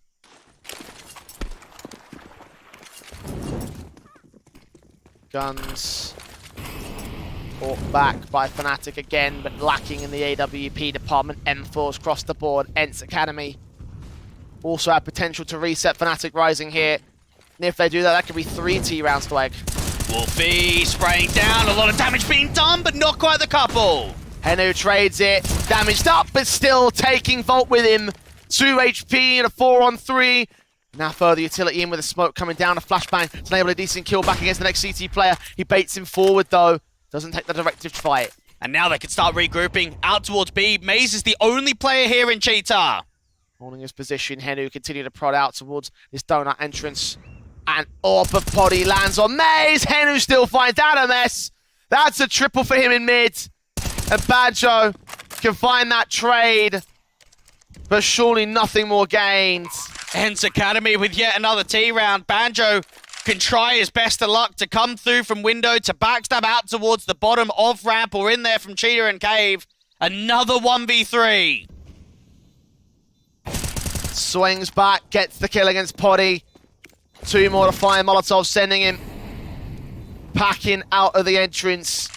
Smoke can go down, but he's going to wait for the Molotov to burn away. The HGs come towards that position, doing more. The sprays through the wall. Milty almost caught him. 13 HP. He's got him now. 2018. ENCE Academy. So damn close now. And we've always come up with the idea of the wacky wonders of OT. It is just a different game. We've gone into regulation. It's been CT-based. We've gone into the first half of the first OT. It's CT-based. The second half, CT-based. 3-0 and 3-0. We now go into the second OT, and it's 2 T rounds for ENCE Academy. Fnatic Rising are in deep duty now. They're going to find something special, something absolutely special from here for the rest of the next half as well. ENCE Academy on for a 3-0 half on the T side. The SMG of Adam can't even get the casualties tagged alongside MOUZ. Bomb down, 5-on-5 retake. Double backstab coming through from CT spawn. You can see the way that even servers try to press the issue gate, the long control out for where. Got 1 T side player to watch it for ENCE Academy. Rest of the site defensive holds its nerve. Re-smokes down at the entryways. Burst through the SMG of Wolfie. Does get one. The AWP not exactly in the best position. Wolfie gets a double up now. 5-on-3 here for Fnatic Academy as they storm the bomb site. And Wolfie's gone massive. Juicy frags back. Banjo trying to hold his nerve. He gets his USP kill in. They haven't got a kit. And they've got to get on the bomb. No! They didn't have time. They panicked. They hesitated.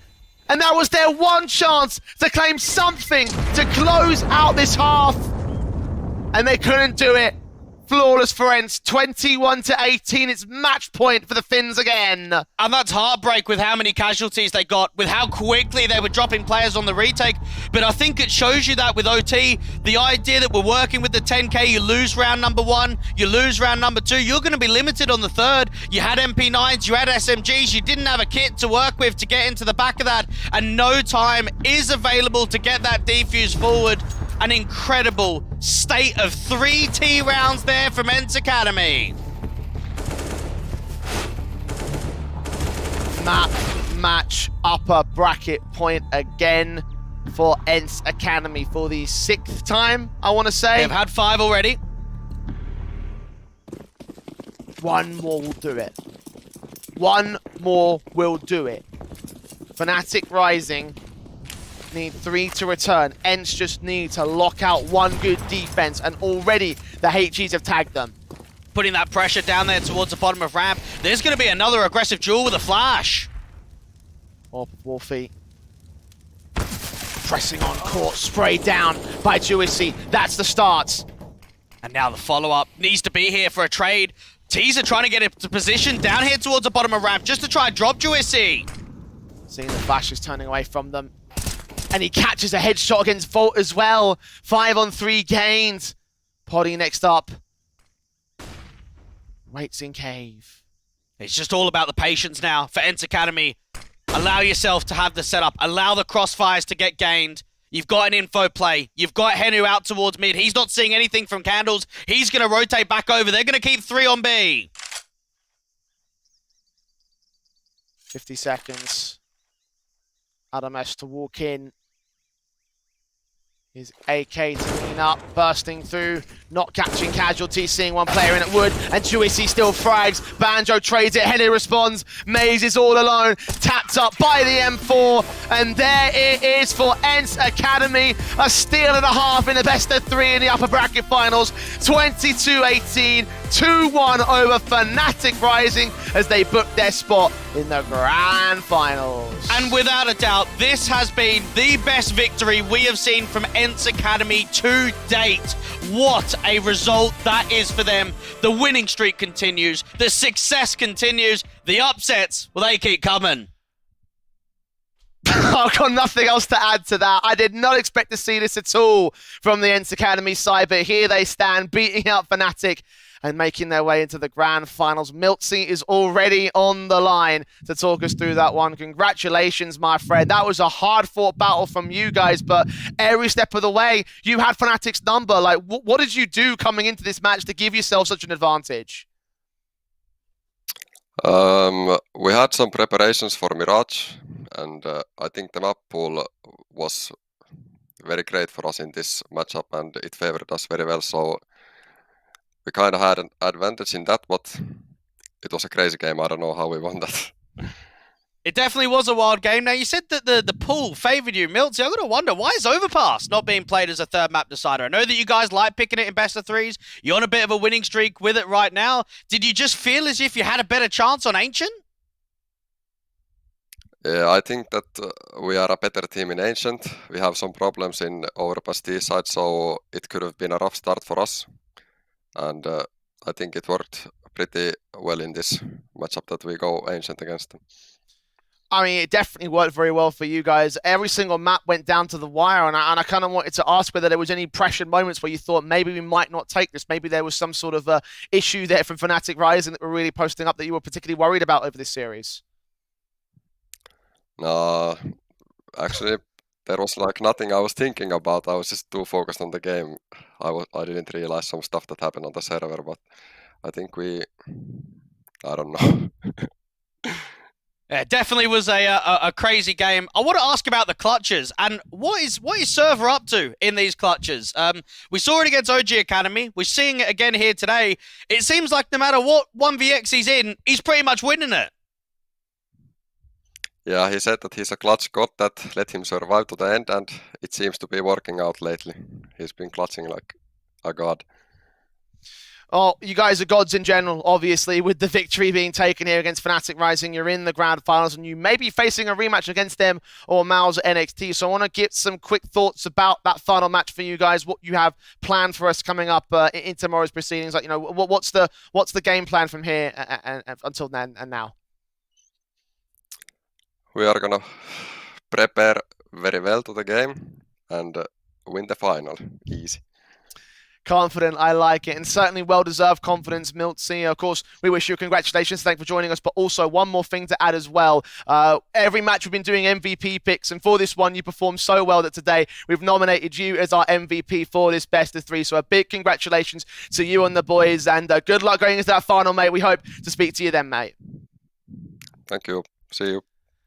There we go, Dwayne. I think the well-deserved situation for him. He played an absolutely monstrous matchup there over on all 3 maps, really, right? You know, it wasn't just one affair where he went absolutely ham. He held it consistently. He held top of the board. He just looked fantastic. And so did the rest of ENCE. Yeah, he had a good showing. But I think for MiltZ, just being able to provide that consistency, not only with the numbers standpoint, but he brought back the hurt on some of those scoreline differentials. He was involved in a lot of those key rounds. Some of those T-side rounds, too, on the overtime, which was got them over the line, those multi-frags out towards mid, the transfers over towards the B site. So an excellent performance from MiltZ. Interesting that he says an easy game, considering the fact that we've now seen 7 maps in 9 across the event that have gone 29 rounds or more. All of them have been down to the wire. Yeah, I'm not going to agree with him on that particular respect, but it is what it is for ENCE Academy. If they think it's easy, then certainly it might be easy enough for them. Fnatic Rising, though, that's going to be a bitter pill to swallow today.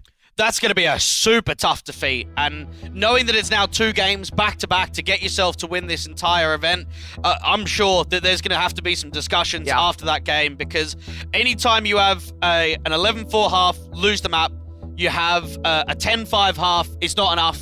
You have another 10-5 half, it's not enough. It shouldn't happen. It's not a scoreline. If it happens once, we can give it a free pass. If it happens a second time, but you win on map 3, I'll let it slide. But if it doesn't come through in either of those maps, you do have to rip in and say here for Fnatic Rising, I think not having Pepsor in the lineup has hurt. I think not having a coach in the lineup has hurt. And that the mental game towards closing was just such a difficult factor today. Again, the issue is not in the individual numbers, it's in the team formation, right? Because when you have a matchup like that, that is so close, so down to the wire. It's just that little extra effort that's missing for Fnatic Rising, and it winds them up in the consolidation final against MOUZ NXT. The rematch we thought would happen in the grand finals, Dweg, is happening to decide who will go to the grand finals. And with that extra added pressure for Fnatic Rising involved, with the issues that may find against MOUZ NXT with closing out these matches, I'm not as certain they're going to win anymore. It's a big question mark. It really is. It's bigger than the one of who they're going to play. For Fnatic Rising, they were a favourite coming into this game. They were a favourite coming into the event. MOUZ NXT were in a very similar boat. We saw a very close Fnatic Rising versus MOUZ NXT in that upper bracket semi-final. Even the final map went 30 rounds. So I'm expecting that first game in the consolidation final to be close, to be competitive, and to be the affair we want it to be to get into the grand final, to close down this entire week. And I can think of no better ways to close out the day than with that. You want to be tuning in tomorrow from 2 p.m. CET as per usual this weekend for our final day of the MistGames Heroes of Tomorrow. We will kick off with our consolidation match and of course move on to the grand finals where ENCE Academy are already waiting in the wings. But for today, that is all we've had for you. We hope you have enjoyed today's show, because I can certainly tell that we certainly have, and also the rest of the team behind the scenes. So we'll see you back here tomorrow as we look to close out and conclude the MistGames Heroes of Tomorrow.